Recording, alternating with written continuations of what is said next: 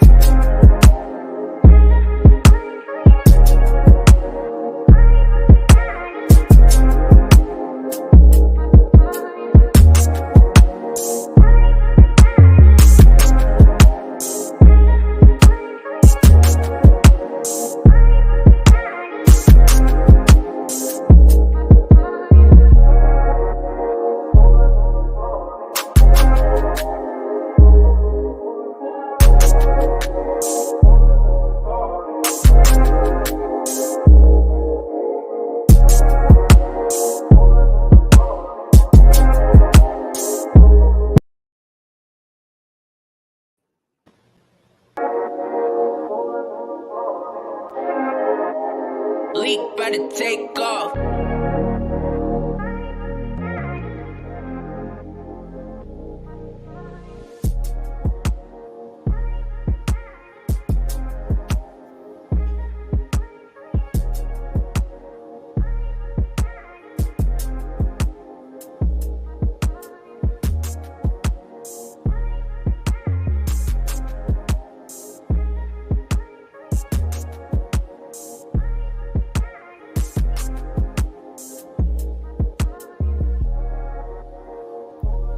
Wait, Swag. Hi, Swag. You are actually on mute. I see you trying to talk. Yeah. You know, I'm just all over the place, man. So, welcome everybody to Grown and Sexy Conversation on this Swag and Sexy Saturdays, man. Yes, we are your hosts, Sweet Melody Speaks and Killer Swag. I know it's been a minute since we did Grown and Sexy, but we here now, you know what I'm saying? So whatever you got going on, make sure you grab you a nice cold brew or some water. Whatever you love to drink on, get you something to eat on. If you a smoker, go ahead, get you something to smoke on, you know what I'm saying? Because it's about to be a good old time tonight. So go ahead, kick your feet up and enjoy what we got going on right now, man. Yes, definitely. Got my mind to have you in a nice, relaxed mood. You know, I need the audience to get their popcorn out because, you know, we always have that news, that entertainment. So, you already know what to do. You already know. Shoot, if you watched enough Grown and Sexy Conversation, you know how I roll over here. Shoot, even if you just watch Kill 'Em Sweetly, you know how we do over here. Yeah, definitely. And we have a few new members for Grown and Sexy Conversations. We have your boy Kings and Dreams. What's going on, Kings and Dreams? What's going on, man? Salute. I appreciate y'all for having me today. We appreciate you coming. Salute. And he brought his boy along. No, I don't know if he's going to be part of it, you know, going forward, but hopefully he will. We have Black Man Travel. Hey, Black Man Travel. Hello, everyone. Thank you for inviting me. Look forward to the conversation. Thanks for coming. Looking for your inputs too, man. I'm pretty sure you got some great takes on these topics. Oh yeah, definitely. Yep. Then we have, of course, we have people coming that are not here. We have a full panel tonight. Hopefully they get here soon. Hopefully, let's hope. Oh, the music stopped. You know what time that is. You know what that means. Oh, of course. You know how it is over here when the music stopped playing. You know how we roll. Mm-hmm. Hold on a second, man. Let's get it going. Yeah. It's time for the thousands in attendance and the millions watching around the world. Let's get ready to rumble!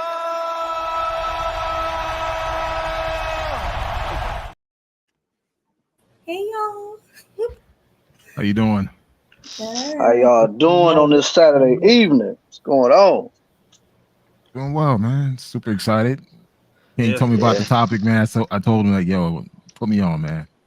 Yeah. I had a couple of drinks in me already, so I'm ready to go. Oh, yes, that's what I'm talking about. Hey, man, that's cool, man. I got my drink right here, bro. Just get right here. Let's go. Mine too. Got my Henny right here. Got my Heineken all in the refrigerator. Yeah. That Henny's gonna have to be tomorrow after the game because I gotta be on the field early. I gotta leave early for the field, man. Yeah.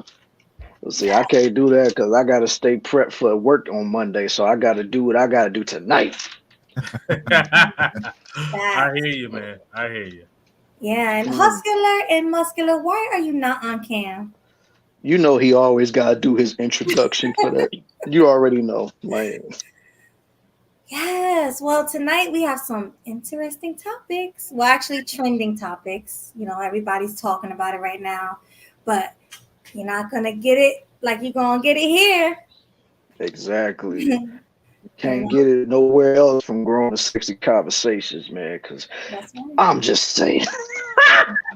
These topics, when they was brought up to me, I'm like, yeah, this is about to be a good one tonight. Oh yeah, we got some really good topics. Where do you want to start first so we can get the ball rolling? Because a lot of people can't be here for long. So, Right, what you? right. I know. You know what I'm saying? Let's do the rundown real quick. Let me see. Oh, I mean, we said we're gonna do the Brother Polight first. oh yeah, that's right, Brother Polight. So, I'm sure everybody here is familiar with Brother Polight, right? Yep. Yeah, I'm familiar with him. Yes. Okay. So, let's start with Leo. What's your opinion on what's going on right now with him? Um, I'm a little bit like disappointed because I remember listening to Brother Polight the first time when he was on the Breakfast Club, with Charlemagne the God and the Breakfast Mhm. Crew, and I liked him because he sounded like he was a pro-black dude that was kicking knowledge, really trying to do something good for the people. But unfortunately, even just being in this space, right, like YouTube and the manosphere space, I've seen pro-blacks, and a lot of the times I've seen a lot of people just kind of use the pro-black moniker as a way to grift. Um, and unfortunately, a lot of people who claim that pro bliggity bliggity black stuff, some of them be shady characters and be doing shady stuff. And Brother Polite is no exception. So his case looks very suspect. Like he looked guilty because they have evidence, kind of proving that like his DNA was on the young girl, and it looked like he tried to cover his tracks too. So this kind of makes me like, as far as like certain like conscious community people and just even pro-black people, like I'm always like my eyebrow is raised because I don't know if I can trust you, right? Like I really got to know your character now. So this makes me question people who say they pro-black and for the community because look at type of characters you got that's always doing stuff in the pro-black community. Like I could use Dr. Umar. Like so to me, it's disappointing, right? Because if you say you're gonna represent the black community, make sure you're a positive image for the black community. This shit is not positive. This shit is a stain. And I mean, the other thing I don't want to run my mouth too much is be careful who you leave your kids around. First of all, if you didn't know, like Brother Polite, he used to have like a harem of like young chicks that live with him, right? Why would you be in a relationship and move in with him and move your daughter in with him and trust him around your underage daughter if he has a harem of young girls already? Like to me, that's ludicrous, right? So some people just, and the thing is, it's like it's a permanent scar to that child too, right?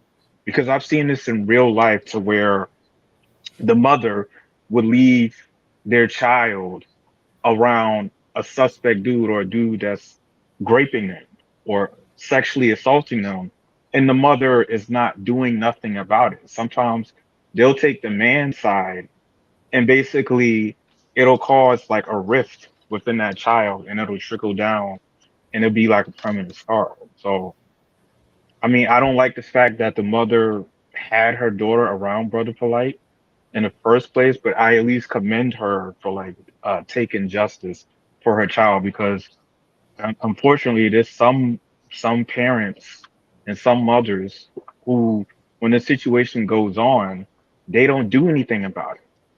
So to me it's very disappointing and I hope it's very eye opening to, be careful who you listen to and be careful who you have your kids around. And I'm gonna end on that.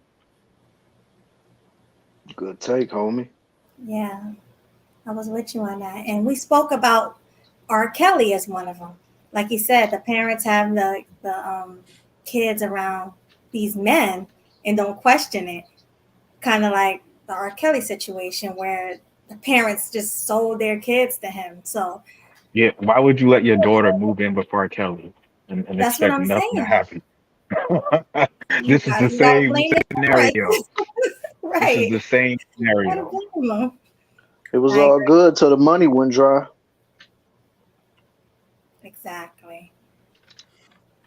All right. Well, Game Changer, what about you? What's your take on it? Yeah, I do think that the mother knew well and good what was going on. In fact, that was the lure of the relationship between him and the mother. I think that the relationship between him and the mother, though existed, she understood that the primary lure to rope him in and get, this man that she was highly interested in was her daughter. He knew that she was more attracted to her daughter than he was to her, and perhaps even her daughter's future potential. Now, I do think that somewhere along the line, something went wrong between the mother and the brother himself. Something definitely went wrong, and as a result of that, she decided to pull the cord. She knew going in that she had that leverage over him because he was doing something wrong, and the only thing that made it right was her consent at the time. The moment things became complicated between the two of them, or she wanted something more because she has more leverage over him than his other wives, then that is when she pulled the kill switch, and that's why he's in the situation that he's in now. So I wouldn't recommend anybody allow a person to have that type of control over them if they can avoid it. And it's easy to avoid. Just if you have that particular desire, then you should probably suppress it indefinitely, because this is not the place. I mean, or whatever state they're in has a higher age of consent than 14. So, it's all bad. Agreed. Thank you for that, GC. All right, Facts, homie. H&M. Yeah. Hustler, what's going on with you? I can't see you. Here we go.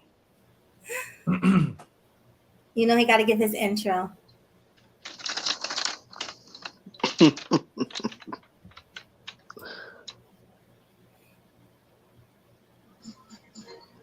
What's going on? Killing them sweet, bringing the heat, looking all fly in the YouTube streets. Thank What's you. going on, homie? Now, first of all, let me say thank y'all for tuning into my show last night. Really appreciate it. Y'all ain't game changer. No doubt, man. I said I was gonna come through, even though I couldn't stay very long. Yeah, I get it. Next time, I'll drop the link a little earlier so y'all can speak y'all piece. But appreciate y'all stopping by. Now, what happened with Brother Polight? I didn't hear about that. Someone enlighten me.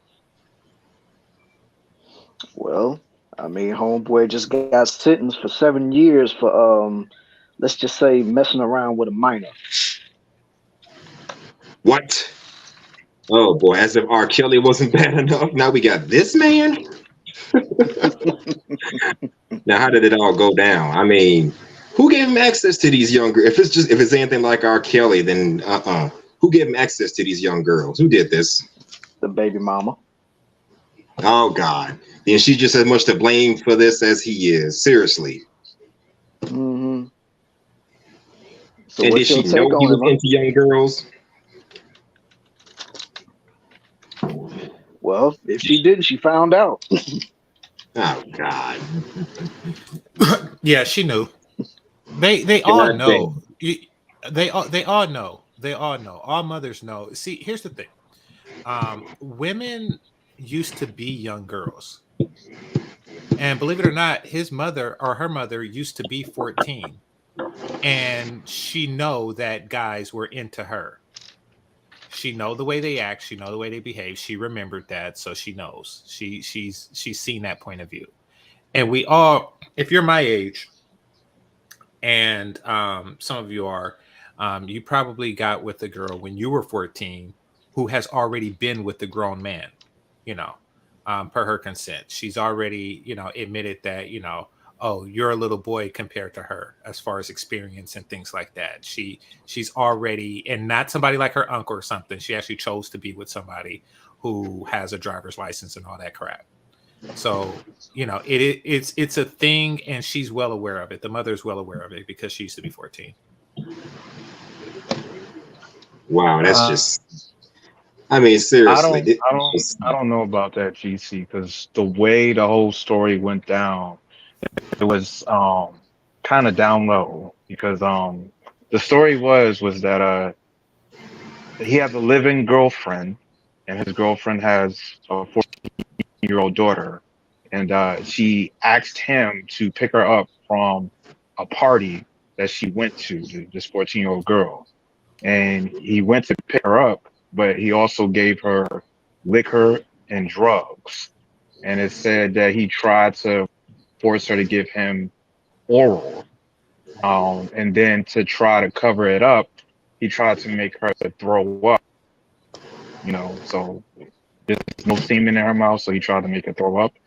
And then that's how kind of the story kind of like went. So to me, he knew he was wrong doing that. So I think, the mom found out about it and she just wasn't rocking with that. Okay. Wow. Maybe you're right. I don't really know the details of this particular situation, but I do know that a lot of times that's how it goes down, how I describe. But I can't really speak to a situation individually that I don't know entirely. But either way, like, he has harems of young girls that live with him. I don't know why the mom is surprised that he would try his luck with the daughter. So yeah, if he has harems, then she knew. I mean, because I think what we're determining is if she knew or not. My thing is that she knew, and my my premise was that she knew because she was 14. I didn't know that she knew because it's obvious, and he has a pattern, of that. So yeah, then she knew, and she allowed it. And like I said before, like something went awry in the relationship between the mother and the daughter, or excuse me, the mother and Polight, and that's when things got complicated. In my opinion. Is, how old are these other girls living with him? They're like in their teens and 20s. Because if you watch some of his old interviews, he'll have like this young chick singing his praises about how she enlightened him and educated him and filled her with so much knowledge and wisdom, and she's so, impressed by him and his words. Because Brother Polight is, he has the gift of gab. He is a very charismatic speaker. But it's like young girls are very impressionable. So that to me, that's easy, especially if you got money. That's not really that impressive to me. What teen? You said in their teens. What teens? Like 18, 19, or illegal teens? I don't know. They look young. They look like young chicks from the hood. Fresh out of high school? Maybe. Or still in high school. Wow. That's really now, sad. if he has a pattern for doing this, my thing is, why would you even have your daughter around him or move in with him? Well, sound like to me it's just a case of he might have been guilty of that before, but that's not going to happen to my daughter until it happened to her. Yes, daughter. exactly. Yep. So like she was aware that it was happening to other girls, but she was like, just don't do it with my daughter and we cool. But once it happened to her daughter, then she had a problem. And you know what? I had a homegirl that said something like that happened to her and her daughter, her then 16, 17-year-old daughter. She invited this guy that she was talking to for some months. This happened years ago. She was dealing with this dude she's known for some months or whatever, invite him to his house, let him spend the night, and one day she caught this man in bed with her then 16, 17-year-old daughter. I'm like, what the is wrong with you? That's really Why bad. would you bring this guy around your child not knowing that he's into little girls? So if that's what happened, it doesn't surprise me. She went through something like that. I'm like, oh my God. What state And to was make this in? matters worse, she let it slide the first time it happened, but then got fed up after the second time. I'm like, are you serious? Oh God. Oh my What? God. This is what I'm talking about. Like the moms, they know this be happening, and they don't do anything just to like make sure they don't lose their man. Like, why would you let a man grape your daughter? Yeah. And The she mother claimed locked she her in knew the jail about it. too? She claimed she knew about it, but she just didn't care. I'm like, why didn't you kick him out the first time it happened? I'm like, oh my God. My Where question did this is happen the at? panel. Wait, hold on. Where My did this question happen is, at? go ahead. No, I just wanted to know where did this happen at? Where? Yeah, that's what I want to know. It happened in my Actually, hometown, in my city. in What state? Chicago, Illinois. From What you mean with What Brother state? Polight or my situation, her situation? Which we're one? Brother Polite. We're Brother I don't know. Polite. I don't know. All right. Because I mean, if because some places has an age of consent that is 16. But that Yeah, still don't make it right. that ain't Like, the case here in Illinois. Well, it makes it legal. it makes it legal, but why is never mind. I don't even want to get into that.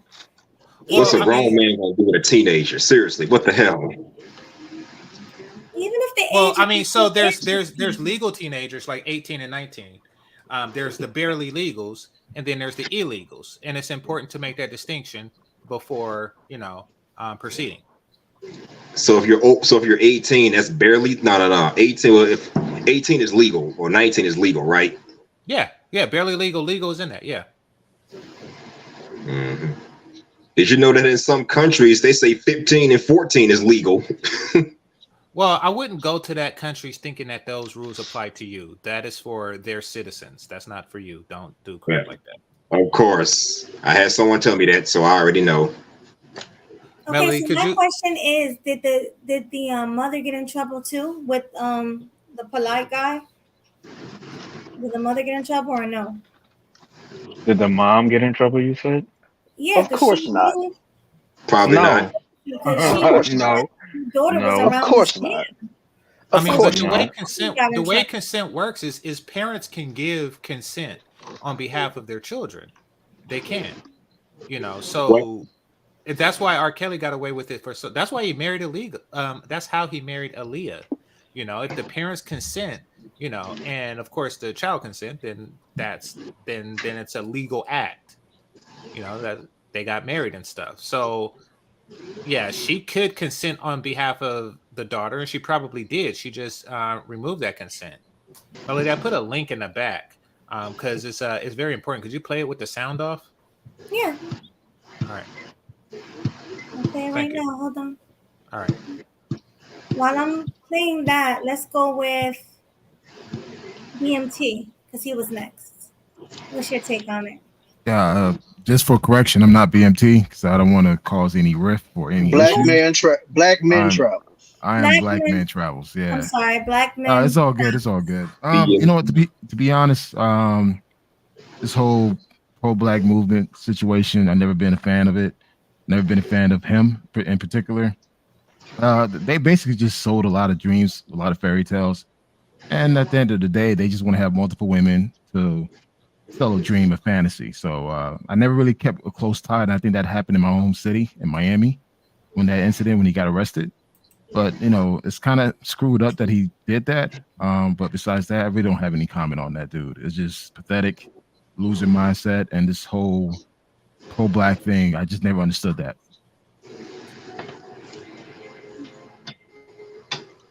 All right, Kings and Dreams. You got? Oh, go ahead, James. No, I just want to capitalize on what he said. Yeah, you're right. Like pro-blackness is a mating call for both parties. Basically, to a woman who, if she hears that you're pro-black, then she understands that she don't have to compete with 87% of the female American population. She's like, okay, he's only in the black girls, so I got him. I don't have to compete with Becky, Mylene, Lupe. I don't have to compete with anything else. So that's the attraction for the women, and that's why guys will say, yes, I'm pro-black for that. And for the guys, if he hears that she's pro-black, he also don't have to compete with women, or excuse me, he don't have to compete with guys on the basis of economic prowess. You know, you can be completely broke selling shiny rocks at the flea market, literally, and somehow be appealing to this chick. And so, you know, it's really just a mating cry of non-competition. Speaking of competition, did you queue up the video, Melody? Oh yeah, let me get the video. I agree with Game Changer, because the funny thing is, a lot of people say pro-black is like pro-black women, and they're supposed to be like the biggest black women pandas, you know, queen, mother, goddess of the earth. But yet, there's always stories of them coming out doing egregious stuff to black women. So it's kind of ironic. Okay, yeah, I agree.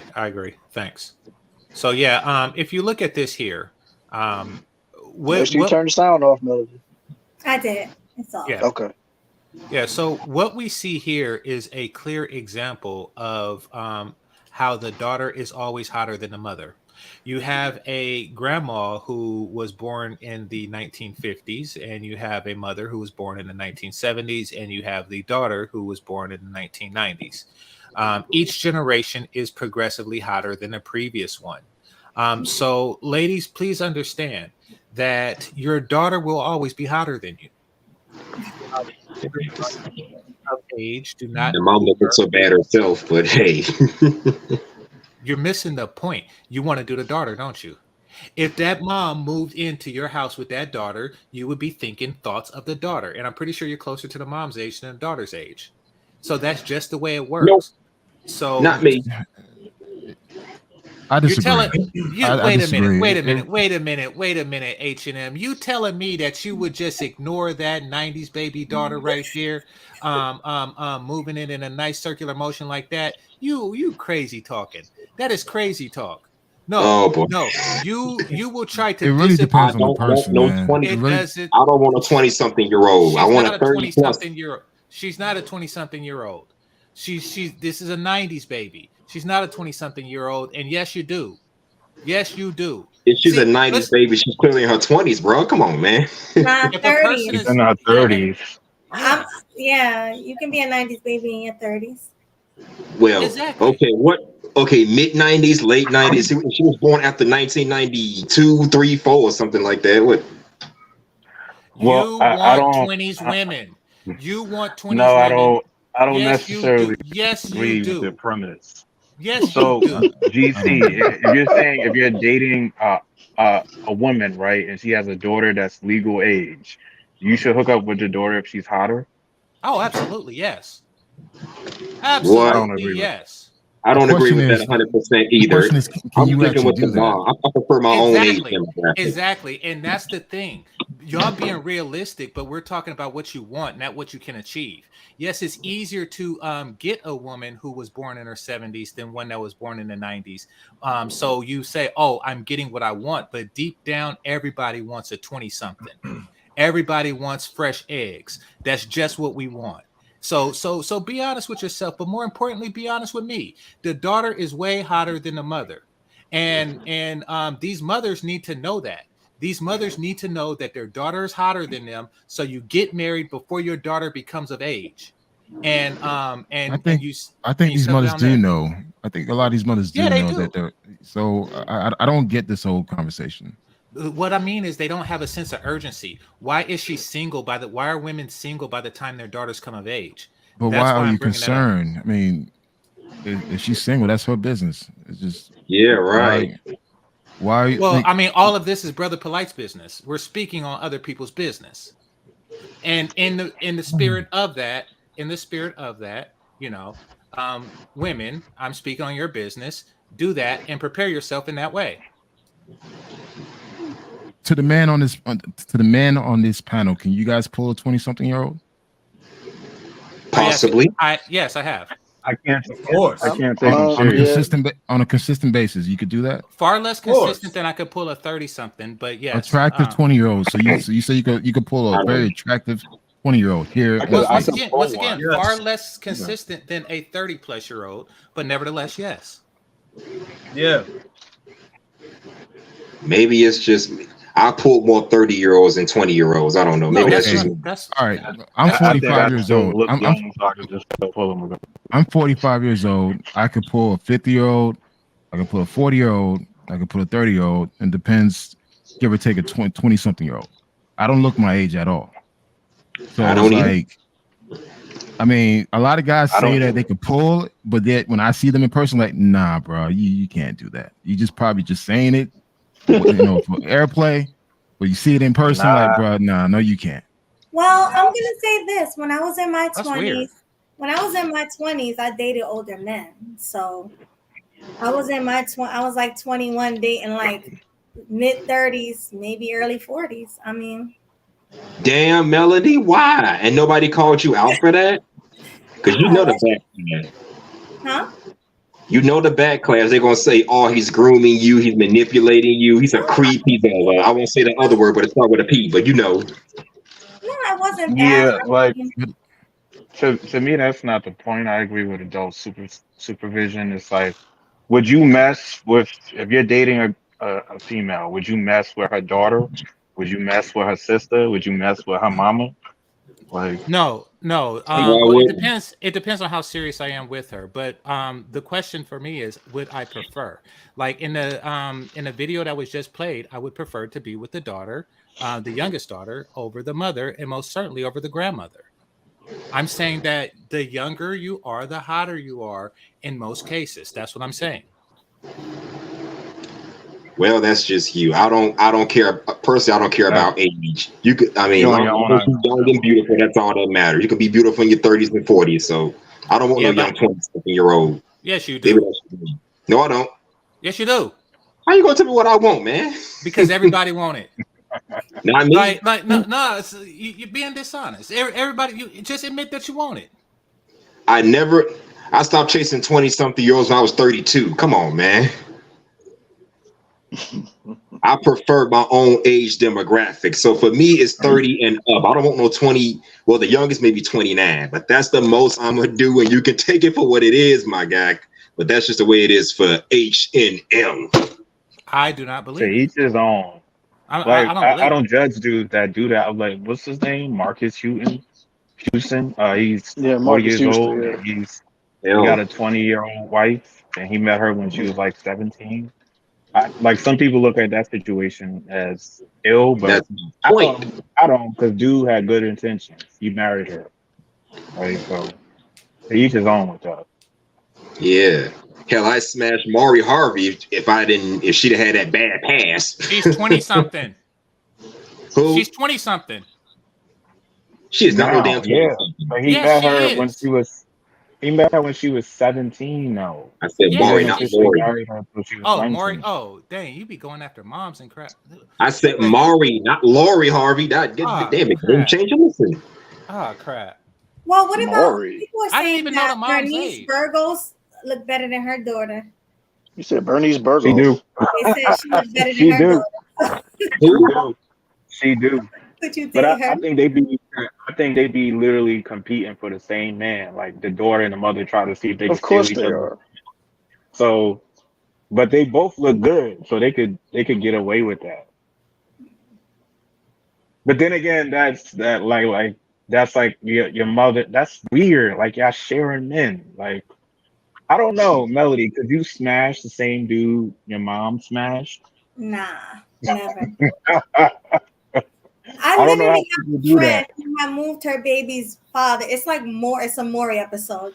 She moved her baby's father in a house with her and her mom. And he was sleeping with the mom while she was going to work. And then the Yeah, mother I've heard of that. was telling her to leave him alone. He's no good. But she was having sex with him the whole time. So, and this is a true story. Yeah, that's a weird sexual dynamic I don't get. It's weird. But the daughter's in her 30s. The mother's probably in her like 50s. So it's weird. But the boyfriend is the mother's age. So the boyfriend and the mother are the exact same age. So I don't know. I don't know how to feel about that. It's I would gross, leave the but mother alone. yeah. right, let's go with, I think, Kings and Dreams. Kings and Dreams, and then Andrew can go. Oh, Andrew's here. Yeah. All right, Kings and Dreams, what you got? What's going on? What's going on? First of all, just want to thank you all for inviting me out on your panel tonight. Definitely appreciate it. So I'm kind of working my way backwards into kind of like what we talked about, because I guess we kind of segue a little bit off topic, but most men. So we deal with like majority when it comes to numbers. Most men are going to want to desire the 20-something-year-old, then the 30-something, then the 40-something, or what have you. But the first priority would be the 20-something years old. So I am in agreement with Game Changer in that regard. Now, I'm sorry, did you say name was HM? Is that it? H and M. HN? Okay, yeah. So I mean, that may be your preference, but I would say that if we were to have 100 men in the room, at least a good 90 to 95% of them would prefer the 20-year-old. That's just full transparency here. But just kind of going back to the topic at hand, when it comes to Brother Polight, and then we talk about the pro-black, I don't believe in a pro-black movement in a way, because I agree with Black Man Travels, and I think a couple other people had disagree with the pro-black movement, because when you think about it, right, you hear people who are in the pro-black movement and they're really just pro-self. They don't really obtain resources and things like that. They say what they say what you want to hear, and then they get you riled up and things like that. But it's like, come on, like, what's going on, right? I know there was a mention of what's my man name? The one he was just in Dominican Republic. What's his name? The one he was supposed to. Yeah, Dr. Umar. Yeah, like he was supposed to open up schools for how long? How long was he supposed to do that? Right? LeBron James opened up a charter school. I think he may have more than one, but I mean, Dr. Umar was supposed to open up that school for how long? Like, how many people are going to keep donating and donating? Right? All right, but anyway, I digress. Now back to the subject at hand. Here's the thing. So now, I am not privy to if Brother Polight actually had young women living with him. So what I will say is, if this is in fact true, and the mother did know that, then the mother is just as culpable as him. What ends up happening is that, and I don't want to say all, but when it comes to dating and things like that, I don't want to transition, but typically the mother will actually care about how she feels, what she wants, and not really vet the person who she's actually dating. So this is why I would hold the woman accountable. But Brother Polight, if this is indeed true, then he definitely gets what he deserves.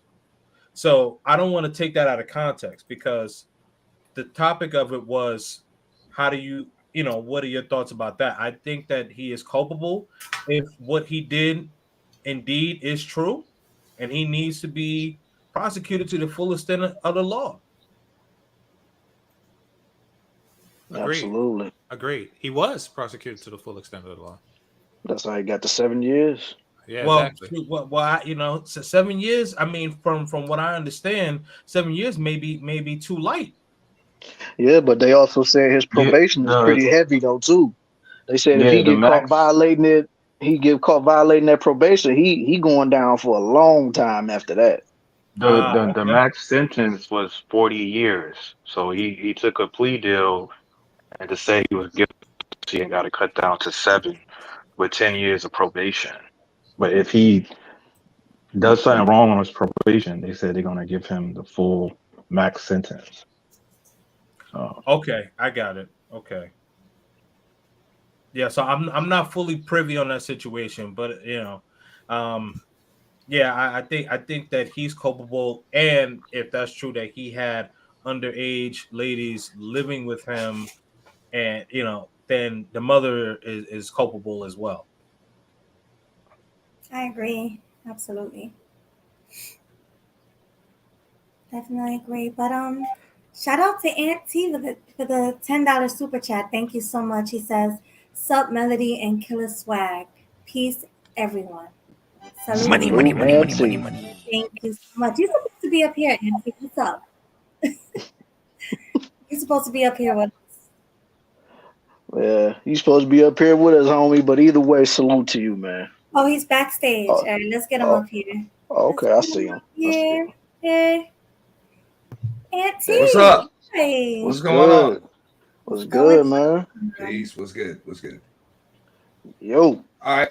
So I've been back there for a while. I heard a little bit of the conversation. I'll let y'all finish it though. Go ahead. All right, now it's Andrew's turn, and then after that, we'll pass the mic to you. It's all good. What's going on, everybody? Hi. What's good, homie? Yeah. What's up? All right, so damn, that's a lot to intake right there. Where we starting from? Like, what topic? We talk about Brother Polight. Yeah. Situation. Oh shit, because I kind of just jumped into the middle of everything, so I'm trying to grasp, because we were talking about like 3 different topics all at once. You feel me? It stems from the same thing. We essentially what it led to, Andrew, was mothers protecting their daughters from predators. Because what happened was allegedly happened was that the mother's lover, in the form of Brother Polight, had relations with the daughter that she brought into the house. So that's essentially the topic. What's your take on that?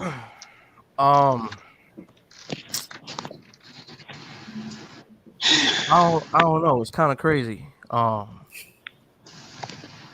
Like, I'm trying to picture myself if I'd put myself in that position, but I couldn't. You know what I'm saying? Like, as far as dating younger women, I think it's more like a mindset, like a level of maturity, and if she's at that age of maturity. But I don't believe in just like creeping in the family and sleeping with the daughter, sleeping with the sister, and all that. It's kind of messy. So. Well, there's young women and then there's illegal. In this case, she was 14. She was illegal. What I was talking about earlier was a younger woman who's like in her 20s and the mother's in her 40s or something like that. I was speaking more to that scenario. But no, yeah. And if it's a matter of younger women, then, you know, I'm typically more attracted to younger women than I am older ones. There are exceptions, but, you know, that's going to be the case. As far as mother-daughter dynamic, yeah, I would probably avoid that. I mean, really, I would just think that it's some type of test if the daughter was to come on to me randomly and that the mother put her up to testing me. So you don't think that a younger female can't just be attracted to you? I don't think that if I'm in a situation with a young girl's mother and then all of a sudden, you know, the daughter comes out in lingerie, I think I would assume that that's a setup. No, but I am aware that a younger woman can be attracted to me. I just think that that particular scenario is a setup. It seems like a setup. Could be. Well, it could be. It could be a mother and daughter don't like each other, so they trying to outbid who can get the dick first. Yeah, I mean, or they might just cheer you. Well, no, I mean, but no matter what, it's not going to end, because even in that scenario, if the daughter doesn't like the mother and she's seducing you out of spite, you know, then it's only going to work in the daughter's favor if she informs the mother. So it's going to end badly. Well, listen, it takes 2 to tango. So my whole saying is this. Well, it takes 3 in the case we were talking about. You only allow a woman to do so much to you. You get what I'm saying? No. So you don't get what I'm saying? Hold on. Let me just jump in because I do have a question. I want y'all to elaborate before this goes off the deep end and we all get clipped. No, 2 to tango. I mean, do you mean 2 to tango when you talk about a 14-year-old? Because there ain't no tangoing with no 14. We're not talking about 14-year-olds. Okay, go ahead. Talking about grown women. Yeah. No. I was talking about a scenario where the mother's 40 and the daughter's in her 20s. I was talking about that particular scenario. No problem. I just wanted to clarify that. My bad. But most younger women are attracted to older men anyways. No, I understand that. I'm just saying in that particular scenario, I mean, I don't turn down younger women if they're attractive. But in the scenario where I'm with the mother, I would assume that it's some type of trap or they're trying to... Okay, think of the movie Baby Boy, right? Now he was sleeping around with a lot of women, but when it came to the woman that his girlfriend worked with, he sensed that it was a trap, and he didn't partake. So it would be kind of like that. It's like, nah, this is some female game that you're playing to get at my girl or whatever. But he didn't partake for that reason. Either or, it's a trap, but that doesn't deny the fact that she's not attracted to you. No, two things can be true. However, traps tend to not work in a man's favor. Ultimately, Well, if somebody's setting a trap for you, nothing's going to ultimately work in your favor. Yeah, exactly. So I'm not going to spring a trap that I know it's, yeah, I'm not going to do that. If somebody's trying to trap you, right? Yeah. Nothing's going to come in your favor because you're being trapped. Yeah, exactly. That's why. So if you're asking, would I partake in that situation? I say probably not, because I would sense that it's a trap of some sort. So I wouldn't partake in that situation. But you think about it. Oh, absolutely. Absolutely. And that's why I was saying that it's not in a woman's best interest to, look for mates at that stage in life. When you have an adult daughter that's attractive and things like that, that's living in the house, it's not in a woman's best interest to do that. It's much more in their best interest to find and secure a mate when they're younger.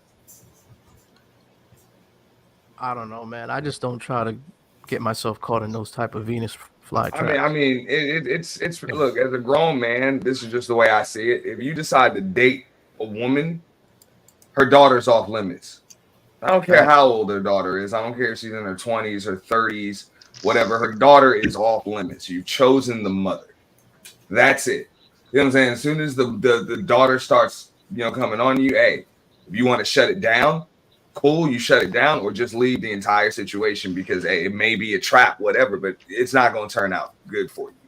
Agreed. If you do that. Like, no matter, there's no positive outcome. Agreed. But not every man sees the trap. And what I'm saying, my message is really like to the older women. It's better to secure relationships when you're younger so you don't have them type of problems. Because the man will, even if he don't act on it, he will have desires towards, your daughter if she's a younger version of you. So what about if she's divorced and she's back in the dating scene again? No, I'm saying avoid the situation. I understand that it's unavoidable, in many cases. And a divorced woman where the man initiated the divorce, who finds herself in that scenario, then it's really nothing she could have done different. There are scenarios in life where you do everything right, but you have a wrong outcome. And unfortunately, that would be that for her. But to those women who choose to be in that situation because they think that the next man that they find would be better than the husband that they just left, you're sorely mistaken, because, that's not how the game is played. All right. I don't know. I just don't put myself in those type of positions. Same here. That's what I'm like. No. I mean, on it, man. I'm like, no. This is not a common position for anybody. Like, it's a perfect storm of events that would occur. The reason why I brought up that video was because we were talking about women who are getting in relationships where the men could possibly be attracted to the daughter. And we were talking about, did the mother know if the man would be attracted to the daughter? And I had Melody play that video because to state that, yeah, the man is almost always going to be somewhat attracted to the daughter, the legal daughter, that is. And that's just the way nature works. We're attracted to youth because youth, implies greater fertility. Unless you're H&M, but everybody else is attracted to youth. Really, GC? That's how you feel about me? I'm just saying. I don't know if that was like a shot or anything, but again, I agree. Like I said, in a scenario, if you put 100 men in the room and you would have asked them, would they prefer the 20-year-old, 40-year-old, or 50-year-old, or whatever? Like, they're going to go for the 20-year-old overwhelmingly. Absolutely. So you are an outlier. I wouldn't take that personal. That's just your personal preference. But again, if you were to take 100 men in a room and you were to ask them, that's what they would say. I ain't tripping. Yeah, I mean, I'm cool with that. If 100 men want the 20-year-old, that means it's going to be enough 30, 40 and older ones for me. I'm good. You keep the 20-year-old. There's nothing that I can really do Thank with you, a I will. 20-year-old woman anyway. You know what I'm There's saying? everything Bro, I could I'm do 40 with a years old. What the 20-year-old. hell am I going to talk to a 20-year-old girl about, bro? There's The everything. pack of Skittles she's got, or a lollipop or some shit, or whatever damn cartoon she got finished watching on Nickelodeon. Like, come on, what am I going to talk to this chick about? Women in 30s don't eat Skittles, and women in their 20s watch cartoons. But you understand what I'm saying, man. I understand what you're saying, but he's saying that they're not mature on the you want same a level. girl, bro. One at a time. One at a time. Auntie, I'm gonna answer your question. What can you do with a 20-something? Whatever it is, you could do it for 10 years until she turned 30. So no matter what, all 20-year-olds, if they live long enough, they will become 30. So you will get the 20-year-old and the 30-year-old, and if you stay, the 40-year-old, et cetera, et cetera, et cetera. Hey, hold on. I want to address a comment in the chat when it says not all 20-year-old girls are dumb. I'm not saying they're dumb. They're just 20-year-old girls or young women. That's what they are. So my point is this: a woman half my age, it's not that she's dumb. She's just not on my level of maturity. So there's nothing to really converse about. I'm gonna just have to spend most of my time bringing her up to speed. I spend a lot of time bringing older women up to speed. I mean, yeah. I favor myself on a higher level than women my own age. So, game changer, are you currently dating a 20-year-old or something? The woman I'm currently dating is 32. 32. Okay. Okay. Well, and you're in like your early to mid 30s, right, GC? No. I'm in my early to mid 40s. Oh, okay. All right. That's straight. No, I mean, but hey, that's cool. You with grown women. And I know a 20-year-old is still a grown legal adult. So hey, if you want to date a 20-year-old, ain't nothing wrong with that. I'm just saying, just like you say, you dating a 32-year-old. Well, one thing is, you know what I'm saying, that's a different level of maturity. A 32 to a 20-year-old, like that's just a different level of maturity, bro. So my thing is this: guys who July with was 25. Most guys who try to position women in their 20s like a flex. It's not a flex to date someone in their 20s. It's not. And I noticed that a lot. I'm not saying that you are, but I'm saying a lot of guys try to do that. Try to make sure that hey, they mention that person's age, like it's a big deal, like it's a flex, and it's not, man. It's nothing impressive. You dating someone younger. It's what it is. So I liken it to like a car. Some guys, so think it is. It's like, oh, I still got it. I can still pull these young guys. I mean, dude. I can smash a 20-something-year-old. One at a time, y'all. One at a time. I look at it like a car. The year that a woman turns 18 is the model car she is, which means that if a woman turned 18 in 2020 and it's 2023, then if she's 20. That doesn't apply to every woman, man. That doesn't apply to every. No, it does. It doesn't. It doesn't. Explain. Go ahead, man. Oh my God. Listen, okay, I see what he's saying. Oh, some women are Mercedes, some women are Fords. However, if you turned 18 in 1996, then you are a 1996 model Mercedes, which is better than a 1996 model Ford, but nevertheless, you are an aged automobile. Some are classics, some are hot rods, but nevertheless, So you don't think that applies to men as well? Maybe. I don't date men. No. I mean, as far as as far as guys who think because they're older they're better, and it's really not the case. Because I know a lot of broke ass dudes in their 40s and 50s ain't doing shit. I don't know. I mean, I didn't make that statement. I mean that may or may not be true. That's not. No. It is true. It is fucking true. There's data behind it, especially amongst black men. Okay, so there exists broke 40-plus-year-old guys. I get it. I'm talking in particular about how women are valued to me. Age is a factor. It may not be a flex, but it is a factor. Fertility is a factor, and it is. Go for it. Okay, fertility. So, do you want to have kids? Are you trying to get married within the next 2 or 3 years? No. Okay, so why does it matter? Well, I do want to have kids. Okay, I should say yes and no. You want you a baby mama? You want you a baby? You want to make you a baby mama, GC? Oh man. No. Have a little game changer running around. Okay, here's the thing. Here's the thing. Because of the way that the U.S. is set up, men should vet women a lot longer than usual. So my vetting process is typically going to be more than a couple or a few years. But I do ultimately want a family. But I know that I can't do it with a woman my own age because after the vetting process, she would likely be infertile. So it is necessary. Not only is it desired, it is necessary for me to get with a woman who's at least in her early 30s, or excuse me, at most in her early 30s. Okay, so what's stopping you from having kids with the person you're dating now? Once again, the vetting process. The vetting process. So you guys just recently started dating? We recently started dating this summer, yes. Okay. So the vetting process takes quite some time, and quite frankly, I don't think that she'll survive. Well, let me ask you this, GC. Did the vetting process take around the same amount of time for you 10 years ago? Like when you were in your early to mid 30s? You know what I'm saying? Would it take the same amount of time then as it does now? I don't think at that age I actually sat down and thought about it. But yeah, okay, let's put it like this. I have been in a relationship that exceeded 2 to 3 years, and I didn't marry the person. So I'd probably say yes. But was I sitting there thinking, like, how long did I vet this person? No, I wasn't thinking on that level. It wasn't until, I started having friends that went through divorces and child support and things like that, to where I really started to say, something, I really have to take more time to evaluate anybody that I have children with or I marry. Because, what I was going to say is, for the most part, I can't speak for women, but I know as men, as we get older, like that vetting process, that time frame goes down. Like, you know what I'm saying? We was in our 20s, 30s or whatever. You might have to be with a woman for like 2 years or whatever. Once you hit about 40, you be with a woman for like 6 months, 8 months. It's like, yo, we going to do this. We just going to do it. Oh, no. Like, no. We, you know what I'm saying?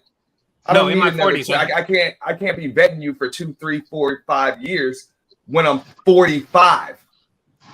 I have significantly more to lose resources wise now than I did in my 20s. So I think about. So how long is the vetting process? Then you drop her quicker. I understand what you're saying. You don't want to lose what you got. That just means you go through the vet quicker, and that's it. I bet you it ain't gonna work. Peace. Next. Yeah. So how long is the vetting process? Well, like I say, at least 2 to 3 years. 2 to 3 years is the vetting process. That's 2 to 3 years. At your age, that's a long time. At your age, that's a long time. That's the point I was trying to get at. I'm just how many of those 2 and 3 year chunks you got, bro? Yeah, I assume that you're 45 years old. You're 45 years old, right? You said early mid 40s, so you're probably 45. 2 to 3 years vetting, that's a long time for your age. Mm-hmm. Yeah. At this point in your life, look, listen, at this point in your life, you should already know what you want and what you don't want. So hold up, y'all. That's what I'm saying. You should be able to name that tune. Hold on. Attention. Melody trying to talk. Go ahead. GC is that GC is 45, right? GC, am I wrong? I'm not gonna say my age, but I'm sorry, you're not gonna say his age. But what's wrong with saying your age? Are you ashamed of it? No, I'm not ashamed of my age. We get that. And the thing is that he wants kids. So if he date a woman his age, he's probably not gonna get the kids. He doesn't have any kids. No, we get that. We get that. We understand that. Our question is the vetting process. If you're 45, okay, 48, give or take, whatever. If you're trying to vet somebody, it takes 2 to 3 years. Then you get married. So that means that when you're trying to have a child with that person, you're pretty much in your 50s. Yeah. So are you able to actually keep up with your child? Are you in good health? Yes. Okay, just checking because most guys are not. So high school graduation, almost 70 at the high school graduation. Hold on. Okay. So let me just chime in. Sorry. I don't know if you guys want to read that super chat. Yeah, we can read that one right there, man. Go ahead, Melody, read that one. Mulano, the travel vlogger. Thank you for the $2 super chat. He says, great topic, Kings and Dreams. Thank you for the super chat. So yeah, I just wanted to chime in here when it comes to the vetting process. I mean, I've heard some people say 6 months, 9 months. What I would say is, for me, I would base it on a window between 12 to 18 months, right? Because in this time frame, you got birthdays, you got holidays, different family events and things of that sort. So within that time frame, you kind of get to see this woman in all of her elements. How does she act when she's happy, when she's sad, when she's upset, those things. So what I would say is like 2 years or more. GC, I kind of agree with everyone else because I think that's a bit too long. I mean, of course that's your preference, but I'm just saying, like, if you do want children, I would probably go within the 12 to 18 month range. But that's just me. Well, okay, let me ask you this. Have Sure, you dated someone or been in a relationship that exceeded 12 to 18 months? Yes. Did you marry that person? No. Are you glad that you didn't marry that person? Essentially, yes. I rest my case. All right, now if I can add to that, in his situation, I don't know how old he was when he about the situation, but I'd be like, okay, I get it. You're glad you didn't marry that person, but now because of the experience I have, I can name that tune in a lot less notes. It might have took me 16 notes before. Now I can name that tune in 5. Straight up, that same process that it took me 2, 3, 4 years to go through, I go through that just like you said in 12 to 18 months. So I'll be real, I give myself 6. No, I get it. I get it. So like, can I chime in? Go for it. Because I slightly agree with Game Changer. Like, if you want to have kids, right? Like, let's say you're dating, but you also want to be in a relationship and have kids. I think 2 years, as far as whether or not you're going to have a kid by this woman, is a decent amount of time. Now, to just be in a relationship, for me personally, I would give it like 6 to 9 months. But like marriage and kids or anything like that, 2 or 3 years to me is reasonable. Because that's what we I were have talking to see about. that We were person talking about all kids. season, right? We're not just talking about just being in a relationship. We're talking about having kids and maybe getting married or whatever you want to do beyond that. So. Right. We were talking about having kids when I was talking about that process. But I do agree with Auntie. It's like as you get older, you could see the green flags and the red flags a lot quicker in people, especially if you have some experience either being in a relationship or just dating a bunch of people. Like I can tell right away, nope, she got too much of an attitude. Nope, she got too much baggage. Nope, she got a whole bunch of kids. Okay. I could see the green and red flags a lot quicker. There exist women who pretend to be something else, who pretend to be what you want them to be, and can do so for 6 months. You know, that's true. I mean, come on now. We know Chris Rock's wife did it for 18 years, then divorced him the day after the prenup expired. You know, Janet Jackson did it for 5 years. She walked around with a hijab on. You know, so let's not pretend like these chicks can't pretend to be what she wants. She went from, Miss Jackson if you're nasty to wearing a hijab so she could. Hey, $200 million, GC. She got $200 million out of it. Exactly. Well, they won't get $2 out of me unless they're willing to wait 3 years for the vetting process. So yeah, I mean, let's not act like, oh, I'm so wise and mature that, I can't see a scandalous bitch. And like, men in their 40s don't get fleeced by scandalous bitch that pretended to be somebody else for 6 months. Let's not play that game. It is harder for a woman to hold a pretense for years than it is months. So 3 years is your benchmark? No, I'm saying like 2 or 3 years, but I say 3 years just for the sake of rounding it. So after that 2 or 3 year, would you know by then whether or not you're going to continue that relationship, or you're going to let that person go? She would build the trust for me to consider such a thing. Absolutely. Okay. Do you think you can minimize that to 2 months at least? No. Why not? You're saying vet a chick for 2 months and didn't have a kid? Do you know how? See, being an obnoxious bitch is like holding your breath. Like some of them can watch enough Sweet Melody Speaks or Brienne and know how to pretend to be a decent woman. And 2 months is a short period of time to pretend. Andrew, I want to answer that question. I think you can, depending on what type of person you actually meet. I'm not going to put everybody in the same bucket and assume that they all after my money. Shit, she may have more money than me. So it really depends. You would have a child with a woman you only known for 2 months? A what? A child? Yes, that's what GC said. Well, that's what Andrew Show said. Yeah. Well, Like, if you only knew a woman for 2 months, I mean, would if I you slipped up, have a child listen. with her? If I slipped up, it is what it is. But I know I'm smart enough not to purposely get someone pregnant in 2 months. Exactly. But if I slipped up, it is what it is. But you didn't vet that Andrew's person. question, That's Andrew's like question the would chick be looked like after 2 good, months. the ass was fat, the pussy was good. No, I see, just the thing what I is, did. I'm at a point in my life where that big ass, pretty face don't do nothing for me. I had it all. Yeah, I've done it all. I've been to so many countries. I've dealt with so many women where I don't really need that as my draw. It's like, really, you're gonna get me through something else. So that big ass, pretty face don't do nothing for me.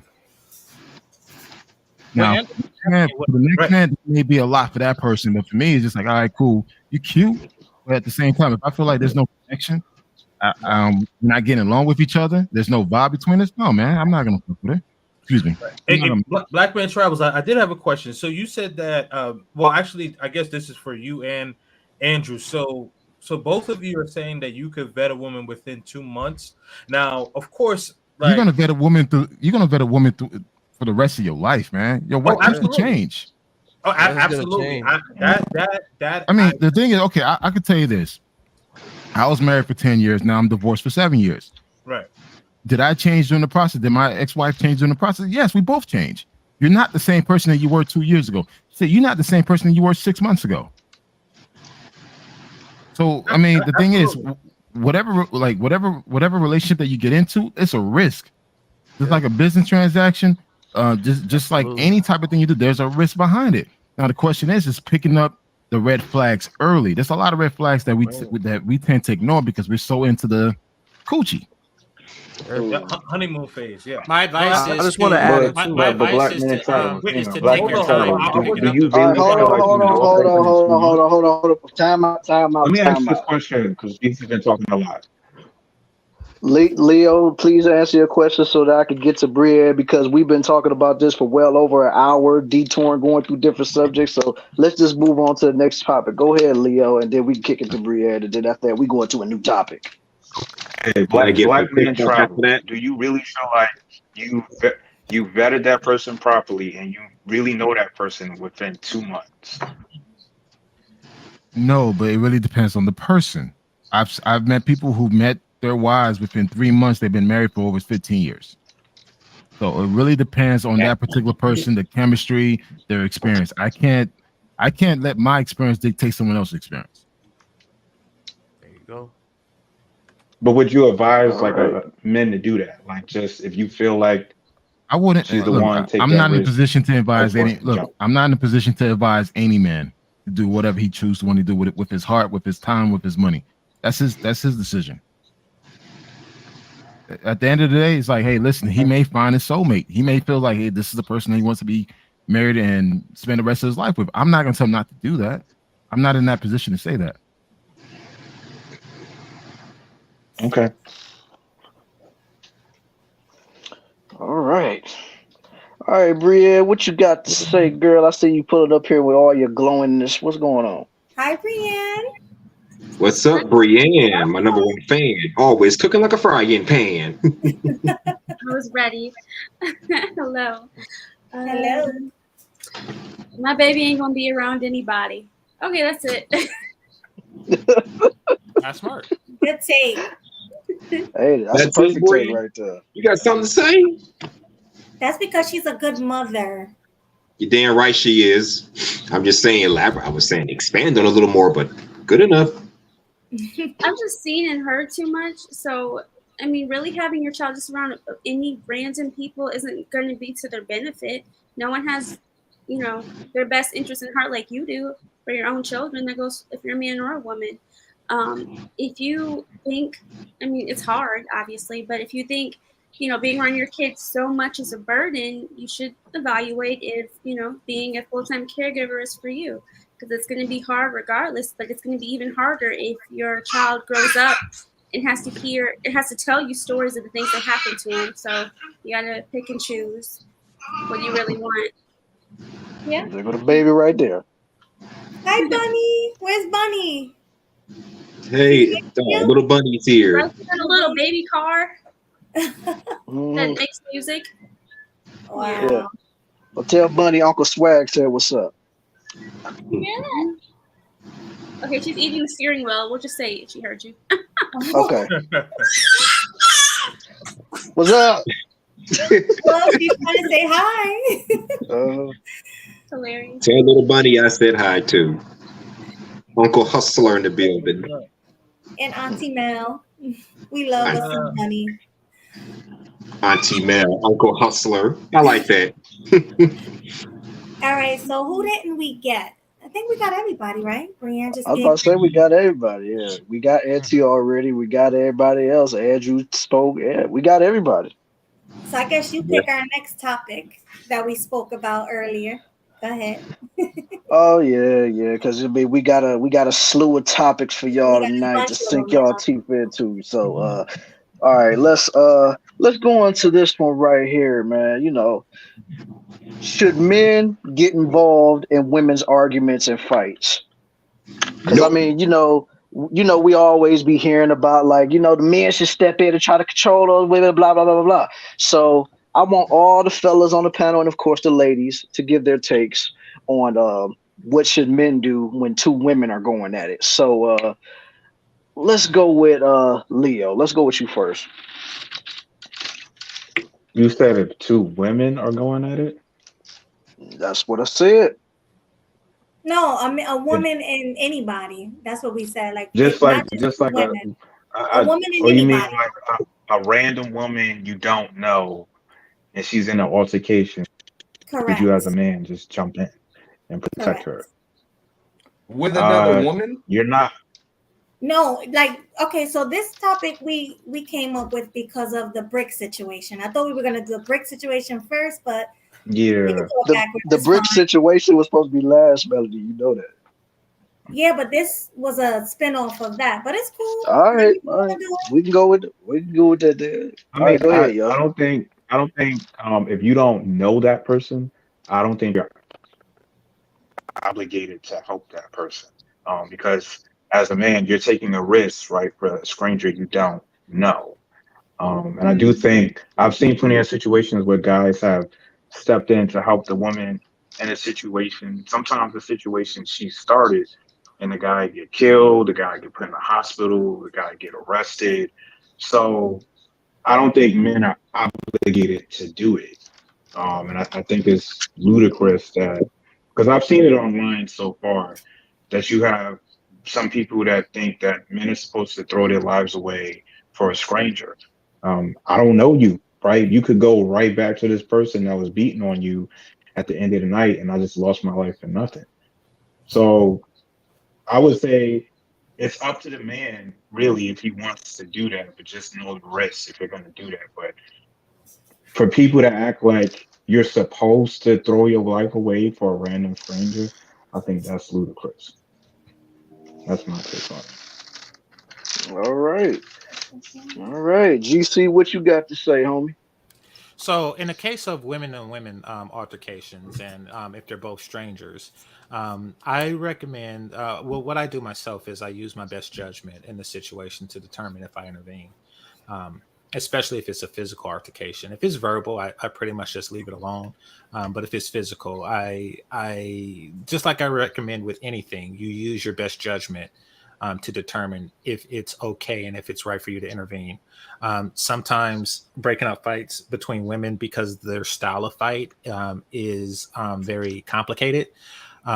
They like to grab hair and they pretty much get stuck together, and you try to pry them apart, but they'll have a grip on each other hair. It's complicated. And so you could do something to cause more damage.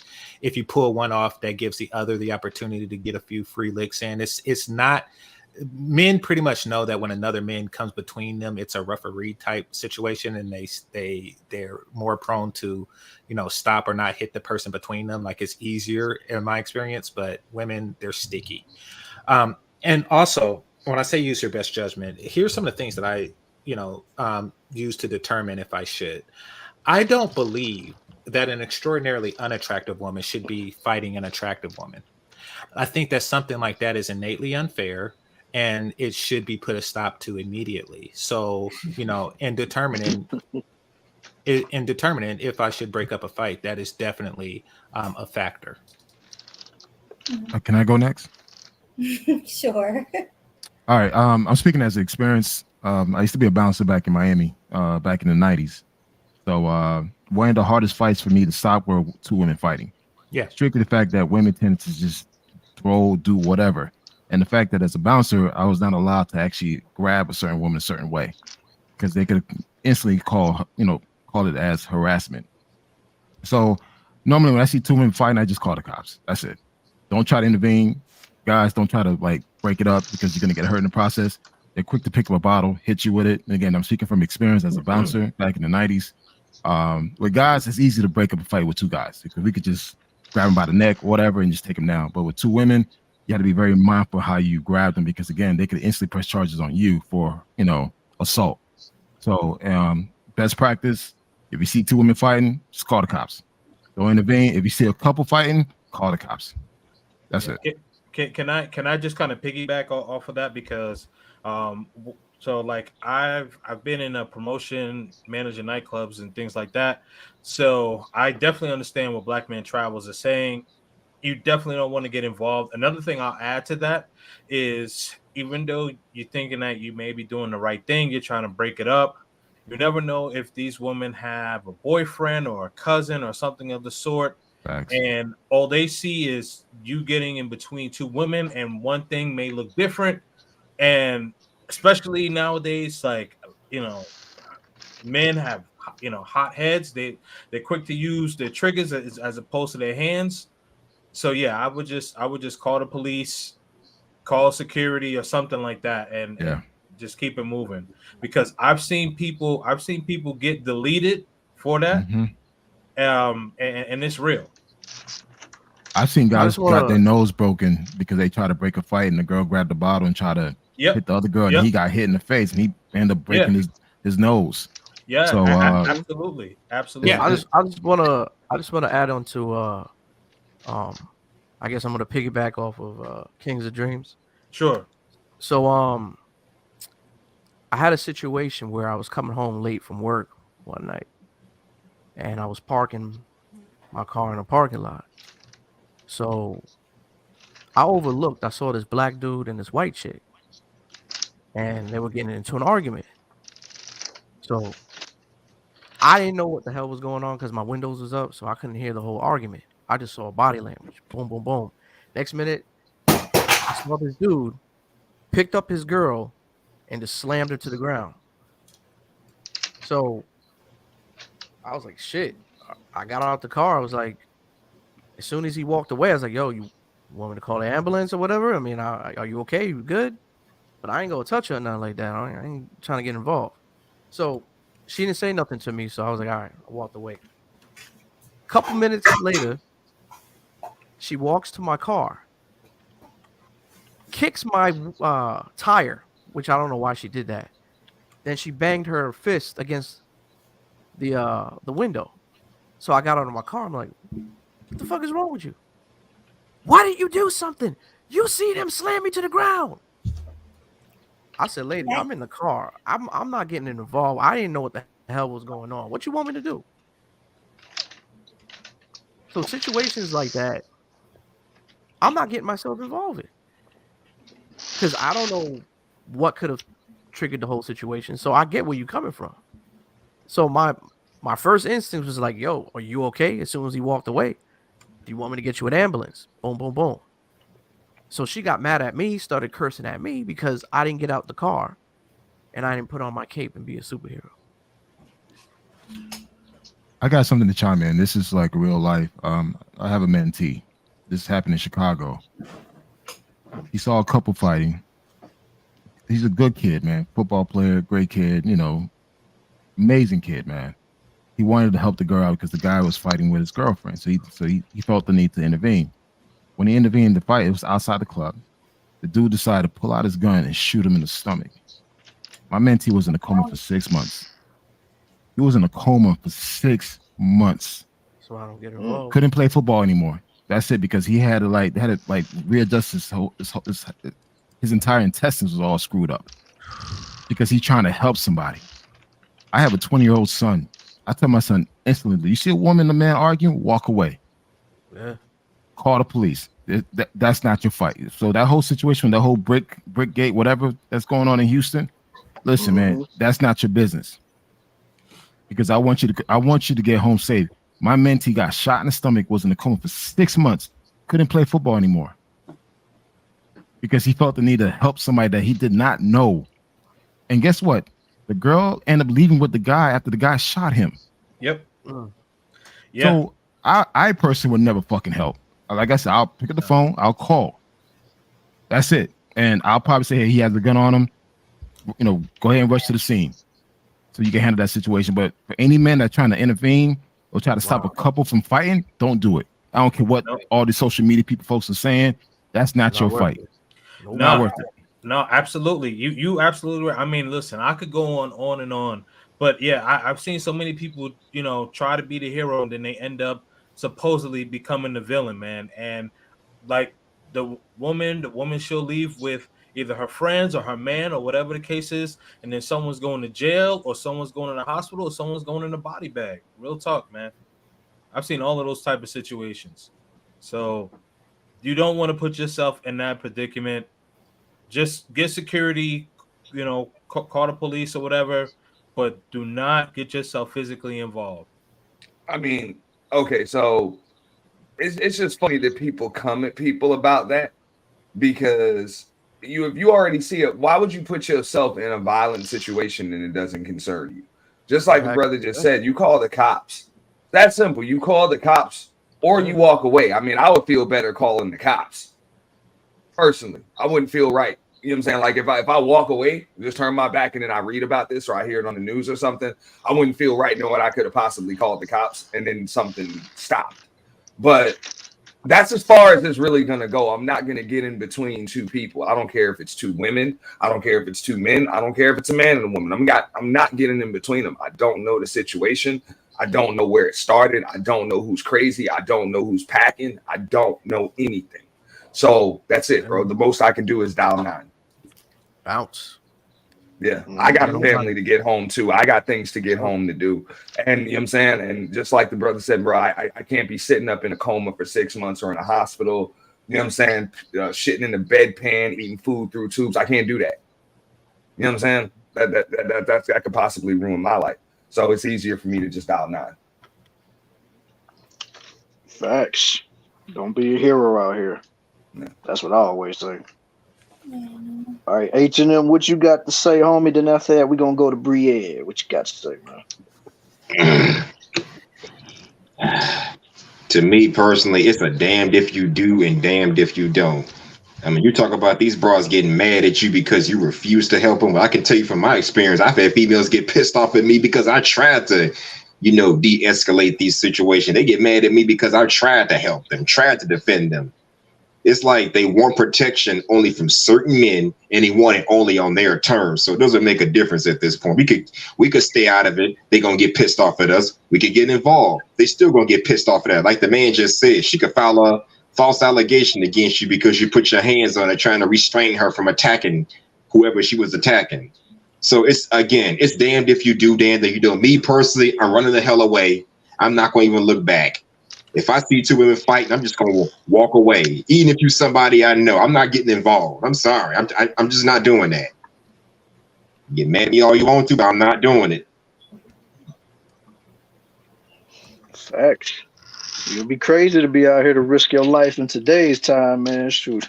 They don't look at heroes like they look at them back in the day, so I wouldn't recommend it. All right, Brienne, what you got to say on this topic, girl? I know you got a lot to say. Well, before Brienne answers, I wanted to speak in terms of what she would think her man would do at some point when she answers the question. At some point, like what would you want your man to do?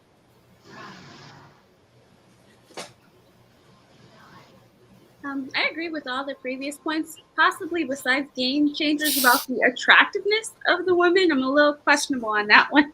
Like that'll determine. Yeah, me too. Okay, good. It's not just me. Well, what questions do y'all have about that? No, we don't have no questions. Oh. We just don't agree.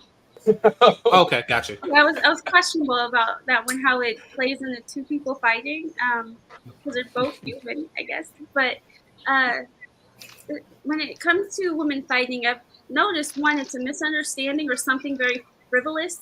So being injured or losing your life for that is especially horrendous because it's like, what were they fighting over? Who had the better wig or something? I don't know. It's just, it's always something silly. And I think I said this before, but in high school, I avoided so many fights based on just explaining myself to the girl who wanted to fight me. For one, I was caught, quote unquote, talking to someone's boyfriend. I had a lot of little jobs in high school where the teacher would help, tell me to go bring paperwork or assignments to like the football players or the basketball players, just because I was one of the good kids.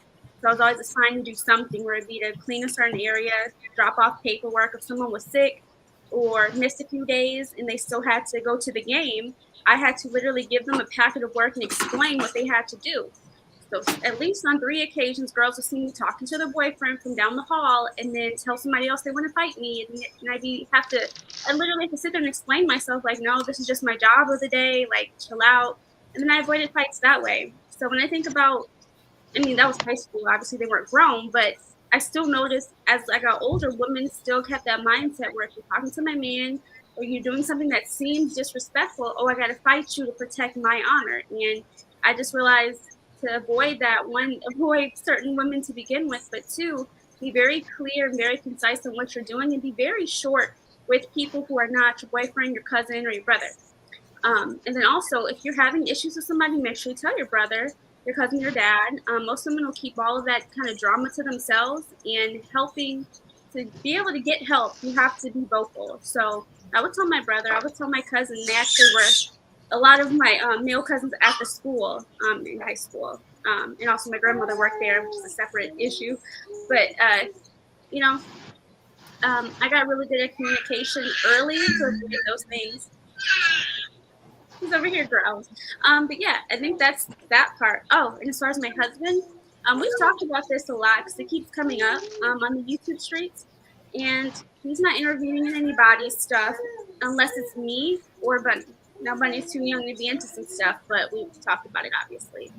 And then for me to teach her to avoid that altogether, tell her the stories of what I went through with very frivolous, females who wanted to fight just because. And misunderstandings, they're going to happen, but to avoid them as much as possible. And that's pretty much it. So would you? Yes, I was. The chat said was I from a small, very small. Like if you literally got caught talking to the wrong person, it was around the town within 10 minutes. So yeah. Wow. Would you? This begs the question. If an uglier chick was attacking you, would you want somebody to intervene? What they got to do with anything? This almost happened in my early 20s. Unfortunately, the guy I was talking to, he wanted to see it happen. He wanted to even know if I could fight. But again, I avoided that fight by being very clear and concise, like, this isn't what I want to do. What you think happened didn't, and just completely avoided it. But you said an uglier chick. I would say if it's any chick, because you're bringing that up again. If she's cute or not. Tell them, Brienne, it's usually the uglier chicks, right? That's who it usually is that want to start with you and fight, right? Usually. I've seen some pretty ones try to fight too, so it can go either way. I'm telling you, usually it's the ugly girls that like I have very similar stories to Brienne where girls will come up to me, want to fight, will cut my hair, like nair in my hair. I had some horror stories. So, it's usually ugly girls because pretty girls, they don't want to break a nail. They don't want to, get their hair pulled. Exactly, which makes it unfair, which is why you should intervene. I've seen the pretty girls snap. I watched the woman. I know the man as a bouncer, dude, because I used to bartender. I saw a woman take a cue ball off a pool table, and this woman was beautiful. I'm talking about beautiful. And there was this woman had to be at least 6 feet tall, probably about maybe 280, something like that. Like she was huge, bro. She jumped on this chick's back and just started beating her with a cue ball. No, okay? I get it. I blood everywhere. Like she snapped, bro. So I'm like, yo, this big, she can't have no chick. Wait, you said 6 feet and 280? Yeah, easy. You talking about less attractive, not a model. No, the less attractive chick, bro. She grabbed the cue ball You know what I'm saying? Off the pool Oh, table, just jumped on this I chick's got you, back, I got you, and I just got I'm you. talking about blood everywhere, bro. I've seen some pretty chicks just snap, dog. Because pretty girls I have too. to prove. That's what I'm saying. Pretty girls have to prove themselves. Usually, And they that's shouldn't how have it to. goes. They shouldn't have And it to. usually starts with a because they don't smile want to too. fight. You know what I'm No, saying? And then what they I'm just saying, go what there. I'm saying is, Auntie, is that pretty girls should be in a world separate from ugly ones. They shouldn't have to be in situations where they feel threatened, in any way, shape, or form by a 6 foot, 280-pound bitch. No, they should live in completely different worlds, protected Bro, by I ain't gonna us. lie, bro. I felt bad for that big chick though, bro. I felt bad for her that day. She got the shit beat out of her, dude. No, I mean You know that's what I'm why saying? that's why they should be separate but not equal. They should be separated. I mean, she Absolutely. did start it, but bro, the way she got beat, bro, that was bad. Dog. They should be separated. And see, and what's worse in the story that you described, Auntie, is that fighting is a masculine thing. That's why Brienne don't do it.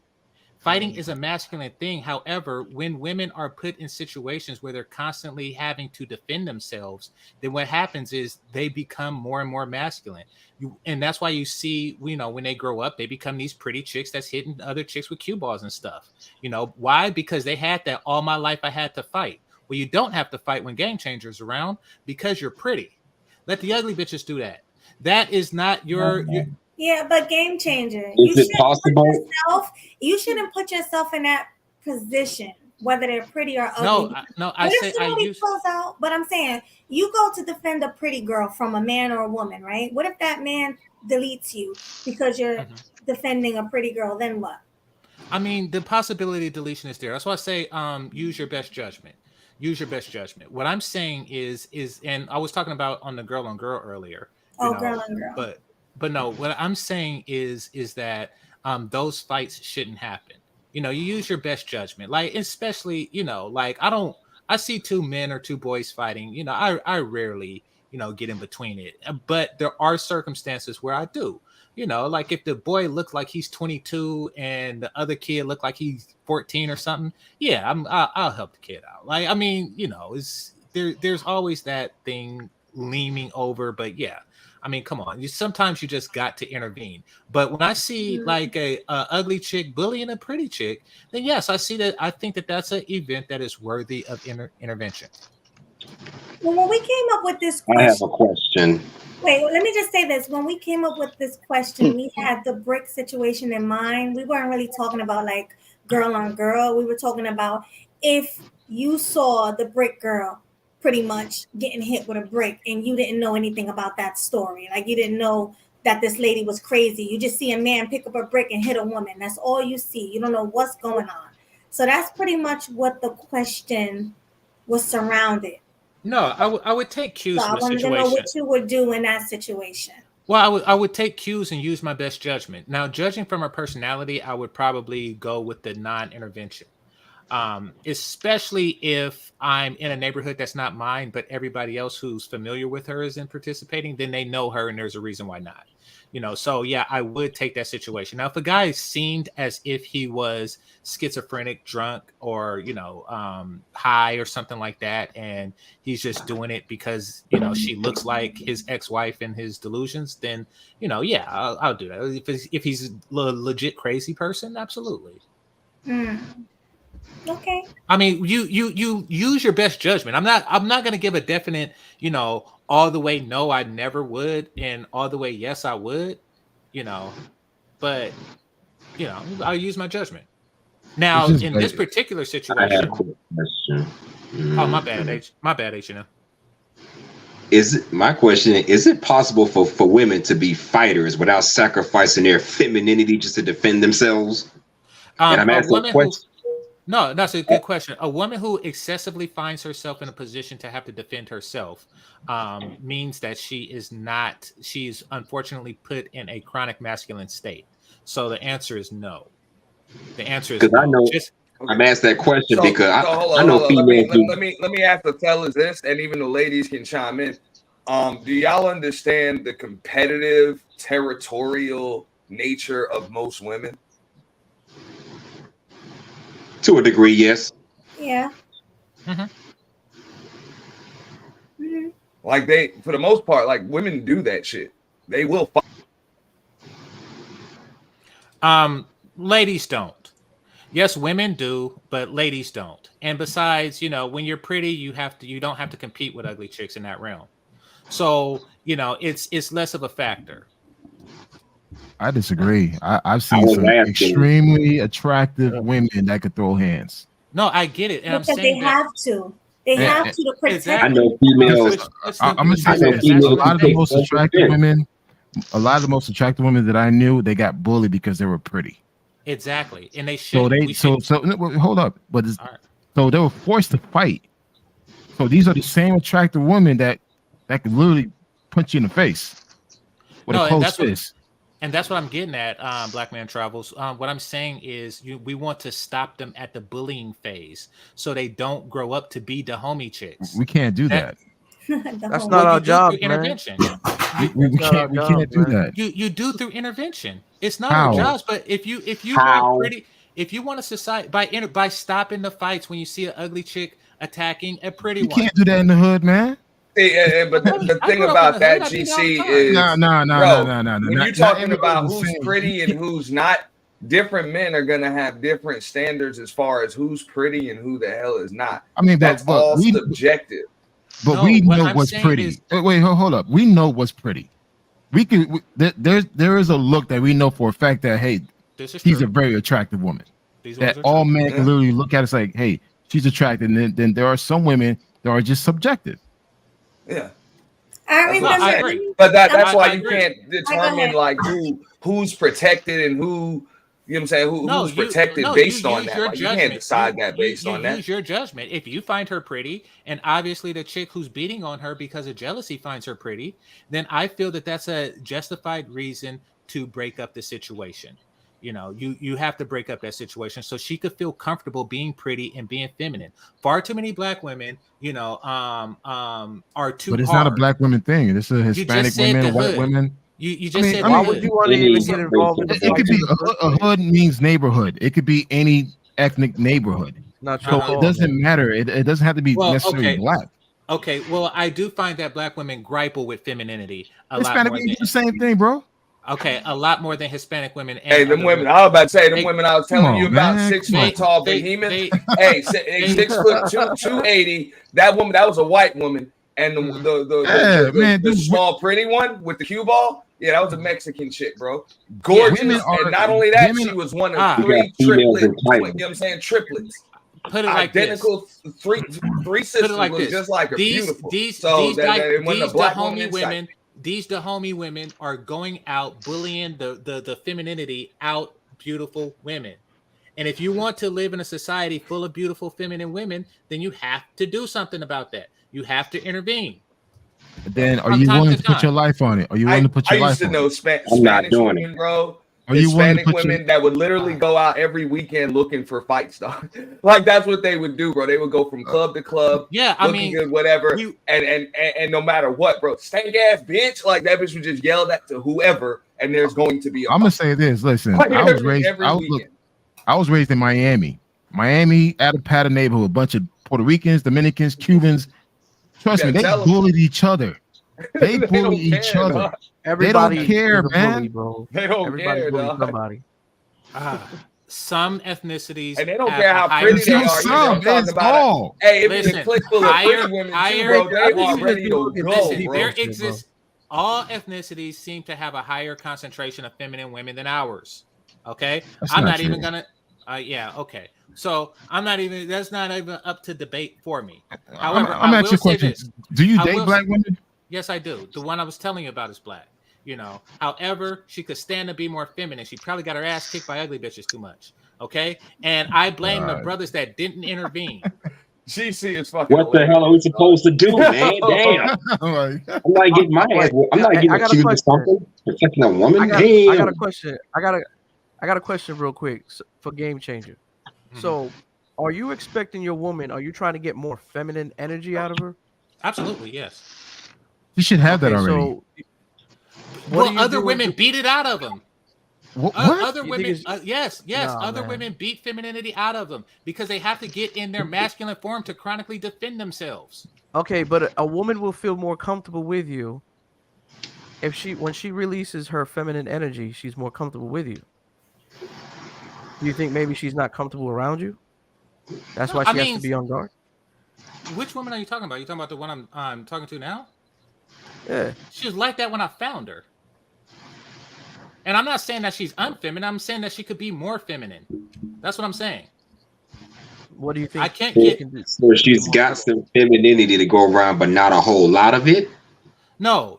Listen, there's certain things that women do that indicates femininity. Instead of for hard stomping, they glide, or I don't know. You women know what I'm talking about. You're talking nonsense, man. I'm sorry. That bro. is not nonsense. You speaking nonsense, man. You know a feminine. What? How's that nonsense? Y'all don't understand femininity. Listen, a woman's value. Obviously, you do because you're not really giving a great example. Okay, maybe it's not the best example, but we know what it is when we feel it, and we know what it is when we have it. So maybe, maybe your girl's not feeling you, bro. I mean, maybe she's not feeling you. I said that too. Maybe she's not feeling you. Maybe she feels that you're not being masculine enough. That is ridiculous. Dude, are you being masculine enough, man? So you guys, when a woman is not showing her feminine energy around you, because she feels uncomfortable. You guys are. All right. Time. Hold on. We need everybody before y'all continue. Swag, we need everybody to hit the like button. Already did. We need that, definitely. Share in your platform if you have one, and also subscribe if you are new. We're simulcasting from 3 channels tonight. We got Kings and Dreams, Swag, and my channel. So between the 3 channels, I need all of you guys to subscribe to everybody on this panel. Aunt T has the platform. Wait, let's see. Everybody on here except for Swag. I already got everybody's links, so just know y'all gonna be seeing them periodically throughout the night. So yeah. So make sure. So basically, when you see those links pop up, that's your cue to subscribe to that particular, to that particular content creator. Exactly. So thank you guys. Please support our platforms. We definitely appreciate it. Thank you so much. And I think we had a super chat too, Swag. Yeah, we sure did. Hold on. Here we go, right here. Big J Triple X. Thank you so much for the $5 super chat. Thank you for supporting the show. He says, oh God, go ahead, Game Changer. Read that, please. Oh, it says, I guess Game Changer is still on his SBE shame, blame, explain high. Grow up. Okay. Do I shame a woman for not being feminine? Yes. I mean, really don't matter. So he's saying stuff. But no. Okay. Thank you for that. She's not feminine. A person is, you're letting the other person's energy or whatnot dictate what you are, then you're not an actual feminine person. And I'm sorry. Like, I do feel that women are born feminine. However, social conditions turn them masculine. And we should do our best to control these social conditions. And part of that is not putting them in a situation where they, all my life I had to fight. That's what I'm saying. All right. Can I just intervene real quick? I was just asking. I just want to say something real quick. Melody, why you got me looking like the Joker right now on the bottom of my screen, man? What you do to me? That's because looking like Joker. Everybody is cartoon characters. That's what Swag do when he make the thumbnails. I would make a good cartoonize Joker. Everybody. That's what he does. You see my picture. Everybody. I told Swag to change, man. He didn't do it. I told you I'm not using no animated picture of you, H&L. I sent you another picture of me, dog. I sent you like 2 more of me. My real face. My real handsome face. Man, hold on, time out, bro. I don't understand for the life of me what's wrong with the picture that I'm using. Like, what is your problem with that? I actually like that picture better than the other ones you sent me. Oh, for God's sakes. Sweet Melody, what do you think? I like everybody's picture on here, and next time we will have Kings and Dreams picture because I got it late. I'm so sorry. You're good. No worries. Okay. Real feminine. Look at me. Whatever. Yeah, I can crack on myself. I'm good with that. But can we move on? I think we got But no. everybody with this topic. I think we Let can me just all say- agree to disagree because nobody agrees with Game Changer on this topic. Right. So- Now let's just let H&M talk because clearly he has something he wants to say, and after you say something, we moving on to the next topic. So say what you got to say, H&M. I'll make this quick. I mean, I asked a question earlier because I know females who take self-defense, whether it be boxing, kimpo, kickboxing, or whatever. They're beautiful as hell, but they can throw them hands and throw them feet if they need to. But some of them don't sacrifice their femininity. They can still maintain a feminine image. So I believe it's possible to be able to fight like a man without having to act and think like a man. I mean, Melody calls herself Chun-Li. Look at Chun-Li from Street Fighter. She's a tough woman. She can kick ass and take names, but she's a feminine woman first and foremost. So it's possible. It can be done. You can be feminine and still defend yourself. Absolutely. Yes. You want to be Chun-Li, but Chun-Li was a feminine woman first, a tough fighter next, and she respects God as the masculine man that he is. So you gotta consider that. I mean, I think most feminine women don't really get into fights, not physical fights. Absolutely. If she's out here fighting like a man all the time, she's masculine.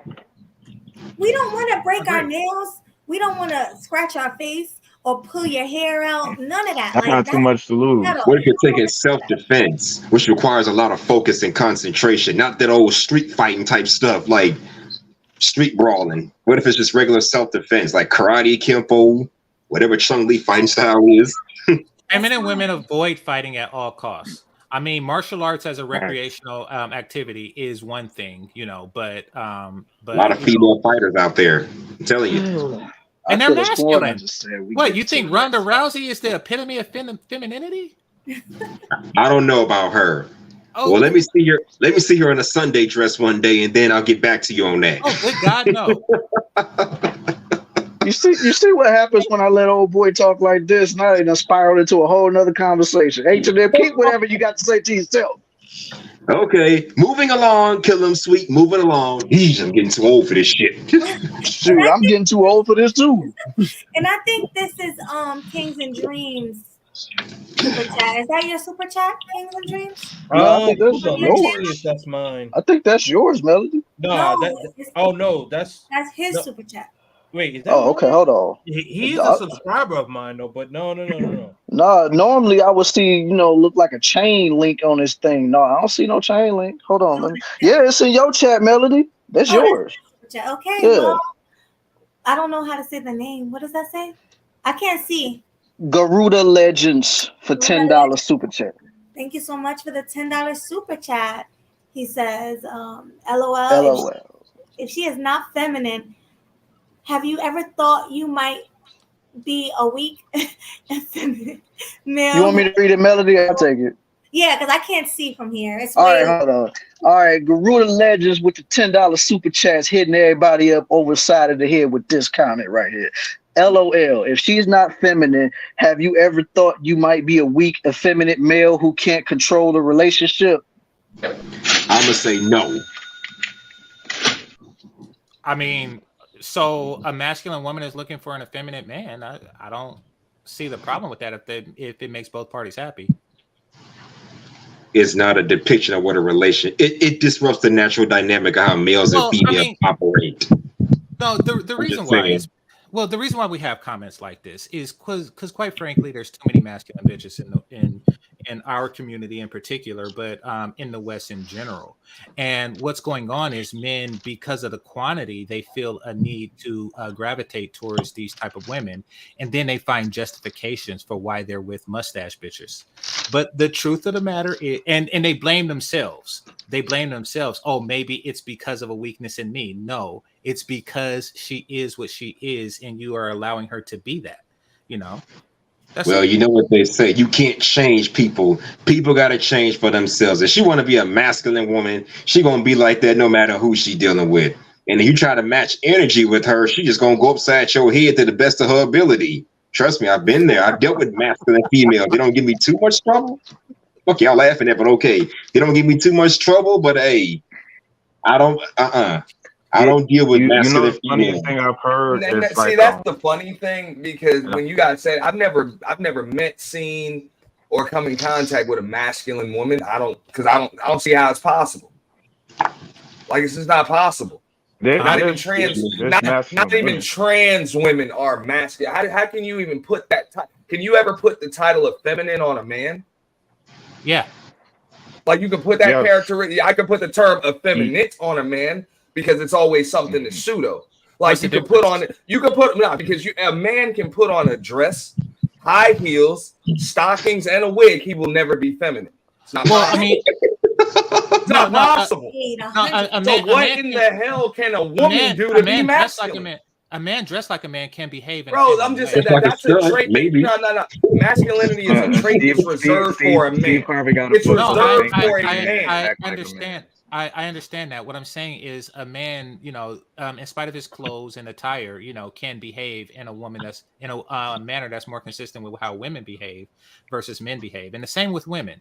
I would describe the woman with the cue ball as that you were telling your story as behaving in a masculine way. Now, of course, it's subjective, but that's the category I would place her in. So if you say, have I ever, or has anyone ever, the answer is yes. We have come across cue ball bashing bitches. So that so game changer. Do you attract a lot of masculine women?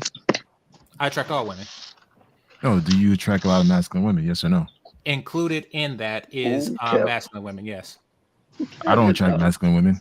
Okay, good for you. I don't. So, I'm saying I think sometimes it's based on the vibe that you're giving out.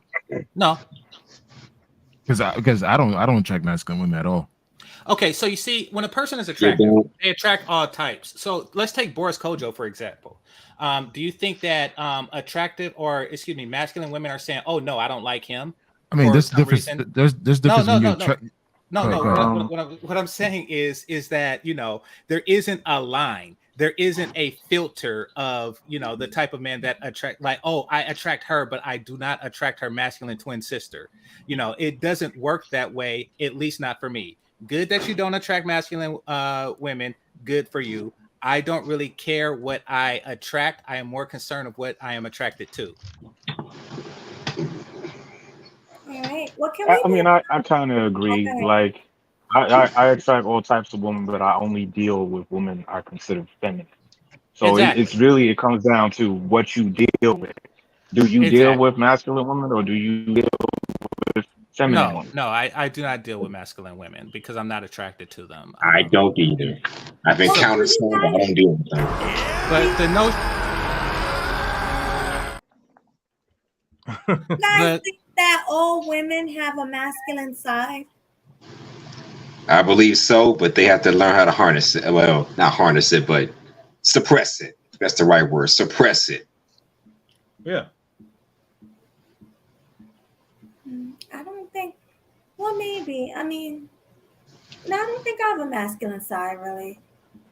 Well, I mean, no, I think so. I think like one of the things with what Game Changer was saying, if a woman is getting into situations to where she has to be masculine, then eventually that is going to wear off on her, and I understand it from that standpoint. Yeah, so we should avoid putting women in these situations, and that's all I'm saying. Well, so that's where I kind of fall off the wagon right there with you, in the sense where, like, I understand in the grand scheme of things, like, yes, like, I guess us as a society should not be putting women in those situations, but also we have to hold those women accountable as well. Oh, absolutely. I do hold the women accountable. Absolutely. Okay, yeah, because like the way you're saying, because you're saying that we shouldn't put women in those situations, it makes it seem, and maybe that's not how you're trying to come off, but it does make it seem like you're trying to put some of the onus on the men that are putting women in these masculine situations. No, I'm saying that, my philosophy on breaking up fights is because of that. I mean, that's just me trying to... So you're referring to the fight. Okay, got it. Yeah, I'm referring to fights and stuff like that. I mean, when I see situations like that, I do see it as a case where, the femininity is being beaten out of a woman, and as a protection, she has to become more masculine.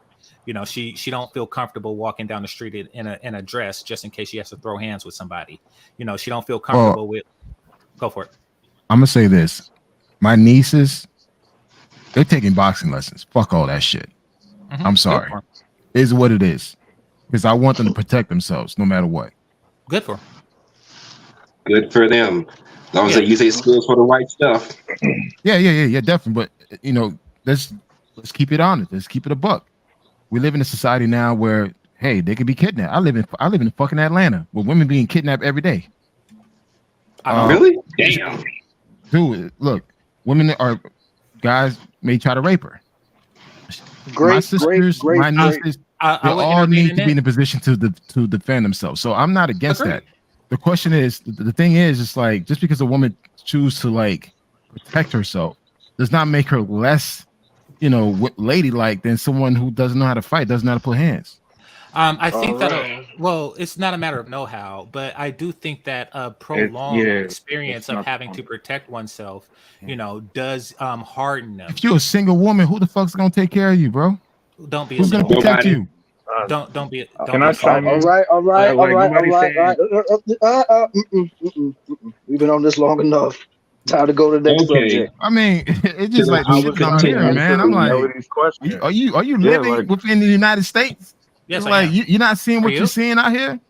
Yes, I am. Definitely seeing it. Oh my god, yes, man. I am. Are you? I mean, because your black man travels, so. Yeah, and I travel and I live in the States. Okay, so the places. Was that meant to be a shot at me? Was that meant to be a shot? The all right, fellas, calm down.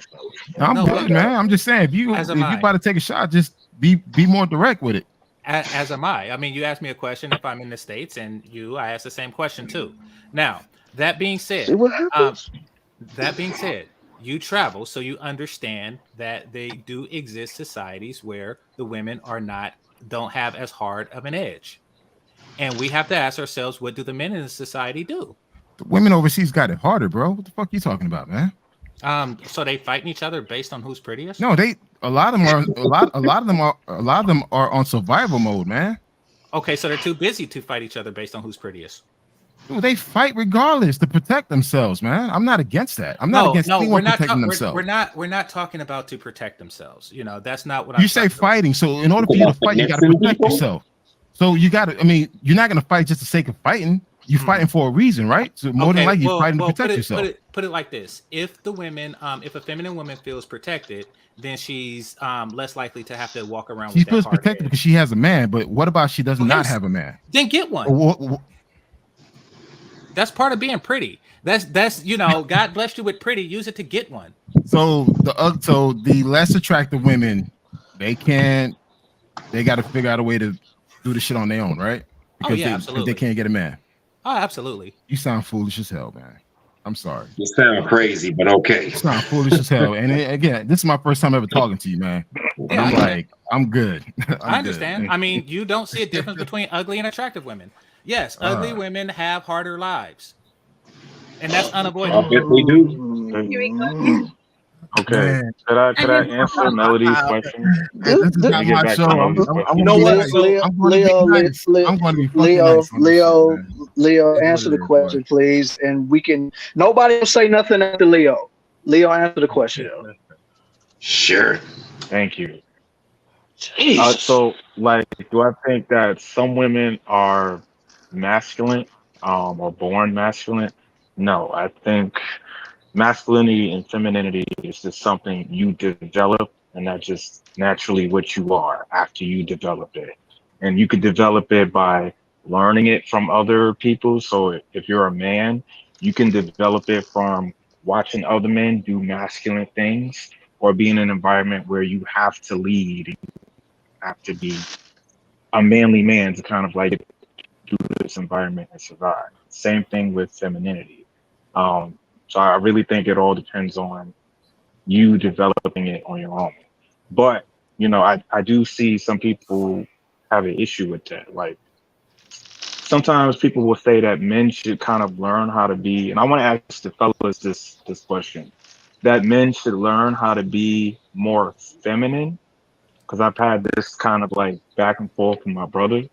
And I understand what he means as far as men being in touch with their emotions, right? And being more expressive with their emotions and all that, being vulnerable. But at the same time, I stand on the other side. I'm like, no, bro, you got to stand firm in your masculinity. That's how a man should be. But sometimes you say, oh, you got to have a balance of both.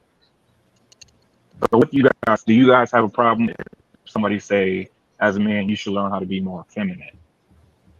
Can I just say this real quick before they answer? Listen, do you think women should learn how to be more masculine? No. No, I think sometimes They can try. like I think hang on, let me They answer. try. I think women can be placed in an environment, right, or like circumstances to where they have to be masculine, right? Because that's their environment. So if you're in an environment where you feel like you might be attacked, so let's say you're a chick that grew up in the hood and you always got to worry about chicks jumping you and beating your ass. So you develop this toughness, right? So I can understand a chick being masculine compared to maybe a chick grew up in the suburbs in a two-parent household, but everything was just sweet and nice all the time. That's what I mean by like sometimes your environment, you can be a product of your environment and it shapes kind of whether you become masculine or more feminine. Right. So that's really just understanding that about yourself. But some people say you should learn to have a balance of both instead of being one over the other. And I'm kind of I think, curious if you guys agree that. Should you yeah, be a balance of both or should you be one over the other?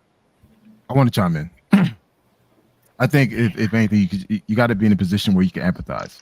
If you can empathize what they're going through and try to put yourself in their situation, I mean, at least try to understand their situation, then it helps. But you still want to stay within your masculine frame, but there's nothing wrong try to empathize with someone's going through. Yeah, I agree with that. In these spaces or whatever, like there's some people, some guys that can be overtly too masculine to where it can be to the point where it's like chauvinistic. You do have to have a level of empathy and understanding. But what I would say, if we were to level it from 1 to 100, I would say at least like 80% of the masculine and then 20% of the empathy and understanding. But it shouldn't be 50-50. I'm sorry. I throw agree. that shit out the window. Pardon my language. But it should agree. definitely be for men. It should definitely be more. But yes, the level of empathy, as what Black Men Travel said, I completely agree with that. Yeah. I don't know nothing about being feminine, so I can't answer that question. No, I What wasn't about saying being Killer feminine. Swag? What I about was saying being a like level of empathy. yeah, like compassionate, vulnerable, in tune with your emotions? That's how like my brother usually describes it. I mean, I grew up very differently, so I've been around fools all my life that don't know anything about showing their emotions and stuff like that. And plus, I can't just show my emotions to just anybody. Like I said, for me, that's a huge deal.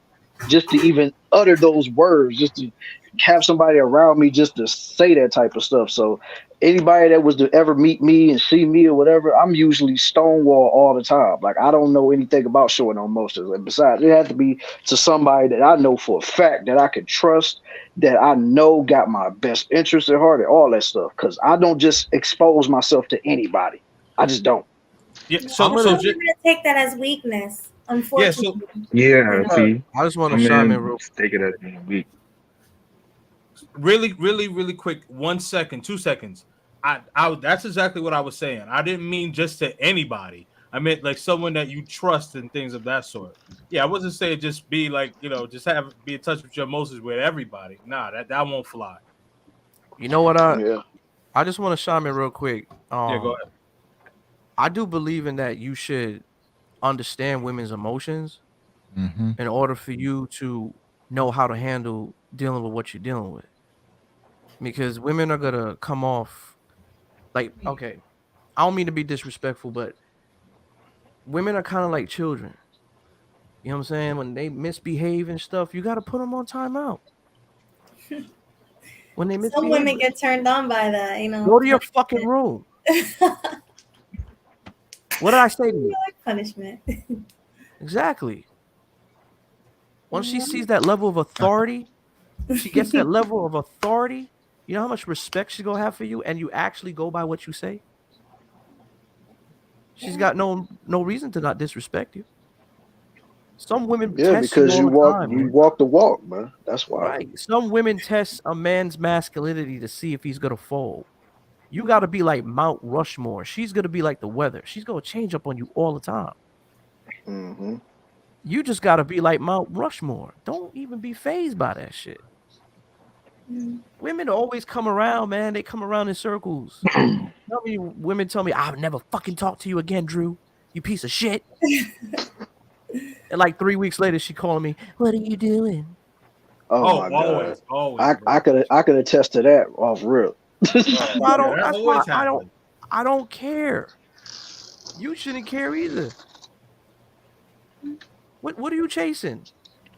Just think about it. What are you chasing? I got a great segue question. It's women are supposed to be an addition to a lifestyle, bro. Okay. So Garuda legends say a lot of submissive women are boring, right? And I've heard some dudes kind of say that like they don't like chicks that are like doormats. They like chicks that got like a little spiciness to them. And I'm like, dude, I don't understand that. Like, I understand she can like keep you on your square a little bit, but some dudes they don't want like the super soft, sweet type. They want the more masculine, spicy, like Latino, spicy. They want them spicy. What do you guys think about that? Do you think spicy, a girl being spicy, is masculine? Let me say this. There's a go for it, Melody. Go ahead, let's hear from the Latinos. This is what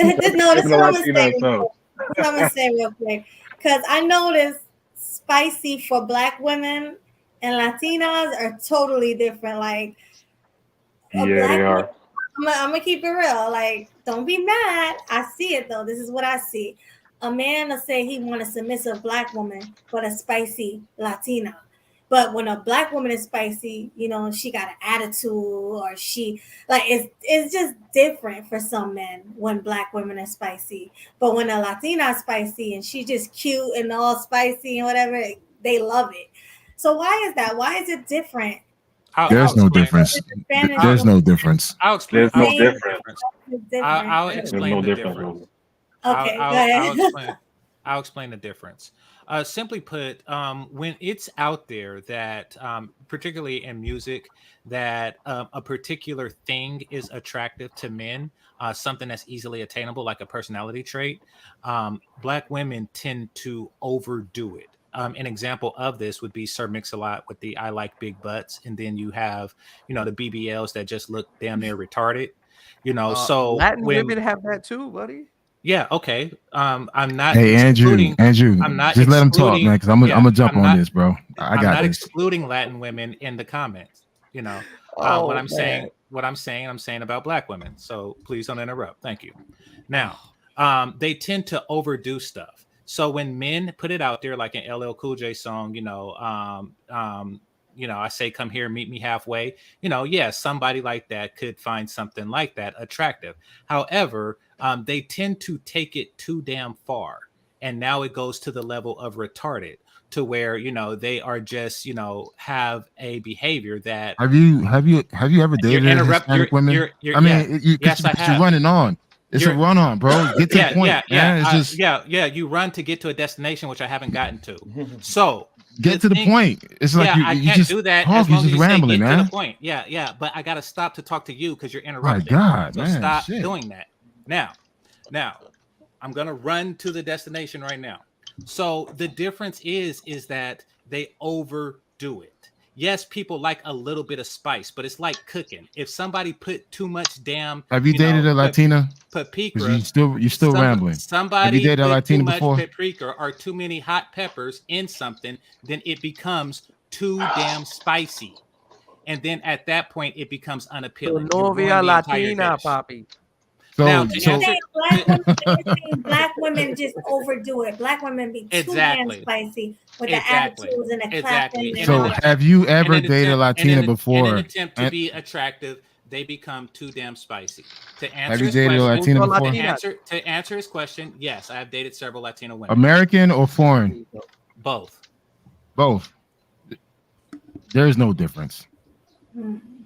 There is no fucking difference. I mean, as much as you want to paint this rambling story that you're saying, there's no fucking difference. That wasn't a story, but nevertheless, or analogy or whatever you want to use, there's no difference.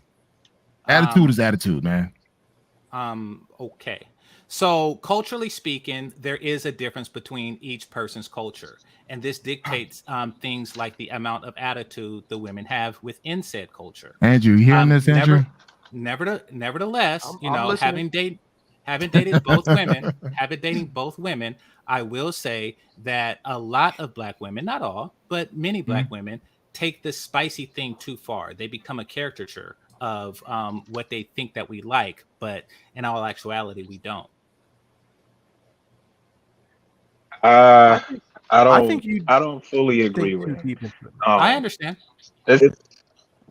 It's the same thing. It's just like black men will put up with it because he call you Poppy, or you just like her accent, or it's just like Hispanic women, like in their culture, they take care of home, so they take care of the man. So, like if you live with a Spanish woman or she's in love with you, they'll cook, clean, all that, do your clothes, do your laundry. He won't be mad at you.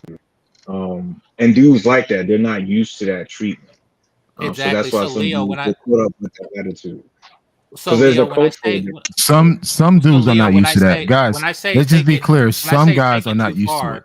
I'm talking about that. Okay, so like taking it to a certain extent in the example that you gave about the Latin women, like they'll do the spicy thing in the streets. They'll do the spicy thing sometimes in the bedroom. They'll give you pushback in certain scenarios. However, they will continue to fulfill their womanly duty. However, a person would be taking it too far if they are doing it when you say, hey, could you get me some water, nigga? You got 2 feet. Then that is taking it too far. Now, once again, they're doing it.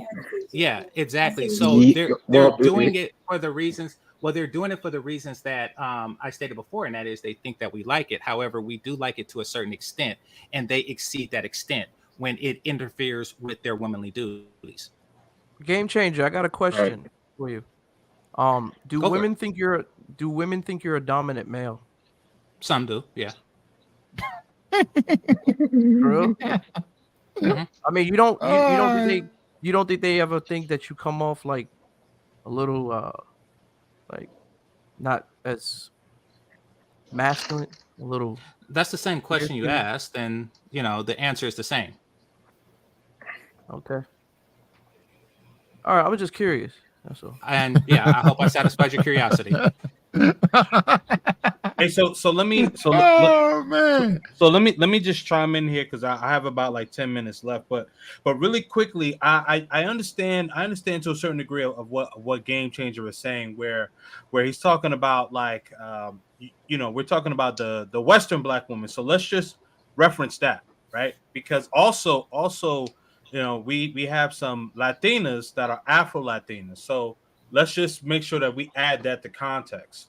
Right now, like what you had said, like if a guy asks like for a glass of water, whatever the case is, and the Western black woman says, "Oh yeah, you got 2 feet, go get it yourself," or whatever the case is.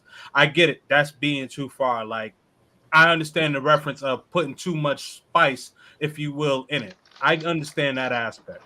So I believe, and correct me if I'm wrong, Game Changer, but I think that's what you were trying to say. Like the Western black woman take it too far, as opposed to like the Latina woman. They may, push back in certain situations, but they're still going to do what is asked of them. Is that correct? That's exactly what I was saying. Yes.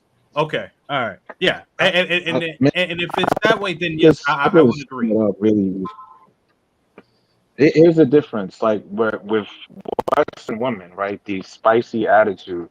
They'll give you the attitude, but if they have an attitude, most of the time, and I'm talking about black women, they're not going to cater to you if they're angry at you or they got an attitude, right? They're not going to take care of home. That's going to be like, nigga, make your own sandwich. Nigga, suck your own dick. Nigga, get your own plate. Fix your own plate. But like a Latina, even if she gives you the attitude or she mad at you, she's still going to cook. She's still going to clean. She's still going to wash your clothes because they've just been brought in a culture to where they're supposed to take care of home and take care of the man like that. So Exactly. dudes they'll put up with the attitude because the woman will still cater to them in the home. So that's the difference. That's why dudes don't mind the spiciness.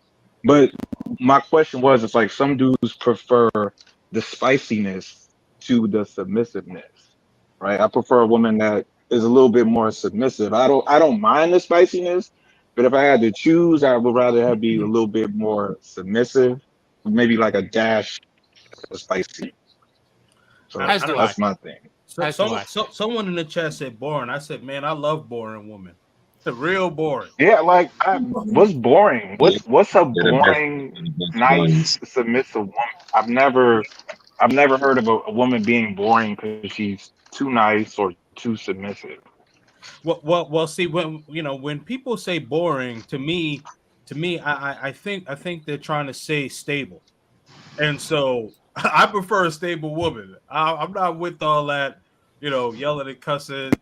But some dudes they like the toxic woman that's gonna like cause drama and go upside their head and they gotta fuss and fight with.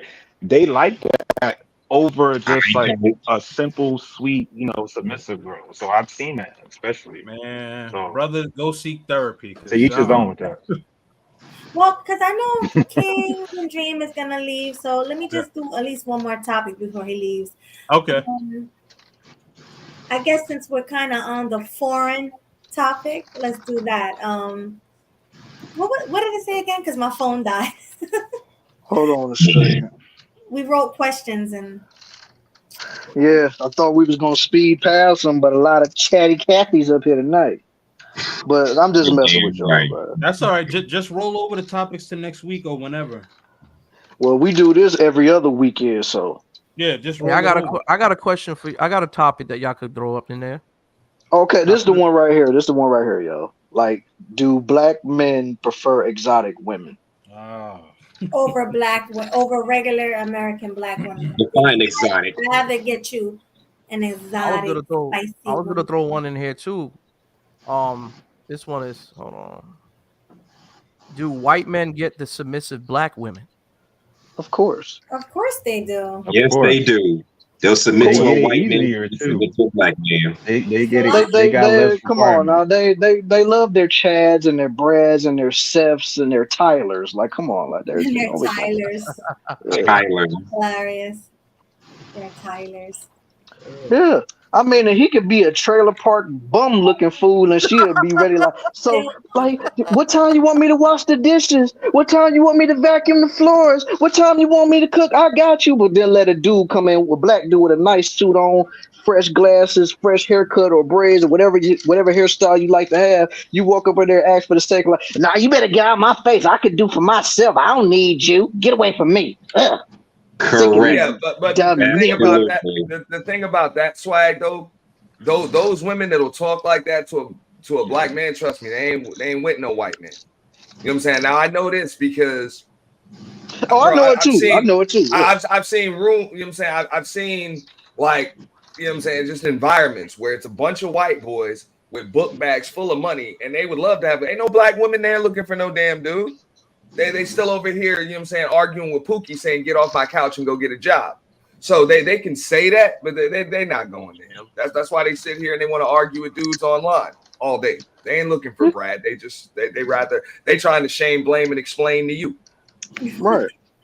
I mean, truth of the matter is they really want a black man, but they just trying to cover it up and say that they want a Chad or Brad or Seth or Tyler or Willie Joe or whatever. Yeah. Well, the easiest way I can sum it up is they want everything they want and they want it to do what they want. So that's what pisses them off. They're like, okay, you're the man I want, but because you won't do what I want, there's a problem. You know? Right. Yeah. All right, well, I'm gonna throw one more topic in there, guys. Since we was talking about the foreign already, we're gonna skip that. Let's talk about Chrisean Rock and Blueface. How Chrisean Rock pretty much named her son Chrisean Jr. So he's a junior from his mom.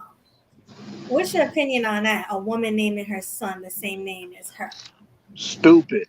Now, can I wait? Hold on a second. Run that through me again. She named her son. Yes. She named her son. Her son's name is Chrisean Rock Jr., which is named after her. Who the hell does that? Why you gonna give your son? If you're a woman, why you gonna give your son your name and add Junior? Seriously. Well, the thing is, she was trying to prove a point to Blueface. Because, they had like a toxic relationship, and he wanted her to delete her baby before it was born. Delete it. And she didn't want to. She went through the whole 9 months by herself, and he was even mad that she didn't tell him where she was having the baby at. So she didn't want to tell him nothing, and she named the baby after him. So anytime he calls his son, he's calling her name. So really? It's kind of game changer. I see right there. Oh my god. Hey guys, do you mind if I like something? Do you guys What's going on? I was gonna ask do you mind if I tackle this really quick before I drop? Yeah. Go ahead, man. Anybody that got to drop, go first. All right, go ahead. Okay. Yeah, you can use the dreams, but then game changer can go. Okay, perfect. All right, so apparently, like neither one of them were thinking about the welfare of the child, right? Because what's gonna happen as this child gets older, like he's gonna get made fun of and things like that. And what ends up happening, especially, and I don't want to absolve men of guilt here, but like when the woman they think with their emotions and they don't think about what's going to happen in the long run, right? Because what she thought about was, okay, let me punish him, and this is okay. You're going to get a short-term satisfaction, but you're going to have your son have a long life full of pain due to the fact that you're being called a junior. That's emasculating him from from birth. Excuse me. You know what I mean? And so, I forgot my last point, but I'll leave it there. Basically, she's emasculating him from birth immediately. Yeah, yes and no. Yes and no. He can remove the suffix. He can remove the suffix later. Yeah, he can remove the suffix when he becomes an adult. But as a child growing up, and I don't know if you're a father or not. Are you a father? Yeah. Yes. Yes. Okay. All right. So could you imagine if your son's mother had I don't know if you have a son or not, but like, could you imagine if your son's mother named your son after her as opposed to you, and kids in school were making fun of your son? Yeah, that wasn't possible. And that's kind of what I was going to get at. It just wasn't possible because like I cut the cord. So like all the paperwork and being named, all of that, I handled that. You know what I'm saying? She was in the hospital. No, I would recommend that every father, you know what I'm saying, you be there when your kids was born and you make sure all of that stuff is but right. she didn't let him be there. I think you're misunderstanding. So sorry, go ahead. I'm sorry. No, okay, so I think you're misunderstanding the question. What I was asking you, if you were in that situation, like I understand, you stood tall as a father, you're actively involved in your child's life. That's what all fathers should do. What I'm asking is, if the situation you were Blueface, Blueface. Yeah. Okay, Blueface. Okay, so if you were Blueface and you were in that situation, that's what I'm asking. How would you react to that situation? Yeah, I'm gonna have a problem. I'm gonna have a problem. And I'm gonna do and that's really just kind of where I wanted to leave it off with. I agree. Yeah, but all right, I appreciate y'all. Salute. Thank you so much for having me. I wish you all a good night, man. Appreciate y'all. Salute. Stay purposeful. Salute. Peace. Oh yeah, you didn't tell them about our show. Oh yes, absolutely. Yeah, so next week Saturday at 7 p.m. Eastern Standard Time, Melody and I, we're going to be kicking off a new show. It's going to be called The King's Melody. We're going to be talking about multiple topics, so I definitely appreciate all of y'all tuning in. Make sure that you do subscribe to the channel, and I appreciate y'all, and I am out. Got to catch a little bit of sleep before I touch the field. I think you got a super chat before you go. Yeah, this is my guy. Yo, y'all not y'all little brother sleep at all. Okay. All right. O-Dub says salute to the panel and chat. Nice conversation. Salute to you, O-Dub. 504 New Orleans. That's my dude. Yeah. All right, now I'm really out. I'm out. All right, peace. See you next week on our show. All right, go ahead, GC, on the topic, because I know you had to go as well. Yeah, could you repeat the question? So Chrisean, Blueface's baby's mother, I guess, the last named name her thing? son Yeah. Chrisean Rock Jr. So what's your take on that? Yeah, I think that's reasons like that is why there is, for many men like myself, a longer vetting period for women, because you never know. Like at one point, she probably didn't appear that she was capable of doing something like that, but then later it turns out that she is capable and she did do something like that. So a proper vetting period is necessary to help. I'm not saying it's a catch-all, but it does help to avoid situations like this, definitely. And it's not healthy for the child. It is something that's done out of spite, which means that many decisions that she makes on behalf of the child will be done to spite the father and not to the benefit of the child, which is scary. So all men can do to avoid situations like that is vet. So I gotta head out too, Melody. But did you have a response, or I'm about to? Yeah, you're right. She was wrong doing that. She didn't think about her son. She just thought about how it was going to hurt Blueface. Yeah. So I definitely agree with that. Yeah. Okay. Thanks for having me. You got it. Yo, GC, peace, fam. He's still. Peace. Okay. Take care, GC. Thanks for coming. Yeah. Hey, I actually got to drop down in a second. We all do. This is our last final thought. Hey, definitely a great show. I'm sorry, I had a bunch of shit to handle today, but I mean, look, I agree with GC on. I mean, vetting is one thing, but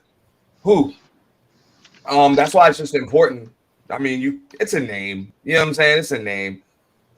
So, I mean, we hear kids with a bunch of different names all the time, but you stay close to your kid. As a man, you just stay close to your kid. You stay close to your son. You know what I'm saying? What his name is as he's growing up. Yeah, kids are going to pick on him. But, you make sure he knows who his father is. And then when he turns a certain age, chances are he can decide to be Blueface Jr. or whatever. Because he'll realize, look, man, you know what I'm saying? It's too much of my daddy in me. So I don't know what this chick was on. You know what I'm saying? So he could change his name to that. It's just when you make him Chrisean Jr. or something like that, like you talking about a junior with no lineage. They're like, okay, so who's the senior? Like, is she gonna put senior as a suffix on her name? They trace your lineage back and it's your mom. You know what I'm saying? Like that just makes no sense. So yeah, I think that's something that'll probably change in the future, but it's important that he just stay active in his child's life and directly with his child. That's very important. Definitely. Yeah. I mean, and plus he did say something to the effect like he ain't trying to, take the baby away from her stuff. But if she don't tighten up and actually start acting like a mother, he said then he gonna probably start filing for custody of the baby. So, and I'm pretty sure if he gets custody, he changing her name. Yeah, he can. That's messy. But it's bad. It's just bad when parents start using children as footballs in their little game with each other. That is bad. That's just really, really bad. That's why when it gets like that, I just know that as a father myself, that's when you just, hey, I don't even care what she's doing. Just stay close to your kid. Just stay close to your kid, whatever. Maybe she'll come around. Maybe she won't. Once you see how focused on your kid, you know what I'm saying, you are, usually she'll fall back because she realized, like, for real, that type of bond that fathers have with their children, a mother knows, like, yo, it ain't gonna be good for me if I try to mess this up. But they have to see that. Usually, I'm not gonna lie. Like there ain't some women that just don't give a damn. You know what I'm saying? Because there are, but for the most part, you know what I'm saying. If she's got a just legitimate natural maternal instinct, you know what I'm saying. She ain't gonna try to break that bond. So it's important that he build that bond. Facts. All right. So on that note, hey, Melody, Killer Swag. Leo, you know what I'm saying? Everybody on the panel, H&M. Get the brother right over here. My bad. The names done went away. Andrew. Andrew. Yeah, Andrew. Salute. GC, Black Man Travel, everybody that was up here. Appreciate you, fam. Thanks for having me up. Definitely great. It was a great show. See you next time. Without a doubt. Just send me the link. You know what's up. Yeah. For real. Thank you. Peace. All right, who's next? Who didn't get a chance to talk on this subject? I mean, if you want to ask me my opinion on both of them, Yeah, I think you they can both. go. I think they both nut jobs, man. I think I agree. I think they both gaslight the fuck out of each other. That's my honest opinion. It's a toxic relationship from the beginning.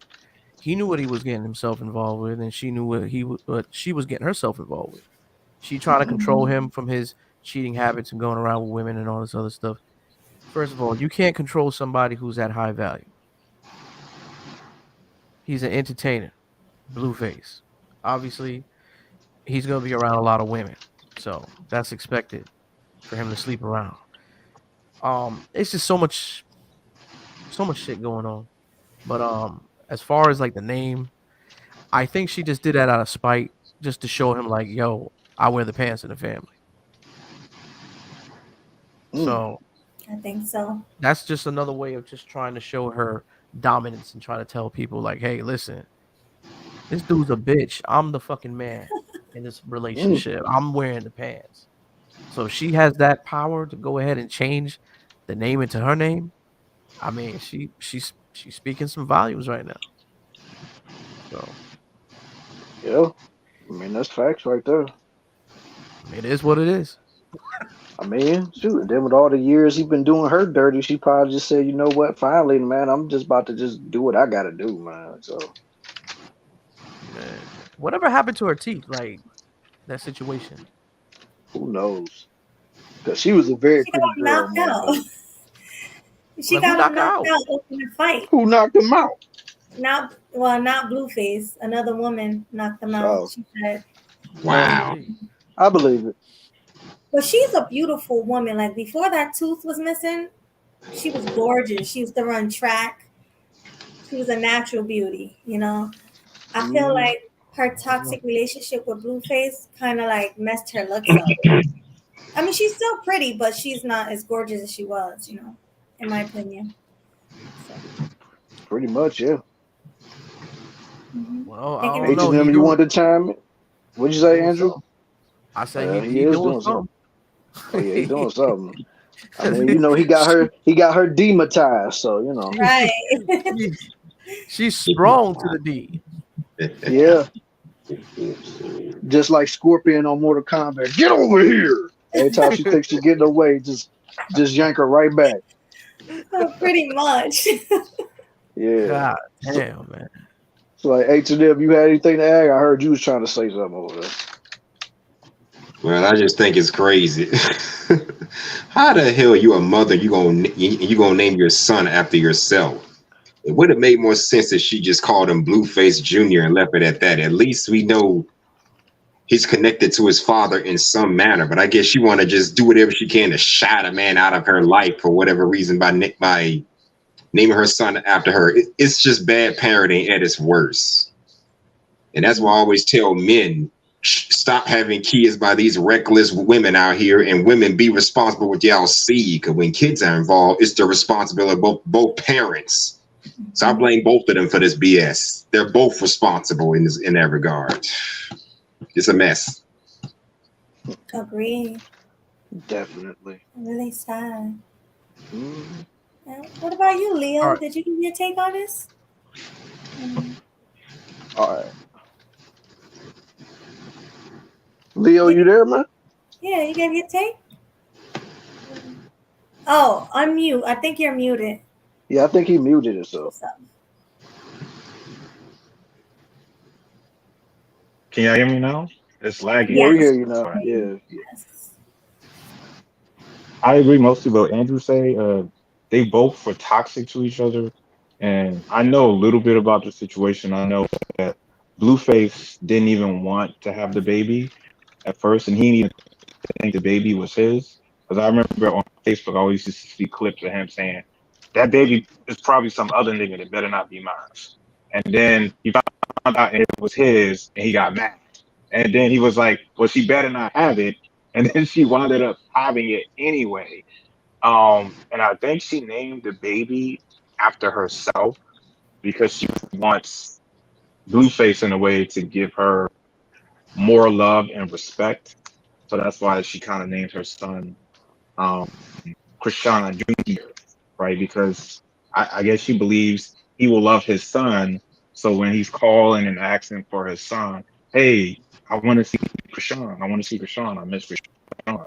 He kind of wants to siphon that love that he's supposed to give his son to her, but that's crazy. To me, that's you're using children's like pawns, right? In this childish Well, type why do you of game. why do you think it would be crazy though? Because it's like that's just her nature. She's known That's to do toxic that. as fuck. So you're Yeah, gonna she's try to make this man love you by through your son, basically. Since you can't get him to love and respect you the way you want, you're gonna be like, okay, I'm gonna name my Well, son you gotta my understand, name. she doing that for power and control. That's why she doing that. She's not doing that because she want her son to be that name. She doing that, of course, to piss off No, Blueface. I'm saying it's a That's the matter of whole like, objective. yeah, like she wants that love and respect. I'm like, you're not gonna get it by having a baby when you told you didn't want to have it and naming your son after yourself. I don't think it's love and That's respect. I just think Looney she's just Tunes trying to shit. get. I think she's just being spiteful. That's it. What was that? Oh, am I making noise, It's gonna guys? be. I'm sorry. It sounded like his Yo, TV was on that's or a something. messed up way. That's a messed That up was way to probably be me. like, My fault, you y'all. will always be stuck with Chrisean. Always. That's a messed up way to kind of like do it. But again, you're using kids as pawns. So I really think both parties need to stop doing that shit. Like Blueface should have never got her pregnant in the first place. Like, and then she should have never had his baby. So No, the they fact said that that you she been got trying to this have his relationship, baby though. So yeah, but the fact that you got this relationship going viral, and I always see it on Facebook, Instagram, Snapchat, TikTok. And now I'm looking at like what my little cousins are watching. They're watching this bullshit. And this is like the most toxic relationship I've ever seen. Even more than some of the love and hip hop shit. Well, think of it like a So learning lesson. Think of it like a learning lesson. That's what they ain't gonna not learn to a do. lesson from this shit. Yeah, it is. They gonna Because think this is yeah, they it is. gonna I'm gonna tell think you this why. is what a Because they relationship's fucking supposed to up. be. Because they fucking up. That's what you're not supposed to do. That's why they No, put you out the there. females are gonna be like, if the relationship ain't got this much drama, it's boring as fuck and something is wrong. No, Tell me I'm that's not telling gonna you happen. that mature women and mature men are gonna understand the difference. You know what I'm saying? Not all women is gonna think the same, brother. Bro, There are some I women. don't There's some agree with women that out there because that's like not gonna if you're agree with saying that foolishness. do you, do you, Trust me, do you there's a think lot of women that don't agree on ratchetness, bro. Andrew? No, but Yes, Not there Andrew, is. do you think like But love they're and hip hop or overshadowed. basketball wives? Do you really think people learn some positive lessons off that shit, or was it just some toxic they get entertainment overshadowed, shit? but a lot of the women are getting a lot of the women that are not for that type of ratchetness or ratchet culture, whatever you want to call it, they get overshadowed. Right. No, but I'm They're saying out there. it's a matter of like influence, like you said, power control, right? The media keeps feeding you this type of toxicity from black people and shit. Like you always see these crazy toxic shows. And it's every show. Like I even Black Ink, that was a show about tattoos. Somehow it was more about toxic drama than actually getting tattoos and shit. Well, So what I'm look at it saying like is it's this, like it's a bad but look for us. that's all Hollywood. To me, that's all Hollywood. Because it's like this. If you playing Grand Theft Auto and you go out there, you got an AK-47, you just shooting motherfuckers everywhere, right? Are you gonna go outside and actually get an AK-47 and start just shooting people? Like, is a rational human being just not going to tell the difference between a fantasy, a video game, and reality? No, I think this stuff influence people, just like social media. Like people are not really taking Right. all these But fancy ass but, trips every other but weekend, that's but you up. got people believing that they can do that shit and they I get what you're saying, have but money to that's do up it. to us as human beings. But that's up to us as human beings to understand fiction from nonfiction. There's certain things that we believe that we can do, but we just can't do that shit. Like it's superly human impossible when you watch certain things on TV. You're like, well, what the fuck? Can we really do that? No, no. But people feed it in your head like, yeah, go ahead, jump off a cliff and see what happens. I'm just using that as an example, man. Like you can't really feed in too much of what social media and people put out there. I don't, but I know. But that's why I said my little cousin. They watch that shit, right? And they're like teenagers, and they're getting influenced by that shit.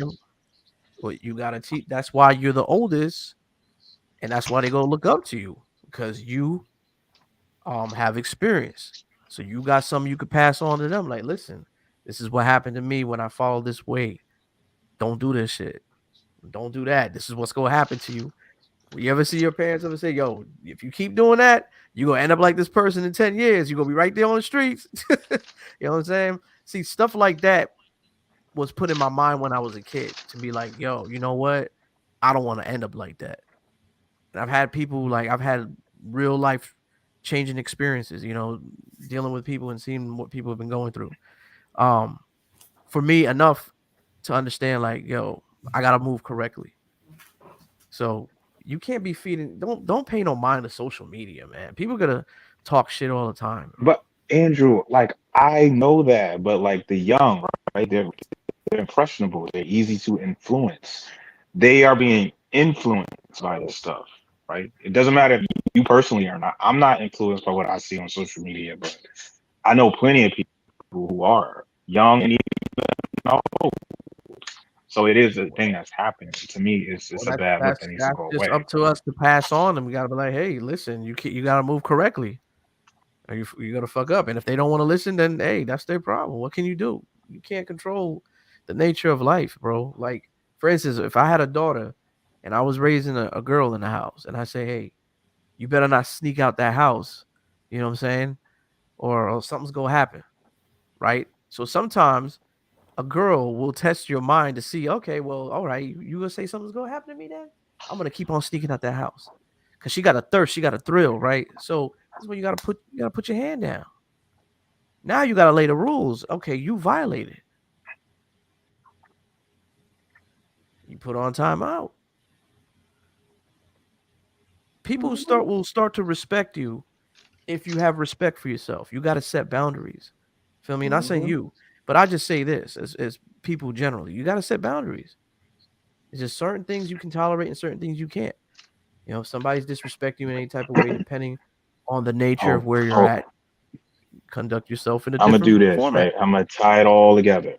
Do you think these images, right? All this tomfoolery is good for the culture, for Black culture? These reality shows, these fake pro-Blacks, these victim for clout stories from Black people. Do you think that's good for the culture? Well, anything that's toxic, I don't think is good for any culture. To be honest with you. Right. And there's no equivalent. There's no white equivalent. There's no Hispanics equivalent. You could clearly see that they're pushing Black people at the forefront of this shit. So that's why I get but annoyed. that's up to us if we want to feed into that shit or not. We give off energy. We don't gotta listen. All we gotta do is just turn the TV off. Don't pay no mind to it. And what's gonna happen? You think they're gonna keep doing this stupid antic shit because nobody's paying them no mind? When people are not fed attention, then they start to do other things that's more productive. We keep feeding them all this attention.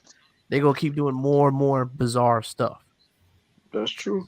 Because we feeding our energy into it. So I don't feel sorry. That's what I'm saying. Don't feel sorry for them. They put themselves in that position. I don't care. You think they'll feel sorry for you if something happened to you today? Nope. Nope. They barely care about their own family. What make you think they're gonna care about the people watching them? You got what's her name? Oprah out there with the Rock asking for donations when you know people out here can't even afford rent. Inflation's going up, and these are multi-billion-dollar people. They're asking people to send them money. Come on, man. You're right about that one, man. Make that make sense. You can't make it make sense, man. Y'all billionaires. What the fuck you asking me for money for? Yo. Well, you know they're gonna try to pull on people's heartstrings and be like, "Oh, come on, you know they've been going through so much, so please donate to these wildfire tragedies over here." Even though you got two multi-millionaires, billionaires standing right here talking to us, so you can pretty much fund that whole thing if you wanted to. But that's how why they don't they are. do like a care package like Call of Duty and just drop down a big box that has like money in it and everybody just take that shit? Right. Well, they just do that, man. Take care of the people. We need money. Give us some capital. I've always said too, like that the communities need capital in order for them to expand businesses, so we can get business loans if we want to, open up shops, feed our community. But yeah, they ain't gonna do that though. Nope. And that's all dealing with politics, so you know how it is. Right. Not one of them give a fuck. Nope. Not unless it's time for you to vote for them. That's when they care about you. Yeah. Unfortunately. I'm back, y'all. All right. Well, it's been real, guys. I'm gonna go ahead and head out, man. Shout out to everybody that's in the building. Melody, I appreciate you having me on the channel. Thank you for coming, and let them know about our show coming up before you leave. Yeah. Hold on. I gotta get my thoughts together. Yes. It's gonna be a dope show. Definitely. When is it? Let them know when it is. Oh, the show, the title? No, when is our show? Let them know. Oh, we're gonna do it tomorrow. Tomorrow, 9:00. Okay, tomorrow 9:00 Eastern Standard Time. It was 7. We do it. 7? So 7, right? Said 7:00. Tomorrow at 7, right? I'm on the East Coast. Where you? Yeah, 7:00 on the East Coast. So you want to do it 7 or is it 9? It's 7 because it's football. Nobody gonna be there. Oh, okay, 7. Oh, my bad. Shit, whatever. I'll be at work. All right, for sure. So we can do that. Well, I appreciate everybody that's being on here, man. Y'all have a good night, all right? All right, good night. Thanks for coming. Peace. Yeah. Good night. Salute. Peace. Yay. All right, we pretty much got everybody's take on the Chrisean Rock situation. So, is there any other topics you want to do before we wrap this on up? Actually, I did.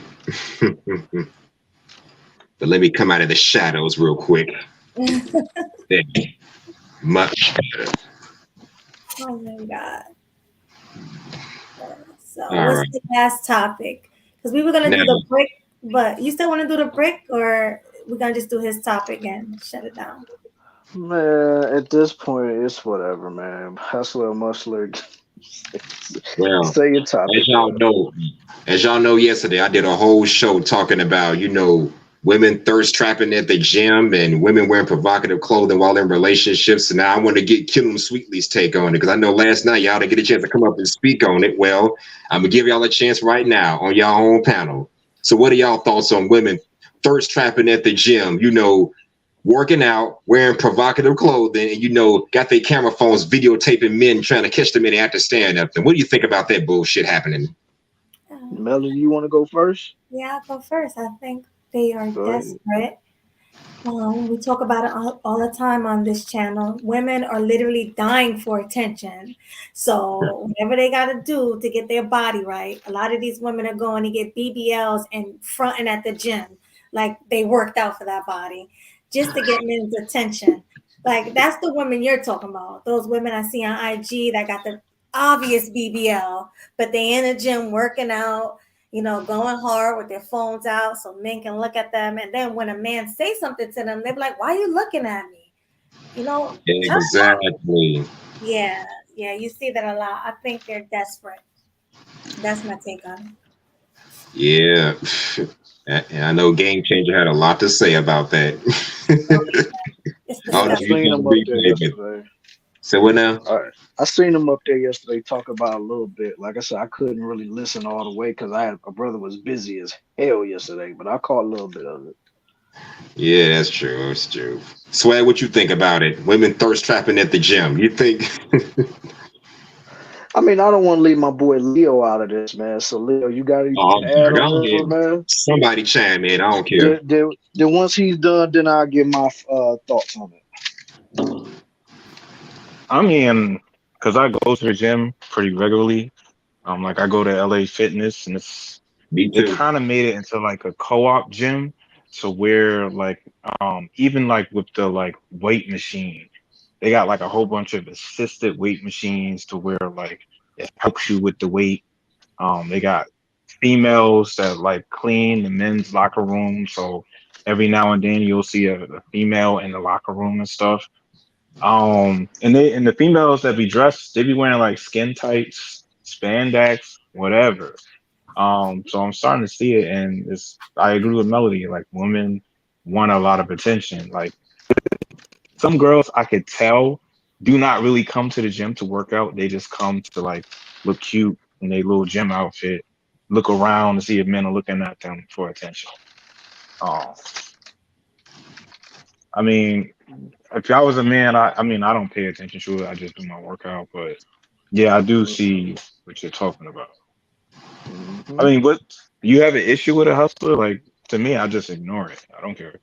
I mean, I ignore it, but it's just something when I heard this is what's going on, now I'm iffy about going to my own gym. Now they got it to where men are just boycotting the gym altogether. You know, they're going to go out, spend hundreds of dollars on their own workout equipment to create their own personal gym in their home. That's a lot of money to be spending just so you can avoid the possibility of being labeled a creep by some thirsty ass women. But I guess, and no pun intended, a small price to pay. Because believe me, I mentioned this on my channel. I had a situation where I'm standing in front of my mirror doing crunches with some dumbbells. A Puerto Rican woman stood next to me, her back against the mirror, and she bent over while working out. Right next to me, bent over. So I took my dumbbells and moved away from her, because I'm like, you ain't finna set me up. No. Well, I'm glad you got the sense to do that, because most men stand there and stare at her until she says, S-A, S-A. You know, she'll start pointing her finger at you. Yeah. Now, whether or not she did that intentionally or not is a matter of opinion, but I wasn't finna find out. Right. But man, that's crazy. Right. So yeah, they're boycotting the gyms now. You can't even go to me and Swag and Leo can't even go to the damn gym without worrying about bullshit like this happening. And so we don't know what to do with this. You're right.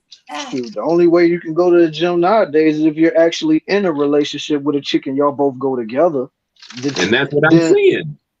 Like, that's the only way. Like, if you ogling a girl and you know that's your woman, that's the only way you know you ain't gonna get no trouble for it. But yeah. Now, like if y'all two go to the gym together, that may be your safe haven for the both of you. You know, safe haven for the both of you. Hell yeah. Because, I mean, truthfully speaking, like, I don't really go to the gym like that anyway, because I got my own type of gym in my house. But if I was to go, like, to a gym or whatever, like, let's say if me and Melody was to go to a gym or something, I know for a fact, like, you know, she with me, I'm with her. So if, like, let's say I happen to just look, you know what I'm saying, she gonna know what it is. But at the same time, we just know we just looking. So it ain't nothing. But if it was some rando in the gym, of course, they'd be like, oh, my God, he's harassing me. Get him. And I'm like, man, get up out of here, man. Like, see, that's the problem nowadays. This is why I say, for real, it just needs to be separate gyms, because women know exactly what they're doing when they wearing them tight leggings to the gym. Because most dudes, when you see them leggings, you can't help but to look, especially if she got a nice figure on her. Like, now, she just like a slim. Huh? No, Killer Swag. Imagine you got chicks cleaning the men locker rooms, because every now and then they'll have, you know, a little sign that says woman and male's locker room. And in LA Fitness, it's like a big male locker room. So you're gonna see guys walking around naked, half naked, like in their just butt ass naked.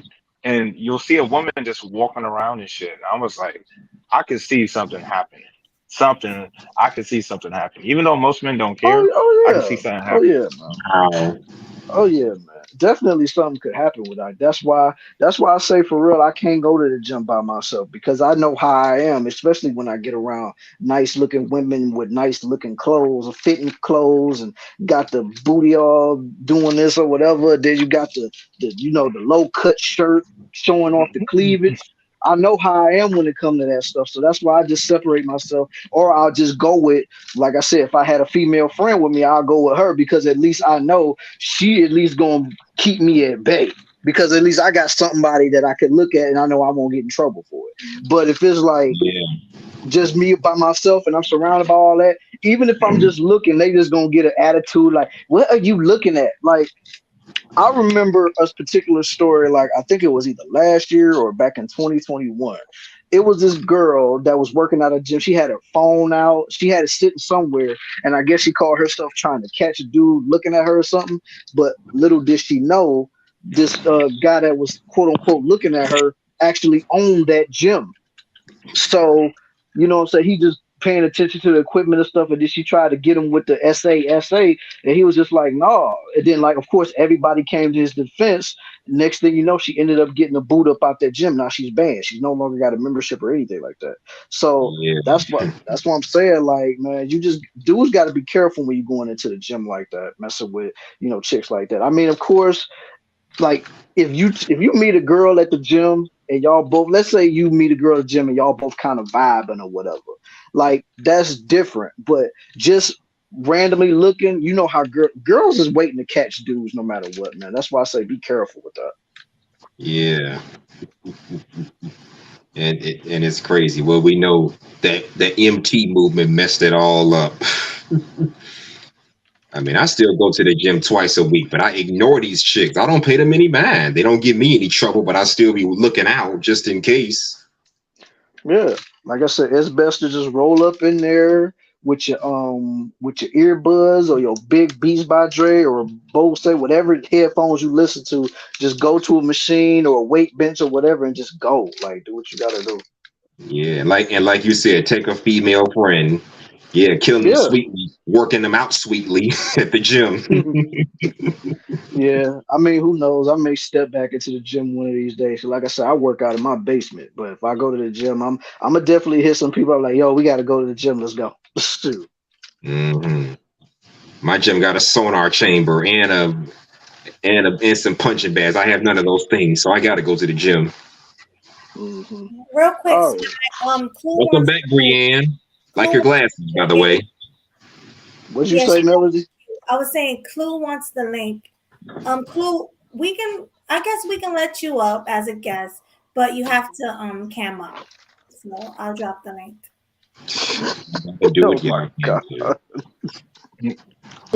Why was he asking for the link anyway? No, he can come up. I mean, for our last topic, we're gonna still do the brick topic. Might as well. Yeah, did we talk about that already? No, we didn't. We didn't. Now remember that link is for Clue only. Nobody else come up here, man. This is the last topic. Yeah. Go ahead, Clue. Hit the link. I'm gonna get that just per. I would ask Brienne's take on this, but she made it clear that her husband don't go to the gym together. They got their own workout. They got their own workout equipment at their own home for the sake of their babies. That sums that up. Ain't that right, Bree? I don't know. Maybe it's just me. I think it is. Oh, what was that? I was telling him, yeah, but he can come up. I would say, as women, especially like if you're more shy, and you are single, it actually I think would be a benefit to go to a gym. But I think your example was for men why they don't want to be in a gym with women. My mom used to go to a gym called Curves, and it was all women. And she chose to go to that gym because she was married, and she didn't want to have to, deal with men in the gym. And I'm sure my father didn't want to have to deal with her in the gym with men. So it was called Curves back then. It's probably called something else. But that was early, the 90s and early 2000s. Yeah, it was called Curves. It was an all-women's gym, and they had all-women trainers. It was just for women. And now I think I was listening to this as I was deep conditioning my hair. H&M was talking about how women do it for attention. We live so much on social media. Where else are you going to get attention? Where you can guarantee men are going to be? It's going to be at the gym, and that's your. Besides Halloween, that's your only excuse to wear something small in it for it to be seen as okay because you're quote unquote working out. But I think the problem is the intention. You never know someone else's intention. You don't know that woman's intention in there to get attention. You don't know the guy's intention who's coming up to you. He could legitimately wanting to work out with you or to use that equipment or wanting to ask you out, but you don't know any of those scenarios until you converse with people. So it's a trap overall is what I'm going to say. So have your own gym at home if you're someone like me that is happily married and you don't want to deal with it. The other issue is when women go to a gym with a guy, they want to actually go up to your guy and start asking questions, especially if he's in good shape. You guys probably see my channel. My husband is in great shape. So if someone is coming up to ask him questions, they're going to assume he's actually a trainer. That's an issue. Well, not an issue, but something we've run into at least 2 times. People thinking he was the trainer, he worked there, and wanting to talk to him. So, yeah, we don't go to those anymore. That happened to me one time. I went to the gym wearing one of my little button-up muscle shirts, and someone mistook me for a trainer. Mm-hmm. Yeah. Well, should there be a dress code for both men and women? Because if women, some people might say if women have to cover up, why shouldn't men? We don't wear revealing stuff at the damn gym. Well, even if a guy's shirt is off, a woman's less likely to go up to him. I think the only issue is when you are like intentionally seeking attention, the man is more likely to go up to a woman just because that's naturally what happens. But yeah, if women in droves are just going up to men every time their shirt were off, I think that'd be more important. But as a gym, like if you're a gym owner, yes, there should be a dress code. If that person isn't adhering to a dress code, you need to kick them out, man or woman. Well, they should give. Well, Brianne, they should give them like a big T-shirt and some pants or something. Because you're paying a membership. If you're paying a membership, hey, if you want to work out here, you got to put on this T-shirt or go. Yeah, give them an option because they're already spending their money. But I'm going to say the majority of women know what they're doing. They know what they got. They know they want to show it off. So that's why they go to the gym, because that's one of the only other places besides Home Depot where you can guarantee men are going to be. Besides Home Depot. I did a show about Home Depot. Yeah. You talked about that months ago. Yeah. Mm-hmm. It's true. Not besides Home Depot. Yeah. Ain't no safe space for us men anymore. Damn. No. Yeah, I think there should also be men-only gyms. Not because I don't want everybody to come together, but it's just getting too tricky right now. And I think we need to get a couple women in line, and then we can all come together again. But right now, it's not working out. So we need a little pause, and then we can come back together when everyone can act right. And it's already started. You said they had a female gym called Kurz. Never heard of it, but okay. It was in the 90s, early 2000s. My mom used to go there, East Coast. So.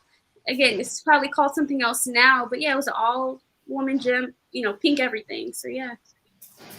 Now it's probably called Planet Fitness now, right? Planet Fitness. Hi, Chloe. Hey. What's up? Unmute. Can't hear you. You think you're on mute? You gotta unmute. Can you hear me now? There we go. Yes. Yeah. I didn't know this was a pre-planned show. You were talking about being in the gym. My question was, why are you thinking about the opposite sex when you're working out? I never said I did.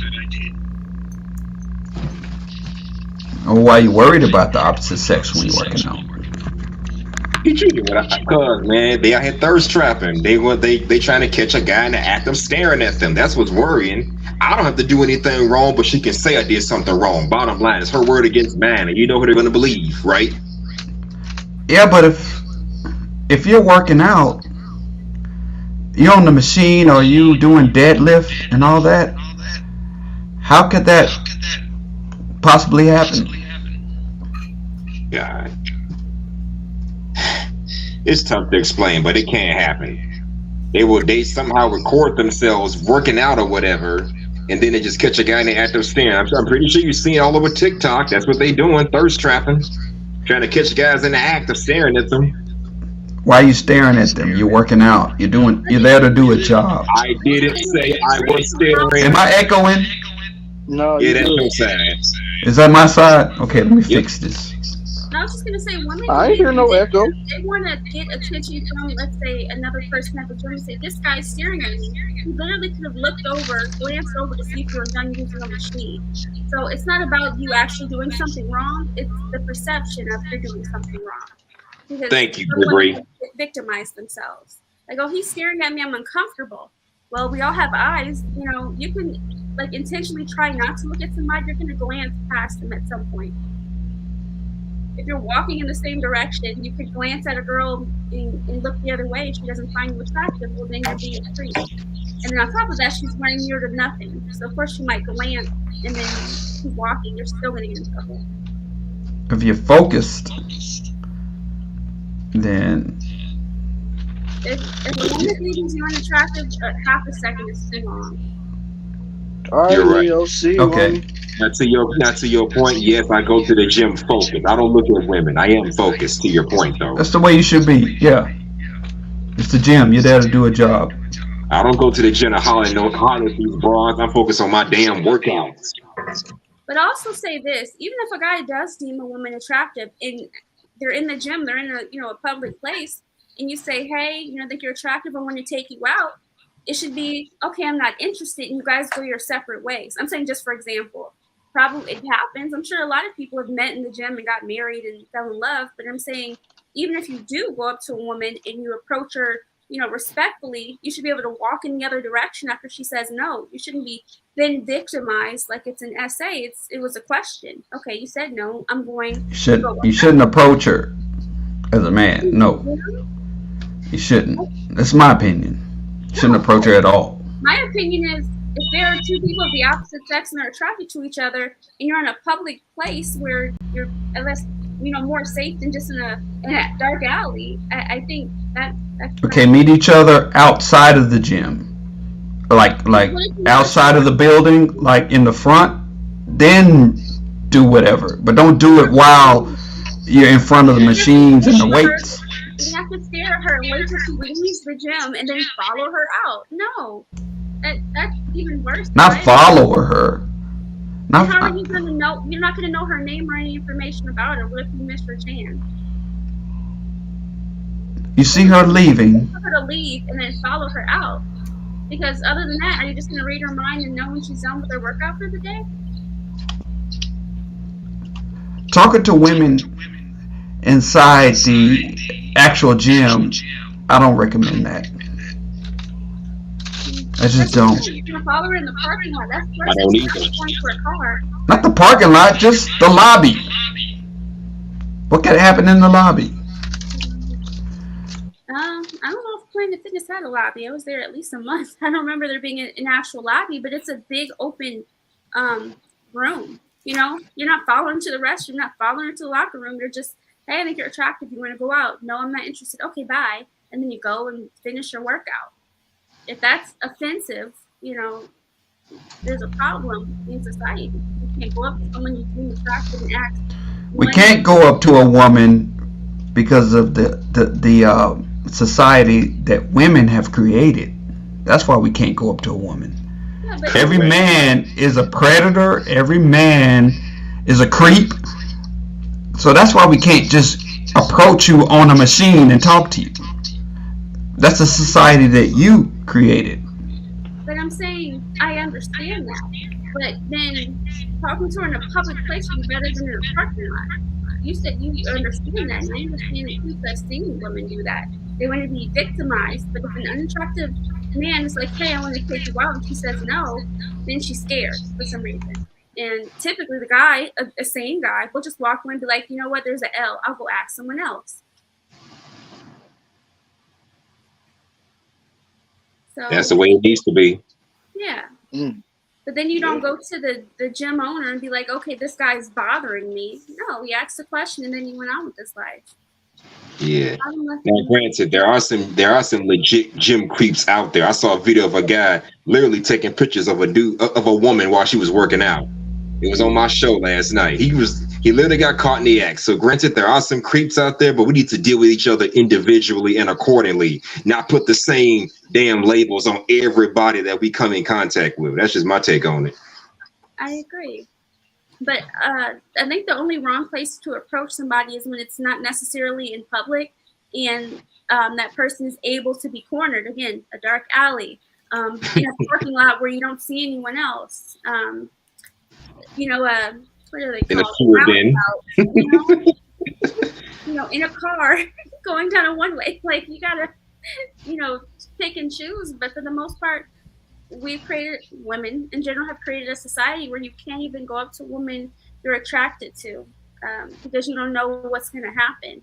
And that's a problem. There's a lot. Oh, you can't go up to a man that you're attracted to because he don't know the risk because of what you created as women. Can you say that again? We don't I didn't catch that. And we don't mean you two directly. We mean the overall society of women. So Correct. It doesn't. Yeah, it exactly. doesn't Catch the statement. I didn't quite get it. I said, you can't go up to a man. I mean, a man can't go up to you and approach you because of what you've created for society. Yep. What do you do? Well, you made men out to be creeps. You made men out to be predators. You made men out to be toxic. Sure, So the whole idea of us just flirting at the gym, it's gone because, well, that whole thing is toxic. Thanks to women. Now, tell me if I'm wrong. Yeah. No, I'm not saying you're wrong. I'm saying, what's the solution? We have to work around it. How do you work around something like that? You want to get married and have kids, don't you? How are you going to do that in this old effed up ass society? That's a good point. I But- said one of the main solutions is women talking to each other. Well, let me rephrase that. Married women talking to unmarried women about where they see the flaw. Because I married somebody that was a childhood friend. So I already knew him. But the problem is the fear of if that person is going to like you back or not. So him as a man, he, sucked it up and said, hey, look, I really like you and want to be with you. So at that point, I was very unsure about his feelings. So I don't want to go up to him like I like you and get rejected. No woman really wants to be rejected. Of course, men don't want to be rejected either. But if you don't, closed mouths don't get fed. That's all I know about that situation. But back in the day, you really only married people you knew, the family friend, your friends, brother, you know what I mean? Someone close to you in relation.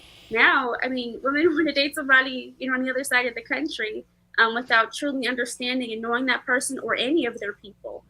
Who's trying to get flued out? Huh? Who trying to get flued out? Nah, I'm taken already. I'm good. Right. You should know the person you're about to marry, their people, and know them very closely. Again, it doesn't always have to be a family friend. It could be somebody you know at school. But again, the other issue in society is if you're not attracted to somebody, they're automatically a creep, which I think is an issue too. Everyone should use caution, but it's to the point to where you might as well not get with anybody because the risks are too high, and that's also what I don't like in society. But let's be honest, women created that society. Yeah. You're damn right they did. Feminism created that society. And not only is it making it hard for men, but it's making it hard for good women like Sweet Melanie and Brienne. Well, Brienne's already taken, but women like y'all who are traditional minded and don't be out here racking up bodies, having hot girl summers, thotting it up, being for the streets. Because Brienne's already taken, but any event that Melanie gets married next year, whatever, they're gonna look at her and shame her. Talking about, oh, you're against the sisterhood. Oh, you shouldn't let a man control you. Oh, you shouldn't be doing this. You let a man get his own damn food, as we said earlier. Let a man get his own plate. He's a competent man. Let him do it. You're gonna get all that hate in the backlash. Yeah, they're gonna say she's too young. She needs to live her life more. Everything they told me when I got engaged. And I'm like, known this man since I was, pretty much a preteen. My family knows him. and it was. I mean, we literally got engaged in 3 months and then married at the end of that 3 months because I knew him so well and I was sure. But women hear that story, they're thinking, okay, what's the problem here? You know, they asked me, was I pregnant? They asked me, was I sure? Did they ask me, did I have enough fun? Was I ready? All the wrong questions. Yeah, those are all the wrong questions. And then the other problem is, well, how do you feel about them? And I'm like, well, of course, the way you feel about somebody is important, but feelings change by the day. Like That's true. was also a logical decision. We knew each other. We agreed on all of the main points. You know, we saw ourselves building a life together. We were on the same trajectory. And I was ready to follow his plan when we got married, and that's what we did. So, yeah, it's more of a logical decision as well. And feelings, they come and go so quick. So that's not what I based that decision on solely. But they're not ready to hear that part. Well, I gotta feel like he's the best thing ever. He's the most this, the most that. Luckily, I feel that way, but also it was proven. Like, that was the best person for me. And at least a few women I talked to, they've been engaged so many times. It's like, why don't you just choose one? Like, you okay, the next one. They love saying that. Yeah, I've been engaged. He gave me a ring. They like saying that, but they never say they were married. Yeah, like, I've ever been married? No, but I've been engaged twice. You know, and I broke them both off. Why? Well, I thought there was something better. Okay. Yeah, you went for the highest bidder. Yeah.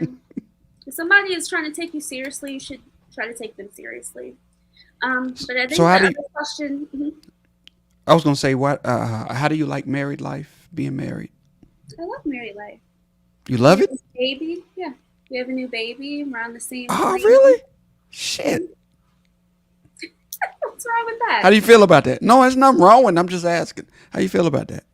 How do I feel about it? Mm-hmm. And I don't know. Every day's so busy now with the new baby.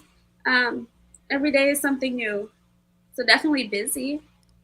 But I guess that's not really a feeling, huh? I mean, Oh. are you ready for what's about to come What's about to come? with the new baby? No, I said we just had a new baby. Just had one. Mm-hmm. So is this the first one? Mm-hmm. First one that popped out, yeah. First one. Okay. How do you feel about what's about to come? It's coming every day. I'm ready. You scared? I'm ready. Of course, I'm always scared. Little girl. That's the answer I was looking for. You know, she's very, very mobile now, which is new to us. So yeah, of course it's scary, but you still go through it. And I chose the right person. He chose the right person to do this with. I like that. I like stories like that, by the way, because I am going to get married. Oh yeah. Very soon. So. Oh my. You know, I like stories about people who got married and they like it. I like. Yeah. No, days are hard. Every day isn't rainbows and butterflies, but I wouldn't want to do this with anybody else. You found the one. I believe so. Yeah. Did he find the one? He did. Be honest. Did you want to ask? I'm asking you. Do you think that he found the one? Yeah. His dad, all his uncles and cousins told him that too. They've been telling him that since we were kids. So yeah. All right. I'm just asking the tough questions. That's all I'm doing.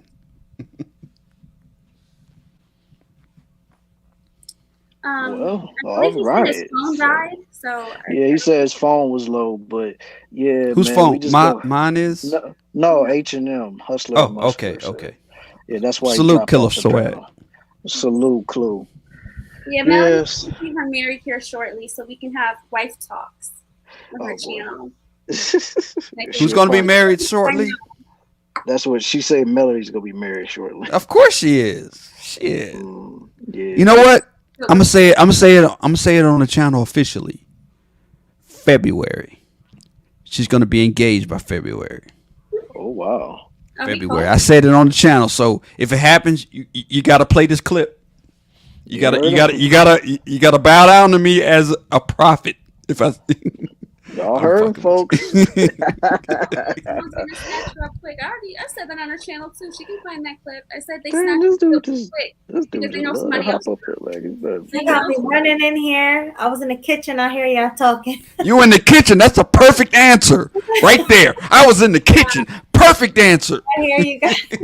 What's cooking, Melanie? No, I just made a sandwich. Nothing crazy. Made a sandwich. Shout out to GC. She made a sandwich. Shout out to you, my girl. Make man bologna next time, okay? Bologna and cheese. Turkey and cheese. Turkey? Turkey. I'll take a turkey sandwich any day of the week. I love turkey. It's not just for November. You can enjoy turkey all year round. Exactly, I'm making a folks. roast sandwich. That'll be really good with some pesto, homemade pesto. Yeah, exactly. So, ladies and gentlemen, let's go on with the final topic of this show tonight, which was the headline. Chick that went upside the head with a brick. Oh, shit. You're not going to like me, Brian. You're not going to like me on this topic. I'm going to tell you right now. You're going to hate me. It depends, Clue. It depends on what side of the spectrum you on. My opinions are not the same as the other people on the panel. I guarantee. But go ahead, Killer Sweat. I already know it is, man. Besides, we all know who you represent. So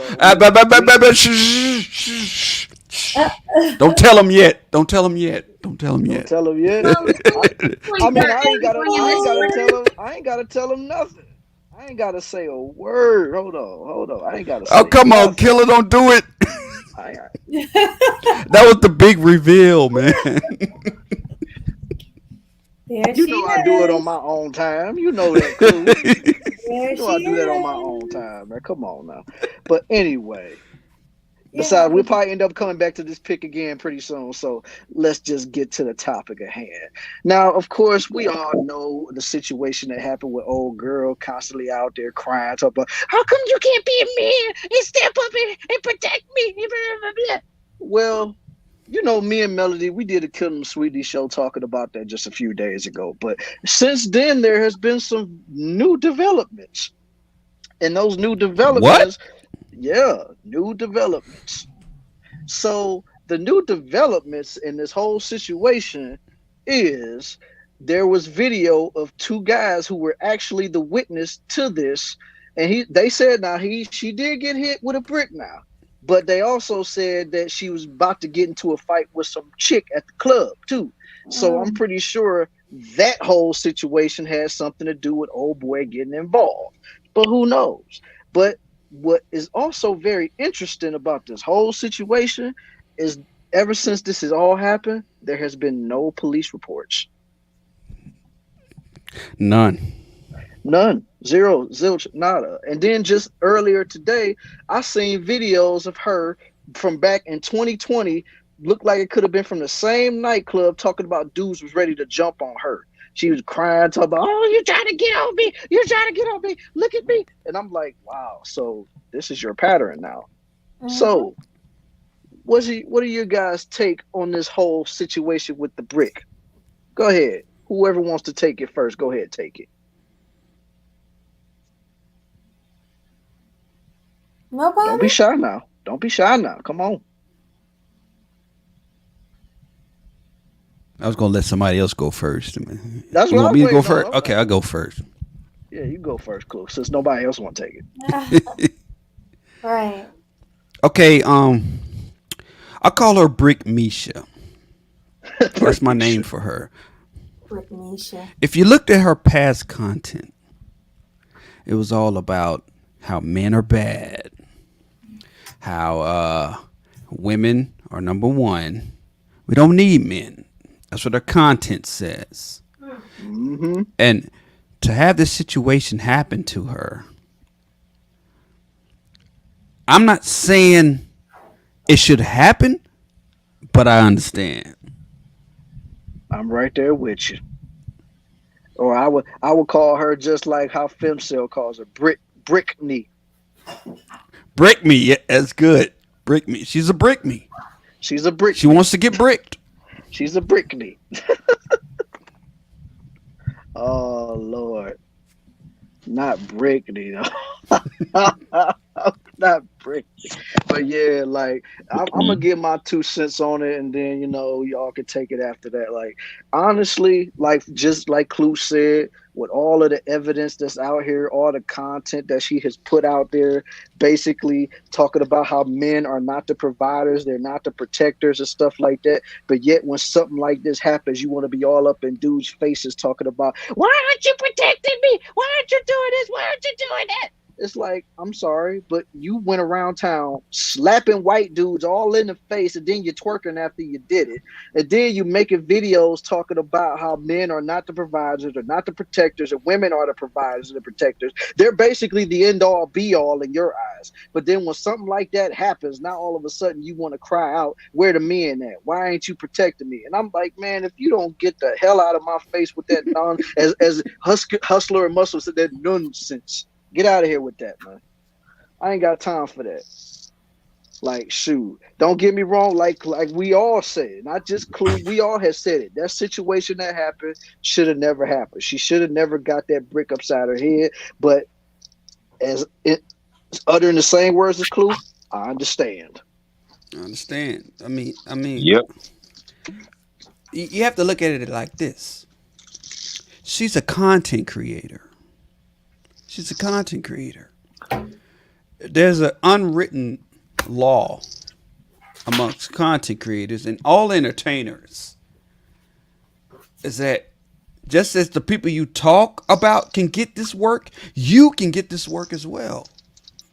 So you make fun of these men at their misfortune, you slap these white men and all that. Well, something happens to you. Why can't you be made fun of? I'm just saying. I was gonna chime in. Oh yeah? You surprised? Go ahead. I told you weren't gonna like me after this topic. You ain't gonna like me. I'm gonna say some egregious stuff. Let's see what she got to say. Come on, girl. What you got? What you got, boy? Bring it on, my girl. I was going to take it away from her for just a second because I always notice that unprotected women are always talking about men are or are not something. Us married women that are loved and protected, we don't have these issues. I don't even think someone is going to worry about protecting me or not. I know I'm protected. I know I have a husband. I know I have a father. I have a twin brother and an older brother. Like, I don't really think about these types of things. So I really needed some protection to want to be vocal like, hey, look, something isn't right. I need to let you guys be aware of this. Of course, it starts with my husband, but then the other men in my family will know. And if for some reason I'm in trouble, they truly know something is wrong because I don't put myself in those situations and I avoid them at all costs.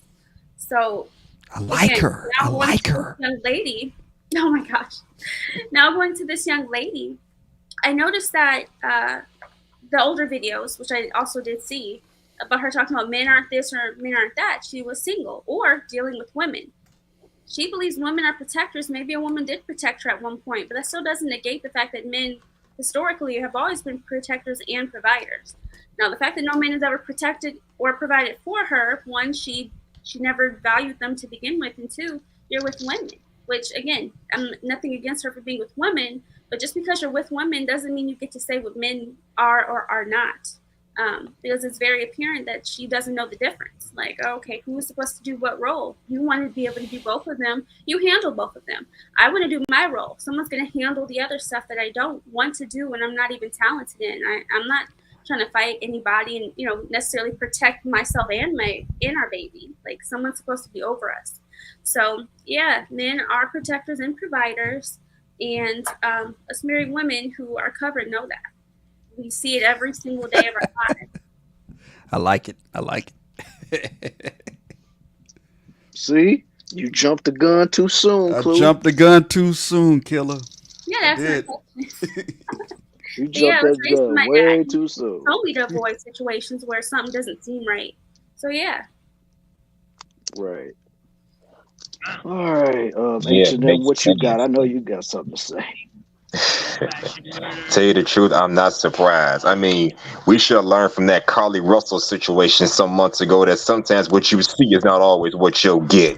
Here we thought this woman was. Here we thought this shit got kidnapped, held hostage, or whatever. But then when all the evidence came together, there was no child, there was no kidnapping. She just went off the grid for a couple of days to get back at her cheating boyfriend. So yeah, sometimes you just gotta let this stuff play out and see what happens. I'm at the point where I don't. Boyfriend. And Melanie. I'm sorry, Brie, what'd you say? I was just saying allegedly cheating boyfriend. That's the story she wanted people to know. They just got in an argument where she was wrong. That's the other side of the story, where she was just proven to be wrong in the argument and then wanted to spite him. So that's the other side. Again, we'll never know the true story, but that sounds more likely to me, knowing the women that I've known growing up. That wow. Oh my gosh.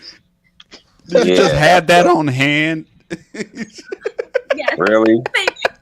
And by the way, absolutely. And Brienne, Melanie, don't take this the wrong way, please, because I know y'all some beautiful black sisters, but at this point, I'm at the point where I don't expect much of anything out of our black women anymore. After that nonsense and what this woman with the brick went through, I don't expect anything out of them anymore. Nothing positive. You got to surprise me at this point. Show me that you are worth something. Show me you're not for the streets. Because I'm gonna go into every interaction with a woman, and I've been doing this for 20 years, expecting less and hoping for more. And that's the best mindset to have nowadays. Go into every interaction with a woman expecting less, but you better pray for that she can give you more than that. She got to surprise you, because our society has gotten so out of control now that it's just getting out of hand. First Carly Russell, now this chick getting hit upside the head with a brick talking about men ain't protecting. You said men were not protectors. You said men couldn't provide. So who the hell are you to talk about what we should be doing?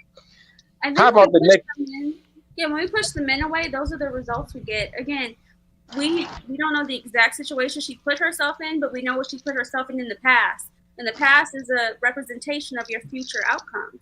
So if she was out there hitting men, telling men they're not this, going on YouTube talking about men aren't providers and protectors, well, that's just a small snapshot of why you potentially got yourself in that situation. Now, we do understand there's those rogue events where a man just wants to hit a woman and he has anger in his heart, fine. But if your past is showing us you have been destructive for a very long time, we have to assume you're going to do it again in the future. Now, as far as pushing men out of the household and villainizing them in society, well, we would have stayed protected under a man's covering if we started getting married when we were supposed to, following a man's leadership when we were supposed to, listening to our fathers. Even the women who had fathers, I noticed a lot of them went against what their father said, not realizing their father was trying to protect them by keeping them out of those situations, and keeping them away from certain men. You think your daddy didn't want you talking to Tyrone, because he didn't want you to have the love of your life. No, he knew Tyrone was going to do the same thing that he did to the last 3 girls, and he didn't want it to happen to you. Like, you didn't want to listen to your dad, and you still messed with Tyrone, and then you got the outcome you got. You either got your heart broken, got something you can't get rid of, or something else you can't get rid of, which is, well, let me restate that, something permanent, like having a child. So yeah, reword it, because I watched, another creator, and they talk about these horrible things moms do. But yeah, you don't want to go into the situation bad, but usually protection is information, and we are supposed to get that from men. Can I ask y'all this? Yes, your father used to be a Tyrone himself, possibly. He knows the game like that. Can I ask y'all this? Do y'all think it's odd that nobody recorded her rant when she came out and she did the selfie recording? I found it of very her saying odd. that I'm not protected and all that stuff. Yeah, none of I the found other it very guys, even though they're young, none of them pulled out their phones to record. Y'all find that Yeah, odd? but it's very odd. And then on top of that, like, man. the thing about that is that's happened down in Texas, so that's like a heavy surveillance state down there. So especially if it was outside of a nightclub, so they got cameras and stuff out in the parking lot. So yeah, something about this reeks of a setup. Maybe it's just me. Maybe I'm being a conspiracy theorist. But it just reeks of a setup to me. Like, this whole thing was set up to get that 41K that she got in her GoFundMe. Yeah, because the last time she tried with that GoFundMe, she probably didn't get as much. But now, She especially didn't. with that, yeah, Actually, she didn't. She didn't make her goal the last time. And you Yeah, know, that's what I'm anybody saying. knows anything about GoFundMe, if you don't make your goal, you don't get that money. Everybody who donated gets their money back. They get a refund. You have to make that goal in order to get that money. Right. She didn't get it last time. Yeah, I think it was all just a ploy just to get that moolah. So yeah, I believe that too. She got so much money. Like literally, I get like a super chat for like $2, and I'm so grateful for it. Right. And they got thousands of dollars. You know how much rent that could pay? You know how Yeah. much, etiquette classes that could pay for some women that need it? Mm-hmm. It's Shoot. crazy. I don't even think it was any records as far as her like even calling the police, like talking to dispatch or There aren't. anything. So There yeah, aren't. it's a done There's deal. no police report. There's no suspects. None of that. This seems Nothing. kind of odd. Seems kind of Smollett-esque to me. That's all. Smollett-esque. Yeah, Smollett-esque. Yeah, that nigga right there. Oh, yeah, that's true. I Hey, mean, Melody, you want to chime in, girl? go ahead. No, I'm just listening to y'all. Give y'all takes. No. What did she say? You getting sleepy, hun? Your voice is very She's low. speaking on a 1980s phone. Yeah, she getting tired, y'all. So, No, yeah. I just got on my phone. I was on my computer and I just got on my phone. But no, go ahead. It's a good conversation. I'm listening. Yeah, but my thing is, why the hell are you out there in that dangerous scenario recording yourself? You got a bump There it the is. size of a football on the side of your face, and you on your phone videotaping yourself crying. Take your ass to the damn hospital and get some freaking medical attention. I mean, she did There that it is. eventually, but There it still, is. on your phone, crying and complaining. What the hell? The thing that's bugging me out is she recorded twice. That first video she did in 2020, she recorded. And now this one. Like, this is crazy. Yeah, this That one. women were yeah, providers and protectors. Where were the women? She was there. yeah. She recorded 3 times. She recorded back in 2020. And she recorded said in the parking she lot. said in one and of the she recorded videos in the emergency room. she said in one of the videos that the women are her protectors. She said that in one of the videos. That lady is nuts. Feelings, but Melody, we reviewed that video, yo. Yeah, we did on our channel. Right. On our I'm Killing Them Sweetly, but I forgot. I'm tired. And I had too much wine, I'm gonna be honest. Wake up, Melody. Wake up. She had some wine too. That's I okay. need wine. Yeah, wine is not bad for you. Yeah, it's not bad unless you had like 19 cups. No, I didn't. More like 2. Hi, She was Jarrell. enough to knock me out, so hey. Hey, Girl, girl. knocked me out. I'm nursing. Oh, God. It's the weekend. Hi, Sunkiss. Hi, everybody in the chat. Yes, sir. Salute Oh, to Classy everybody said he's that's on there. his way. Oh, what you Yeah, but saying? shoot, Sorry. it's about to be too late. What are you doing? I know. Let him up. Let him up. He was Let probably him at the up. hospital, so give him some leeway. He's a doctor. Let him up. He's earned the right to be on the panel. Celine's in the chat. Psych. Hi, Celine. Very consistent. Hello. Mhm. I really appreciate everybody. Don't you, Swag? Yeah, I do. Yeah. We do, right? Yeah, Oh, I you on your mean, phone. we got a nice little, turnout. Everybody came through, show love and stuff like that. We got Clue up in here. We got H&M. We got Brienne's little glowing self over there. Might as well be mama of the year. Yes. She's a great mommy. She is. Mm-hmm. I'm only a few months in, but I appreciate the love. It's hard. Yeah, she's a great she's a great mom to my niece. So, Our niece Bunny. I love Bunny. You know you got some hard days ahead of you. I got Right? some more days now. What do you mean? Yeah. You got the first day of school. You got senior fees. Oh my gosh. She got so much. First day of dance class or gymnastics, sure.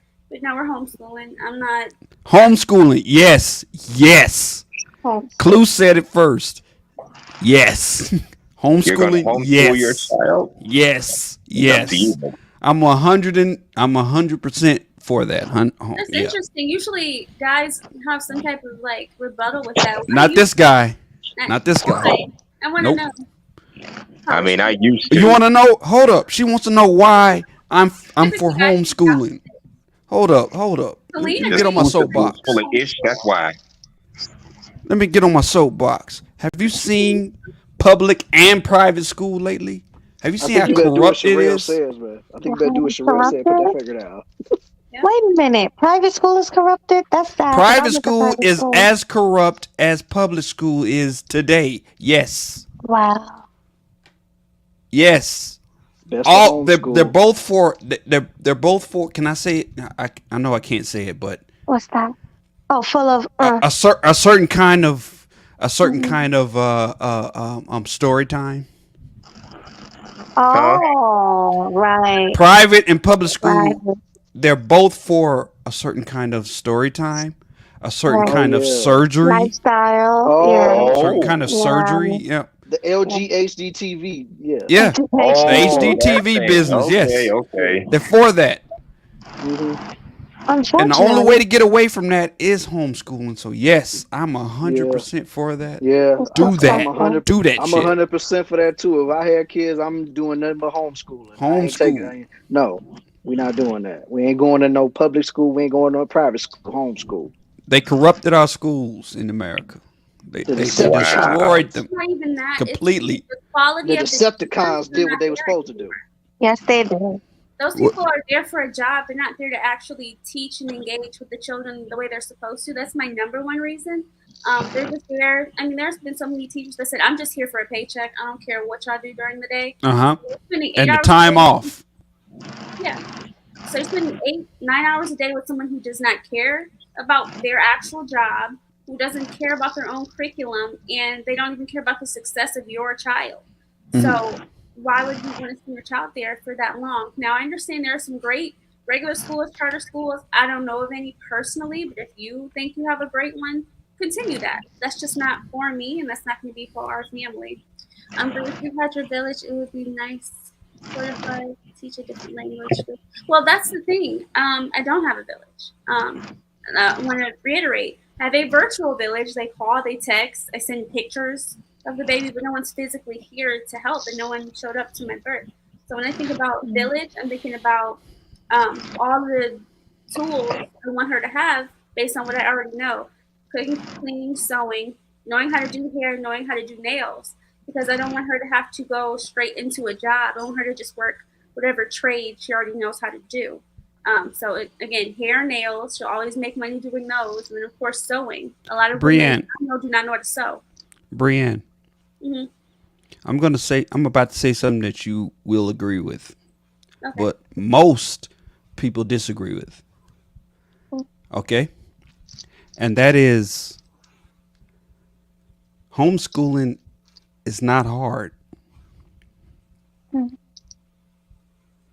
It's not hard. It's not hard because it's I've not. never done it, but I learned more from my mom than I ever did in school. Most people think when they think of homeschooling, most people think you are going to be sitting there with your child teaching them all 7 courses for 12 years. That's not how it goes.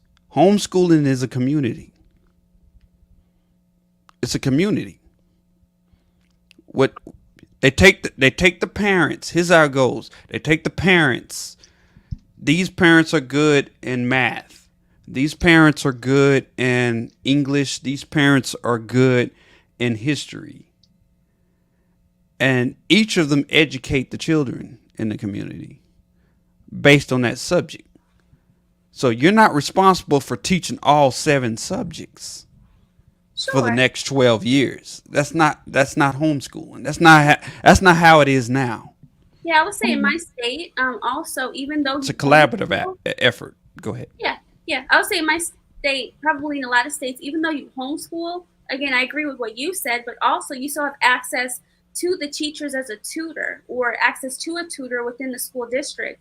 So virtually, they can always have a tutor or somebody to talk to. For instance, if I'm not good with math, but if you want to go to math in that way, I know about business math, like, this and this adds up to this, your taxes at the end of the year. But as far as that new math, I don't know anything about that. Might need a tutor for that. Fuck the new math. But for the most part, all the other things I know. My grandmother has been a teacher for over 30 years. So if I need a reference or an idea on how to do something, I can ask her. But I think it's important for us to realize we have the capability to teach our own children because we actually care about our children's education. And again, no one has to sit there for 10 hours with your child, but when they're younger, you might have to sit with them a little longer. But there's so many technologies and so many things you could utilize where they can self-learn, which is honestly some of the best things you can do for a kid is for them to learn at their own speed in a way they enjoy. The way I learned math is playing a computer game, in the 90s when all of that was very new. Well, 90s, early 2000s, when it was very new, but you would play a game and you would also learn. And then Schoolhouse Rock, if anyone remembers that, that's what I learned a lot. And most teachers realize, oh my goodness, these kids are learning this way, let's keep this up. So we would watch those in circulation for weeks, and then that's how we learned everything. And then we would play the game with the candy. You guys remember that when you're learning multiplication? But yeah, there are other ways to teach a kid instead of sitting there with a book for hours. Math is definitely hard, but leapfrog, absolutely. Use technology. So that was the only thing I was going to say is use technology. And then no one can teach your child better than you can. Yeah, leapfrog for sure. My nephew used to use leapfrog. So yeah, they still have it around. Hooked on phonics. They have the app. What do you think about this? Okay, everybody in the neighborhood, all the education, all the core curriculum happens in the individual houses, but they go to the school for the extracurricular, like band or athletics or stuff like that. Yes, if I'm able to sit on the bench and watch. The problem is when you have a bunch of kids who are still learning social interactions and just put them in a group together with one adult to watch them all, that's where my issue is. There are so many times where, a kid would get hit or kicked or pushed, and then that one adult missed it. So I think if you're going to put your kid in a situation, it should be like a football type of thing where all the parents are able to sit there, distanced enough, but also see what's going on. So I agree with your concept, but it should be more like, a football game, a community event where, okay, if all the kids want to go play jump rope and, go to the park, we're able to sit on the bench and watch from a distance to keep our children safe. Because again, I don't know these other parents, what their intentions are. I don't even know if all these people here at this, football game are even parents or if they're here for their own agenda. I need to be able to see what's going on. Right. Yep, Sesame Street. Yeah, all these wonderful examples, TV shows, technology, songs. That's how most kids learn the best. So we should utilize those regardless if they're in school or not. But I think by the time, our kids are going to be in school, things are going to be very, very different. I see schools shutting down all the time because of low enrollment. So I think that'll be another thing within the next 5 to 10 years. Low enrollment with certain schools and schools conjoining. So I think that happened, at least in my hometown, where 2 or 3 schools conjoined because of low enrollment. What state is your home? I'm not going to dox you, but what state? Ohio. Oh, yeah, Ohio. Ohio. Okay. Mm-hmm. Okay. Yeah, and it's getting really bad there where there's low enrollment. And also, some parents are opting for the thing where it's not necessarily homeschooling, but it's a curriculum where they just log in from the computer, which is a cross between, I guess, homeschooling and something else. But it's just a way to keep the children, busy throughout the day, especially if you're able to stay at home.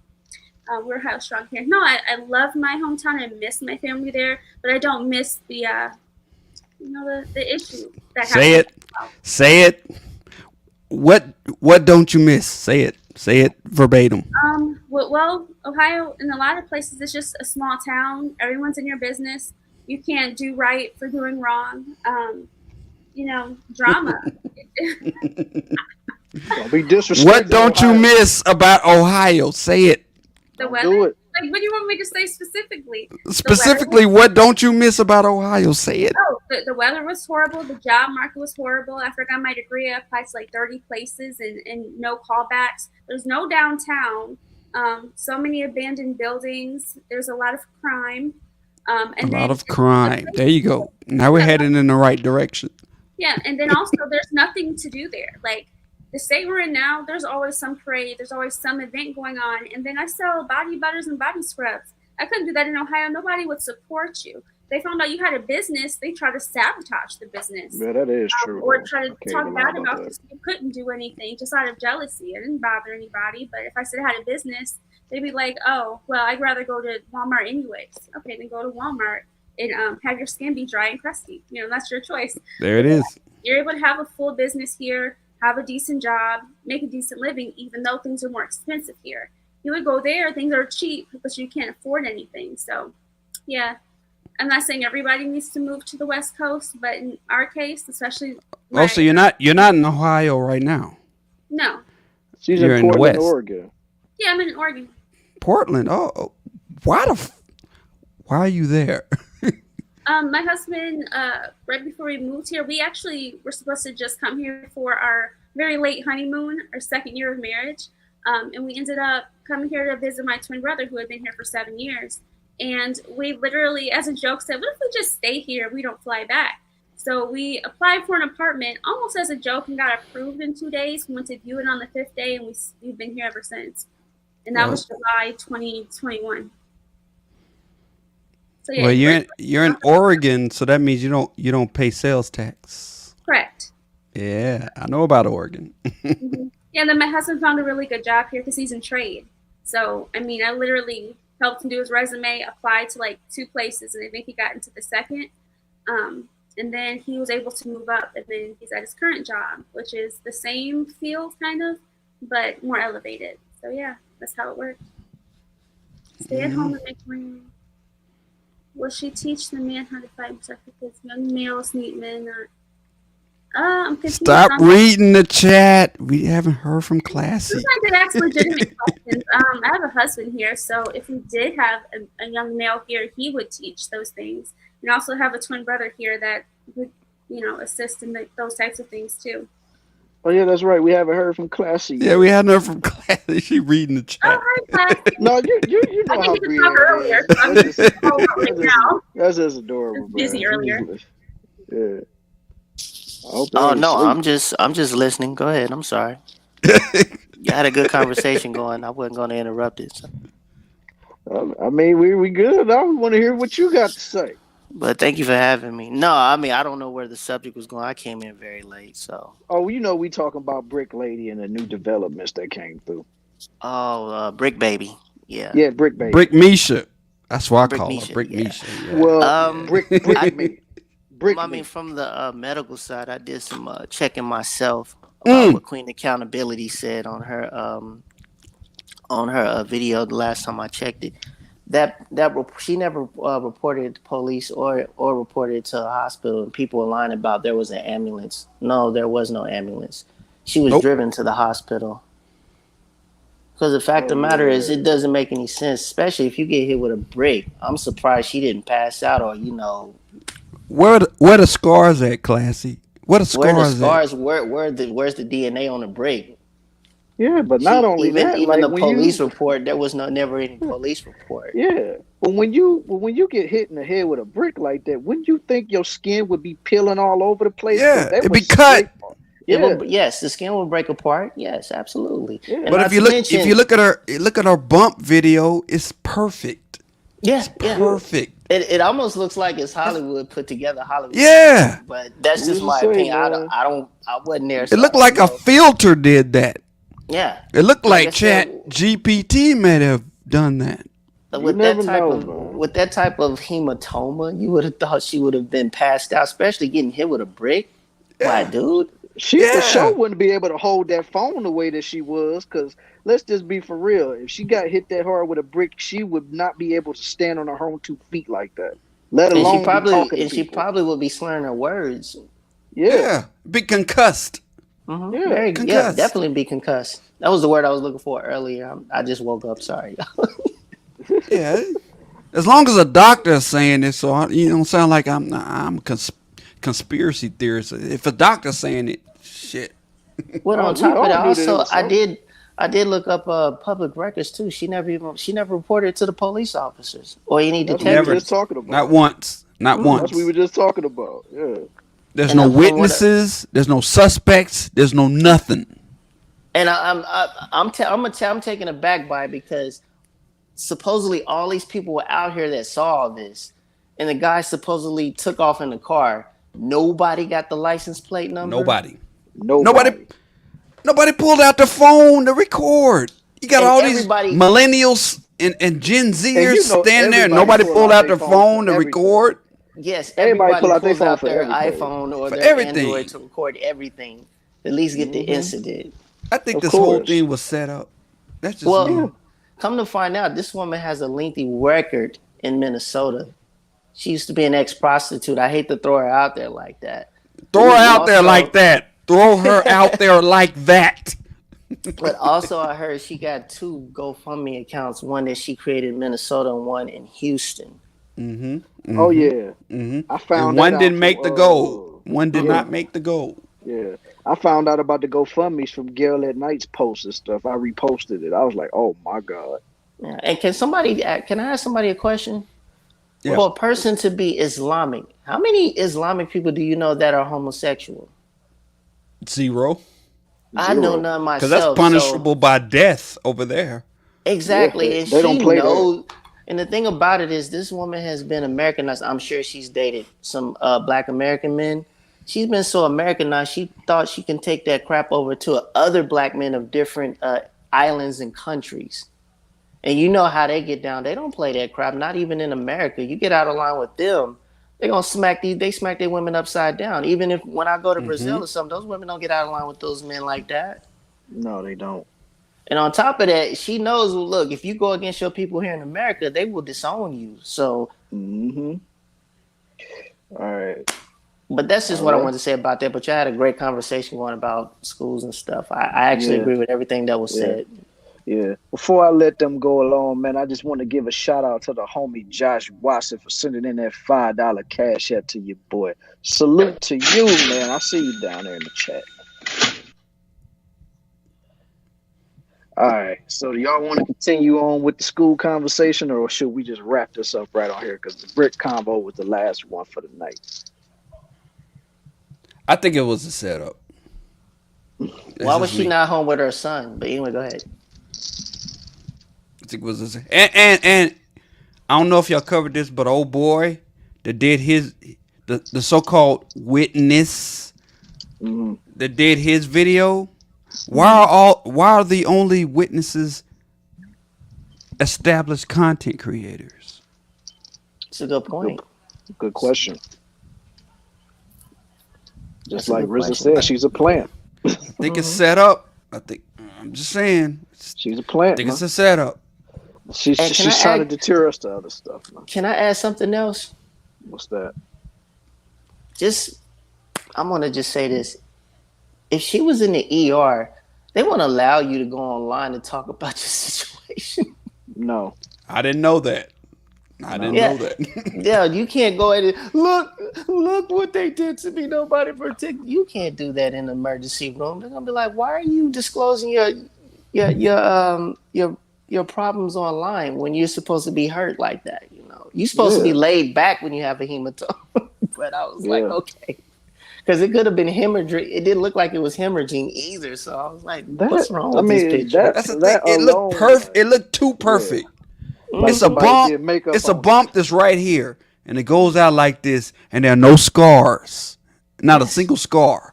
You get hit with a brick. There's some scabbing going on.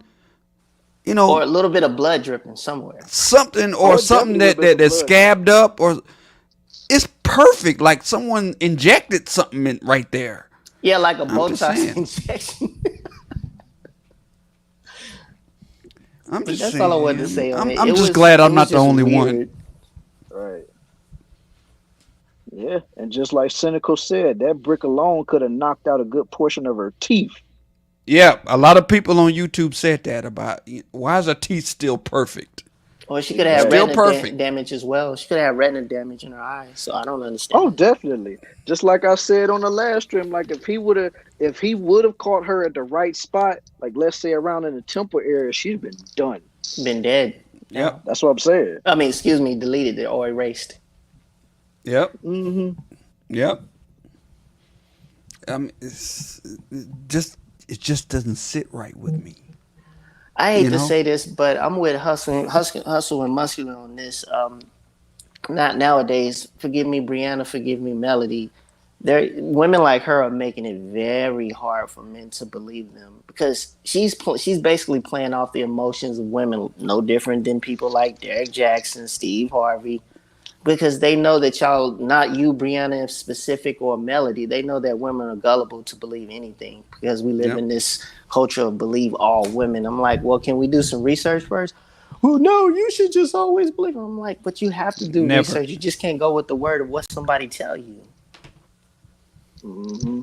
I know I don't believe everything somebody tell me, and I sure like when Melody first sent me this story talking about the brick situation. Like my first reaction was like, man, that's messed up. But then after a certain point, I just kept thinking about like, no, something just don't feel right about this one. So let me just wait a little bit before something's up. Yeah, like let me just wait a little bit before I just open my mouth and say something about it, because I don't want to just be on here and be like, man, what that dude was messed up and blah blah blah. And then with all of this stuff coming out, then I look like a fool. So I'm like, nah, man, let me just sit and wait this out. And if it's like the next few days and it's still the same thing from the first night, then I might say something. But as you already know, as the days went on, we kept getting more and more information, and my suspicions was correct. So that's why I was glad that I didn't do nothing that when I felt the need to. I was like, man, just let me sit on it, and I'm glad I did. What's funny is that now on her new, I think it was her TikTok, if I remember, that she reported that this was a hate crime. It's like, how is it a hate crime when it wasn't racial? Exactly. Well, it's not going to sell if it's not racial. It did. This is the biggest lie right here that she told that a lot of people would just continue to skim over. Like, are you seriously going to say a dude just picked up a brick and smacked you upside your head with just because you didn't want to give him your phone number? When you think about the scenario, hey, hello, hey, how you doing? I think you're gorgeous. Can I get your phone number? No, bow. And you think about it, it's like, no, sister, sorry, you sound like you got a mouth on you. Even if he did not get the reason phone why number, the reason why it seems like she has a mouth on her because she has a mouth on her TikTok and Instagram. Yeah, agreed. That's what the evidence is right there. Like I said, we reviewed the video the other day, so yeah, we reviewed it. And Sun Kiss, woo-wee. I know for a fact she supports that community. That's for sure. So I'm just gonna say alleged. It's funny to me because to her, in her mind, men are nothing. Men have never done anything. Women rule the world. But you're a lesbian with a child. How did you receive that child? How did you get it? Get out of there.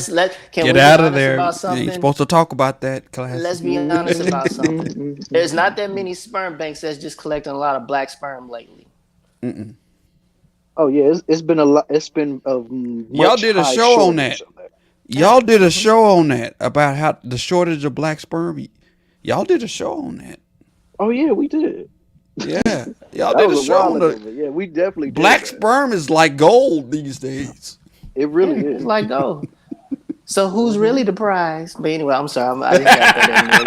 But go ahead. I'm gonna back out. Y'all got it.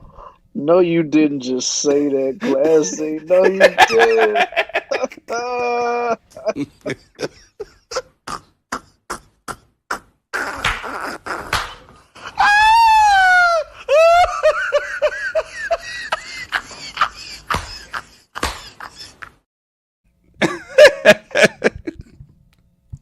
That was funny, man. That was funny. Oh my God. That was a good one, Classy. I understand. That wasn't for my good. That wasn't for my great ladies like Brianna and Melody. That was for the ones that take shots. They understand. They understand. That was for Brick Misha. Shout out to Brick Misha. That's for Brickney. I hope you unswole your face, Brick Misha. And no, we don't blame all Somali and Ethiopian women. She's just nuts. She's Right. nuts. Yeah. Just nuts as hell, yo. All right, y'all. Like everybody got their that one really took me out right there. But all right, man. Like that is the finale of all the topics. So right now we just about to hit with the final thoughts right now. So let's go with the homie Clue channel. Let's see what your final thoughts is on what's been going on tonight, man. What you got to say? I know I came up late, but number one, Brienne, homeschooling, good idea. 100% good idea. You should do that. All right. It's not as hard as you think. Everybody is thinking about homeschooling. Not as hard as you think because it's a community. You don't have to teach all 7 subjects for 12 years. Okay. Yeah. And about Brick Misha, I think it's a setup. Because, well, everything was in place. The GoFundMe and all that planning was in place before the actual event. Number one. And number two, the fact that I think was brought up in this show, there's no police report, there's no witnesses, there's no suspects or nothing. And this, so that's all I had to say. Money Mellow, shout out to you. You have a great channel. Shout out to Killer Swag. Shout out to Classy. Shout out to Brienne. Peace. All right, salute, Clue, man. You have a good one, sir. Thank you. All right, Classy, you want to close us out right quick, man? What you got to say, homie? Well, on the subject of homeschooling, I think that may be the best idea for American society nowadays because the way of how things are going in school, it's almost like they really don't care for these kids. You don't even have to be in public school or private school. The fact of the matter is, it looks like it's turning into a gateway especially for with said community to come in and indoctrinate a new generation of children. And I know a lot of people don't like that, even though we're not supposed to say it. But I think they're taking it a little bit too far. There's a difference between wanting acceptance in the world versus trying to enforce your agendas on everybody. That's where people are getting upset at him. That's my opinion. However, going back to the brick baby, going back to her. Brickney, yeah. I want to say something, especially to all of the people in the world. Now, see, me personally, I lived during the times of the 70s, late 70s, going off into the 80s. I saw what the protection looked like from all communities, black, white. Well, during that time, Asian and Latinos, everybody helped everybody up back then. But in today's world, it's becoming more difficult because our moral compasses is to help other people. When we see people in harm, when we see people in danger, that's just something morally that we do. It's not always based around certain genders or, cultures or ages. It's just if you see somebody that needs help, our first reaction is to help that person. The problem is in today's world, when you have people like what's that name? Carly Russell. I was gonna call her Carly Red. I'm sorry, too much love in hip hop. Carly Russell's. The problem with the women like that woman in Chicago that got her son in a predicament with that guy at that restaurant. Oh yeah, Miss Hood. Mm-hmm. The problem with people like this Somalian lady is oh my God.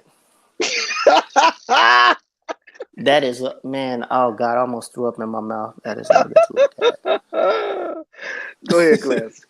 But however, the fact of the matter is I fear for women like Brianna and Melody. Now, although they have husbands, but they're not going to always be around their husbands 24/7 when they leave the house. Mm-hmm. And you have innocent victims like them and innocent ERP victims, people that are being abused that really do need and want to help from other men. these women make it very, they make it sad and they make it bad for other women that really truly need the help. And the problem is, I'm afraid that we're going to go off into a society one day where nobody's going to help anyone. Oh yeah, we're Because heading down of that these. direction. Yes, and the problem is, I'm not more fearful more for the adults. I'm more fearful for children that's coming up into the world. Exactly. That has to endure this crap, because I see a lot of stuff in the hospital that many people have the luxury never to ever see in their life. Mm-hmm. And they don't know how. People don't understand. Even when I put someone on a toe tag or put them in the morgue, I take on all of those emotional feelings that the family take on. But my job is to remain professional at all times. A lot of people don't understand that doctors go into an isolated corner to let their emotions out, because our job is to remain professional when these things happen. Even when a child deceased or be erased, or an adult. Fact of the matter is, what I'm getting at, I don't want to be too long-winded because I know y'all got to go. Go ahead, take your time, homie. In today's world, men, I do not want you to go out there and crash out over anyone that's not underneath your covering. If it's not your family member, it's not your wife, or poor opposite women, if it's not your husband, uncles, or anybody that you do not know in your family, you call the police.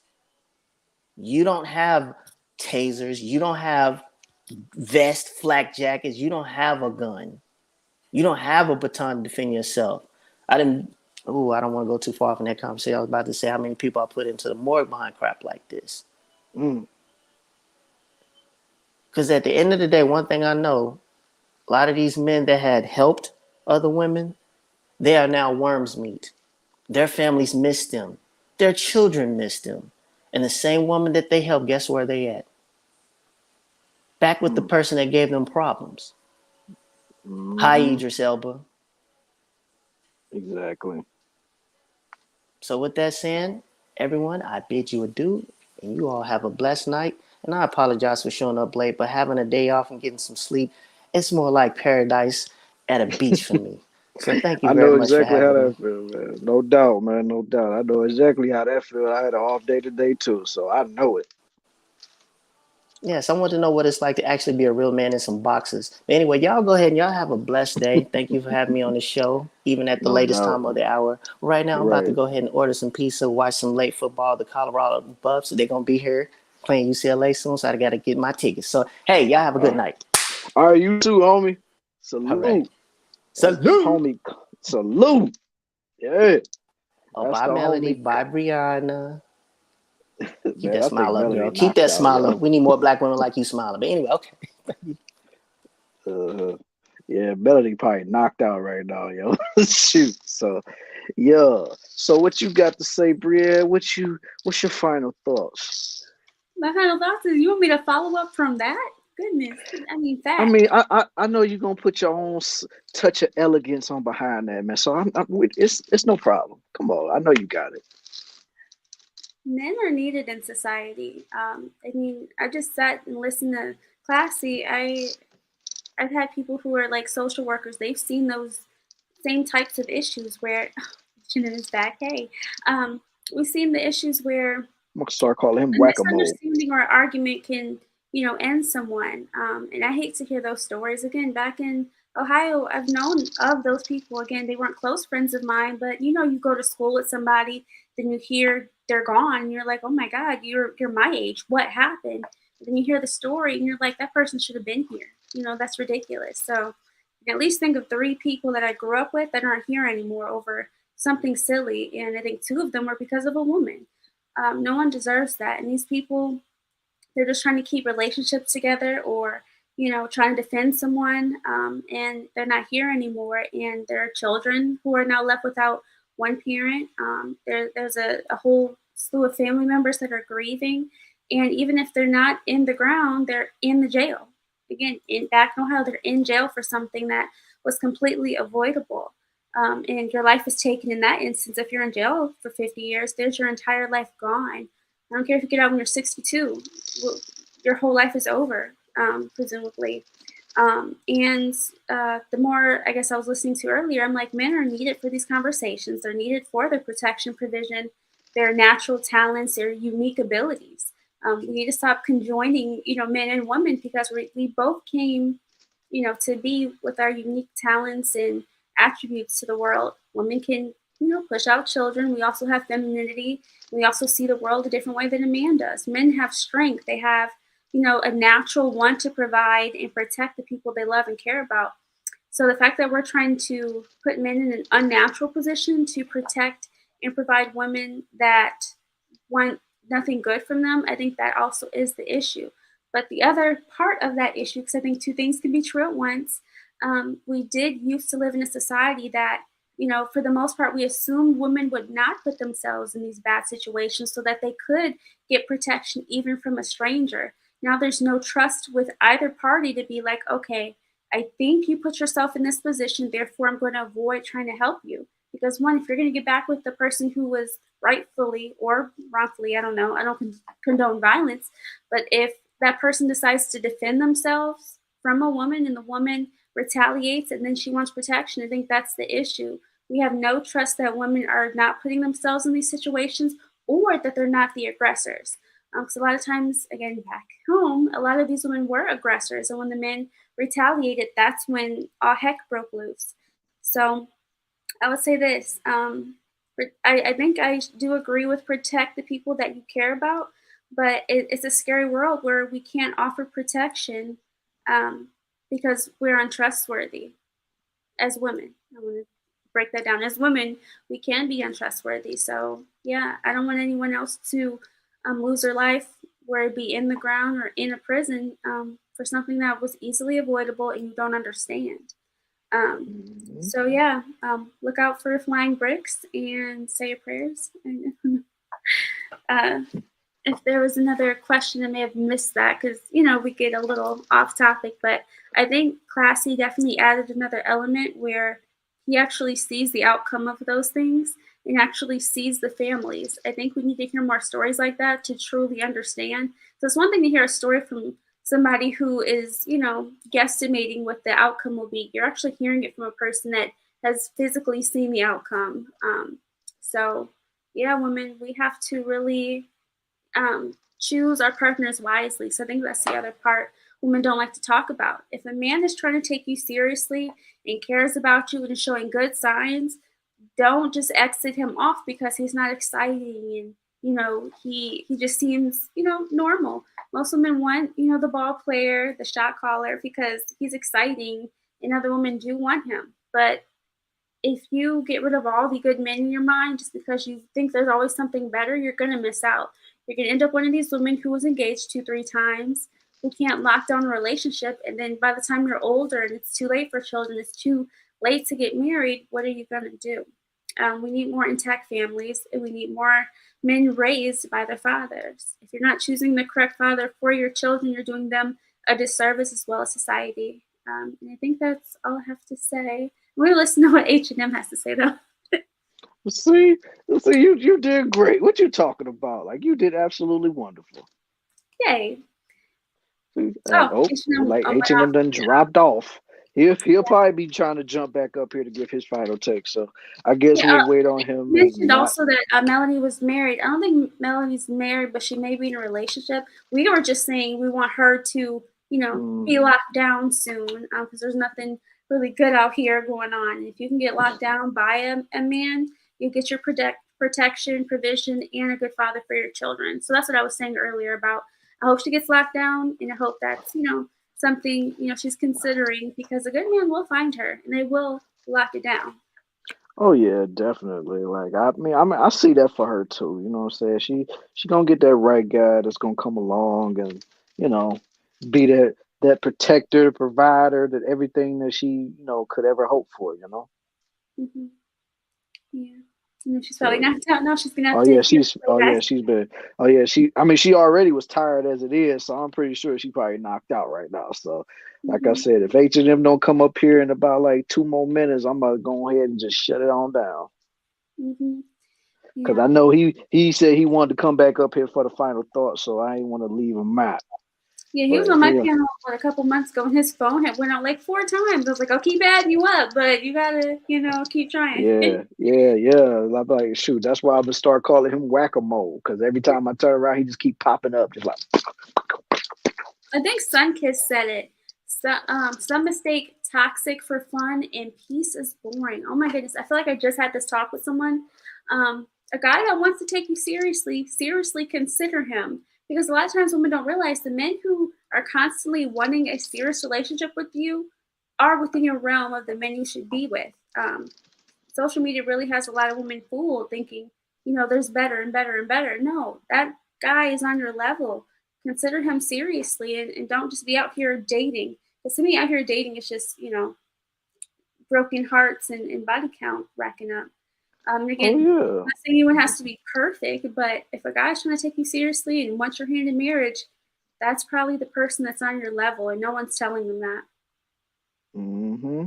Yeah, peace is not boring. Peace is peaceful. Okay, it's you get to sleep well at night. Your children have a father. That exciting stuff.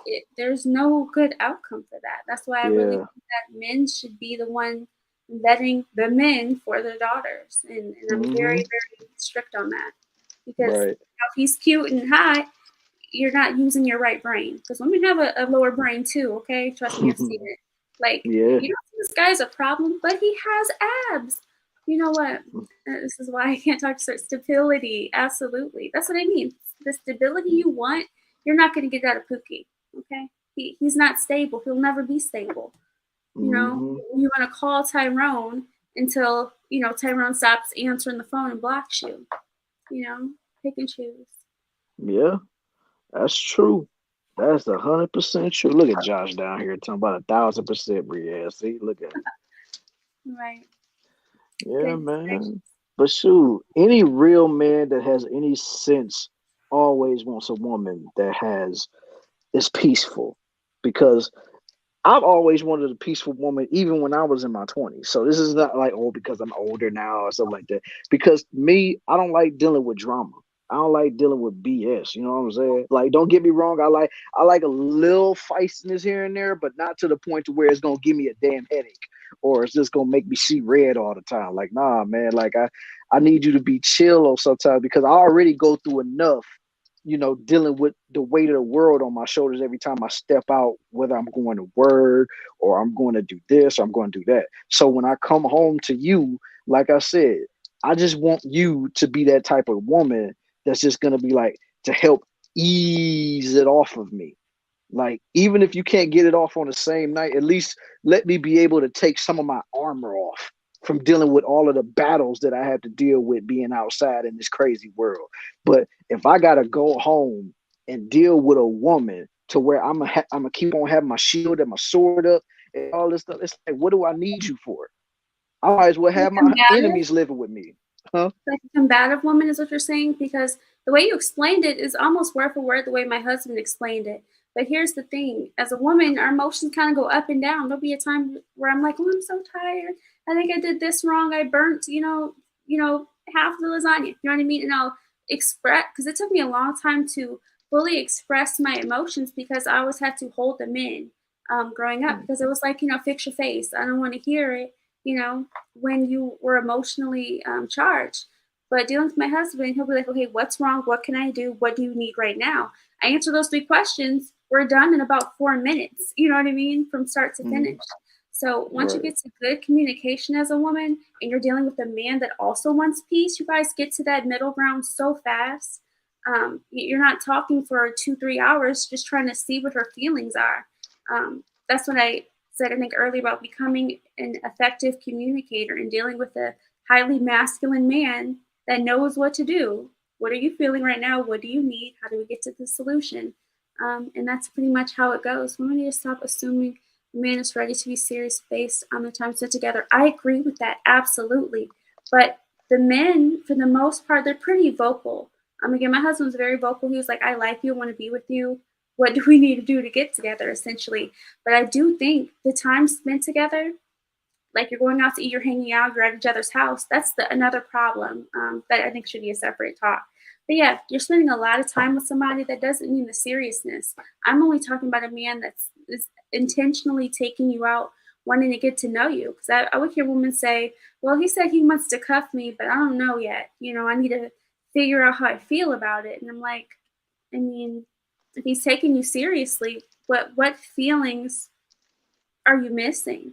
So yeah, if a guy's trying to take you seriously, wants to be married and engaged to you, that's the person you take seriously, not someone you're just sleeping with. Definitely different situations, but I totally agree with Sunkiss. Right. I mean, and most men, no matter what, if they're really serious about wanting to be with you and be in a committed relationship, they're gonna tell you straight out the gate.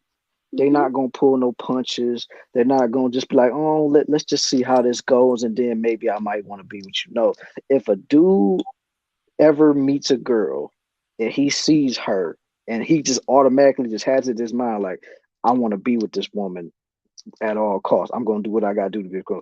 He gonna let it be known straight out the gate. Now, of course, he's not gonna make it sound like he's desperate or anything, but at the same time, he's going to let his intentions be known straight out the gate. Now, it's up to the woman to either she's gonna reciprocate it or she's just gonna be like, okay, I'm not with that. You know what I'm saying? But other than that, a real man is gonna let you know, yo, like I said, at the end of the day, I do want to be with you, and I do see a future with us. I do see us going further place. Like, yes, we could take it slow, we could court each other right now, but I'm letting you know where I'm at with this. But what if a woman is afraid there's going to be, because remember my example was a lot of women are perpetually engaged because they think, okay, what if I miss out on my one person? And you keep getting engaged, thinking that there's better out there. Eventually you run out of options and people stop asking. Yeah, but if a woman chooses to do that, then you could potentially have the dude that's really meant for you walk out that door just because you're thinking that it's better out there. Like, one thing people need to understand is it's not always greener on the other side. The grass ain't always greener on the other side. So you gotta be able to weigh your options. Of course, like when you're dating, of course you're gonna have options. That's just the nature of the game. But if a person is genuinely serious about you, your best bet is just don't even play with them. Don't even try to be on some, oh, I just want to feel this out. Like, if you know this person really sees himself with you, and if you're not feeling it, just let them know straight out the gate. Hey, I'm flattered that you want to be with me like that, but right now I'm just trying to have a little fun right now. At least that gives him an option to go somewhere else. But don't be stringing him until he, is done with you. That's the other problem. Because if you tell a guy like, oh, I'm just trying to, relax right now. I got a long-term relationship. I just want to, feel it out and go with the flow. Well, that opens you up for many potential issues, because if that person then gets in another relationship, you missed your chance. If they just have fun with you and then they're done with you after that, then there's another missed opportunity where it could have actually been a relationship, not just a friends with benefits situation. And again, I think someone will do that out of fear. Like, well, at least I'll get something out of it and I don't have to worry about being heartbroken. But that's a heartbreak waiting to happen as soon as he ends up with somebody and they're serious. Right. Absolutely. I couldn't have said it better myself, Bria. Well, and I'm not saying I'm not saying all young women need to just rush into it, but for the most part, most people are normal. All these scary personality disorders, they're not as rare as we make them seem, because a lot of women are dating and dealing with the same guys. Most people are normal. You can work it out with one guy and start a family and do it the right way. You'll have a lot less issues. And again, no one's perfect. But if two people are working towards the same plan, you're going to be okay.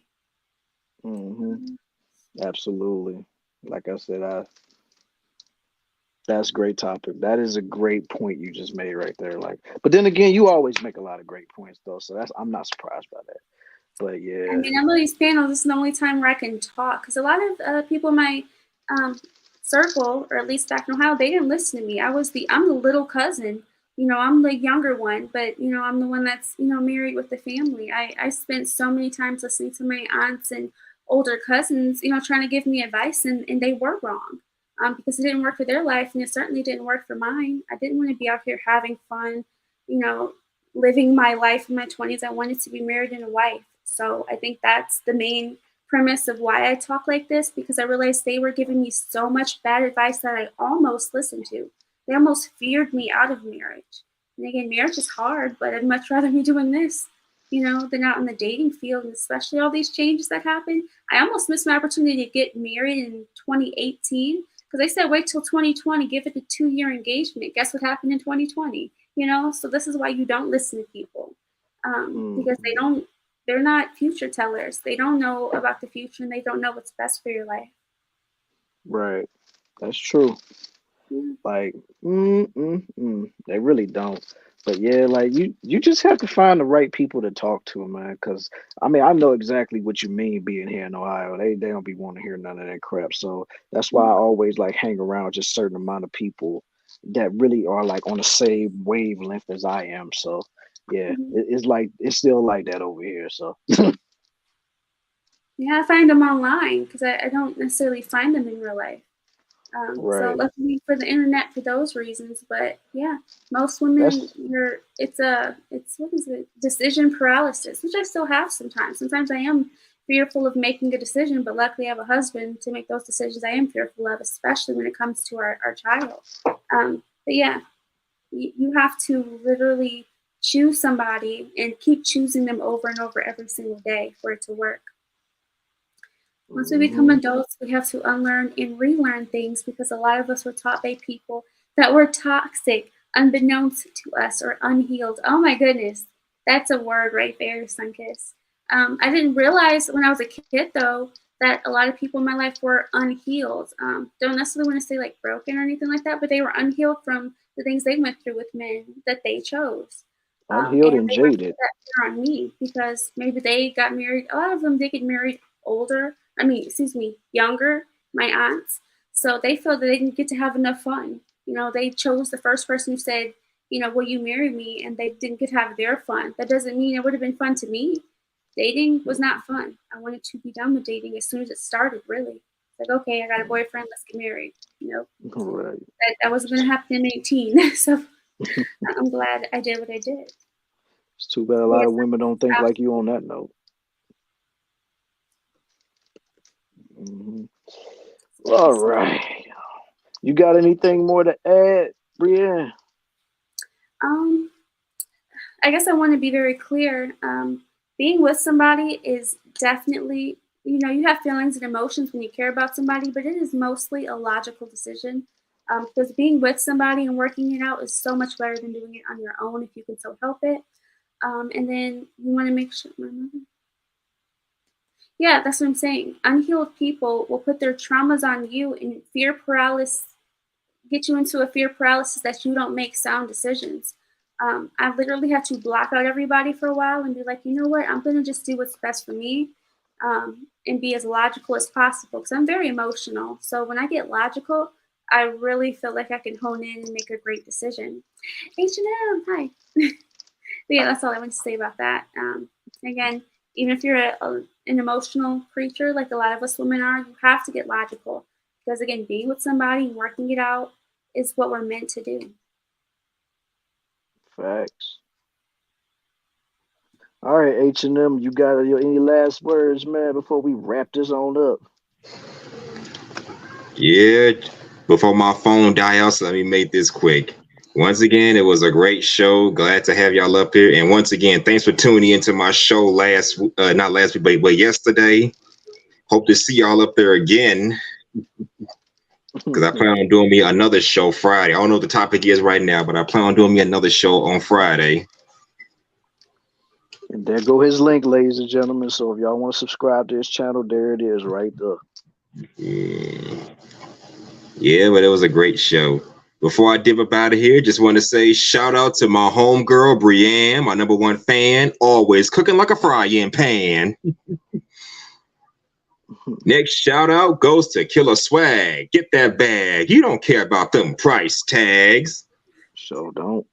And finally, if she's still awake, my homegirl, Melody. I love all the things you're telling me. The way you be killing it out here, my girl, that's a felony. Wow.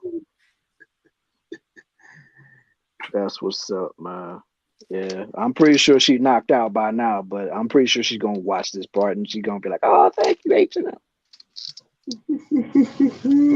Give her a good night kiss for me, one of you. All right, well, I'll make sure to do that. All right, take care. Deuces. Deuces on me. Always a pleasure. I'm just up here running my mouth. Hopefully, some young lady is listening because these women, even the ones who you think have your best interests at heart, they don't have pure hearts. They just want you to live the way they wanted to live, and it's not the best for your life. So that's what I've noticed. And again, no shade to anybody, any of my family, but they didn't know what I truly wanted. Honestly, they never asked. So if you don't even know what I truly want, how are you going to make decisions for my life or give advice? So that's why I at least give advice based on what they tell me they want. Like, okay, you said you wanted a serious relationship, you want a good guy, you want an upstanding guy. But why are you neglecting all of these men that want to take you out? The math needs to math, and I'm not the best at math. When it comes to love math, I can at least add, 1 + 2 = 4. You know what I mean? 1 + 2 = 3. Exactly. Right. Yeah. Math. Yeah. Right. Absolutely. Okay, let me see if I can do this. Oh, here we go. Gotcha. All right, yeah, but it was always a pleasure to have you up here, Brienne, spitting that knowledge like only you can, All right, I will be back. Take care, everybody. Bye. See you. Have a good night. You too. Bye, Melanie. I'll see you later. Yeah, I'm pretty sure she'll see you later. And give Bunny a kiss for me. I will. Give her all the kisses. All right. All right, ladies and gentlemen. We have reached the finale of the show. We are about to get up out of here because I know Sweet Melody Media, she's out cold right now. So we about to go ahead and wrap this thing on up. But I want to thank every single person for coming through, showing mad love and support, and showing up to the panel, making it a great show. You know what I'm saying? Great show. I didn't have any idea it was going to go on for almost 5 hours, but yeah, it was a great show indeed. And just like this say, please join the Killer Swag Sweet Melody Media Discord. The link is right there. You can join our Discord because we be in there cutting up in there, man. We be talking about a little everything up in that Discord.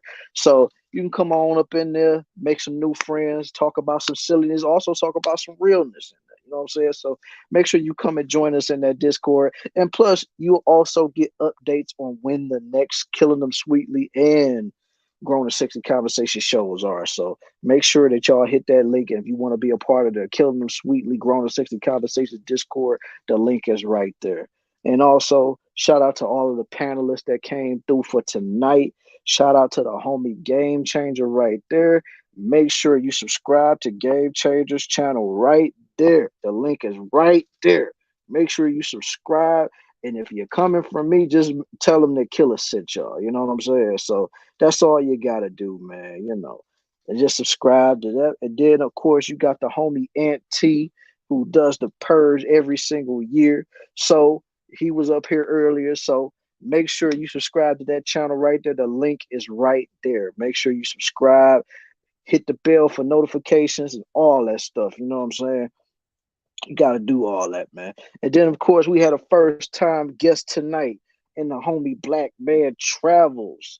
Salute to that homie for coming through and bringing that fire and that vigor to this panel, man. So the link is right there to subscribe to his channel as well. Make sure y'all do all of that for all of these channels, man. Just make sure you do that.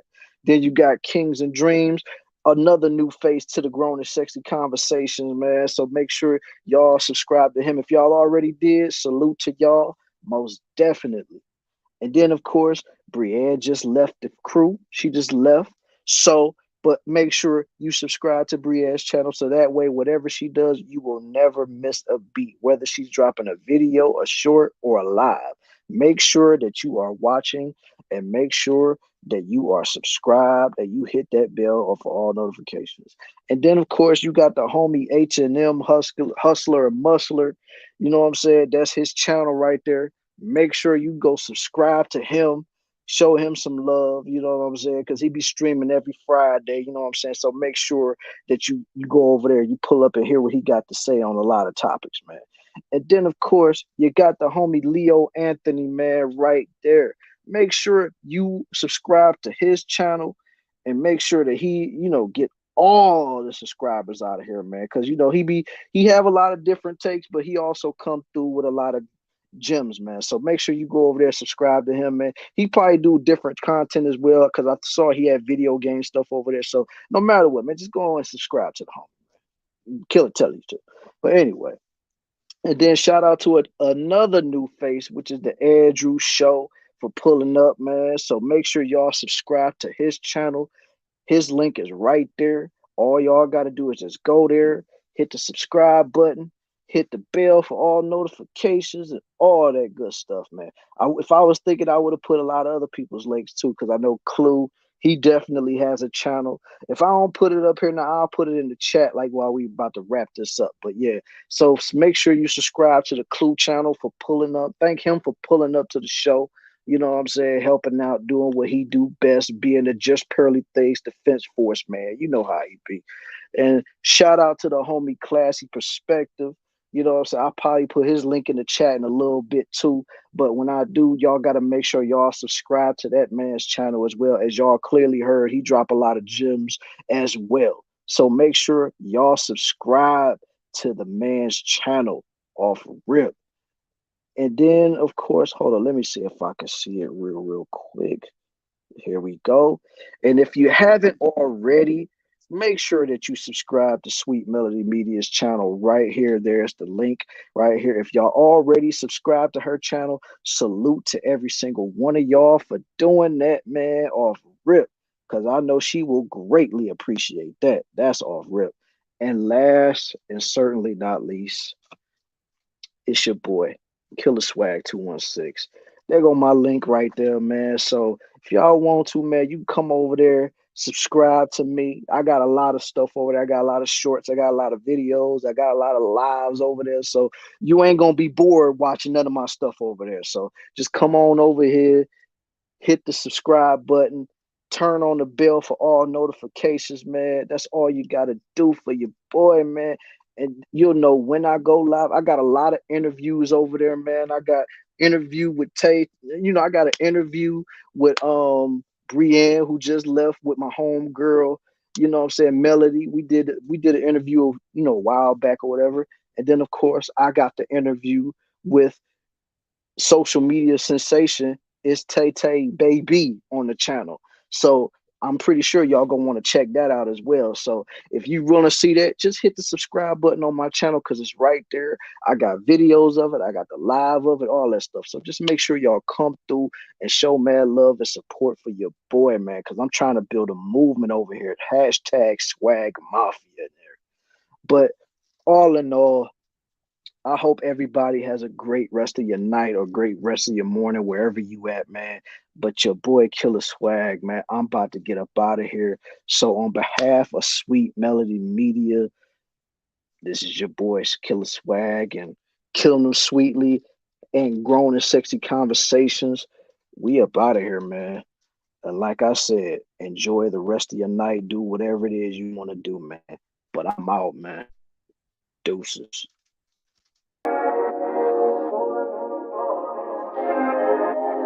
Leak better take off.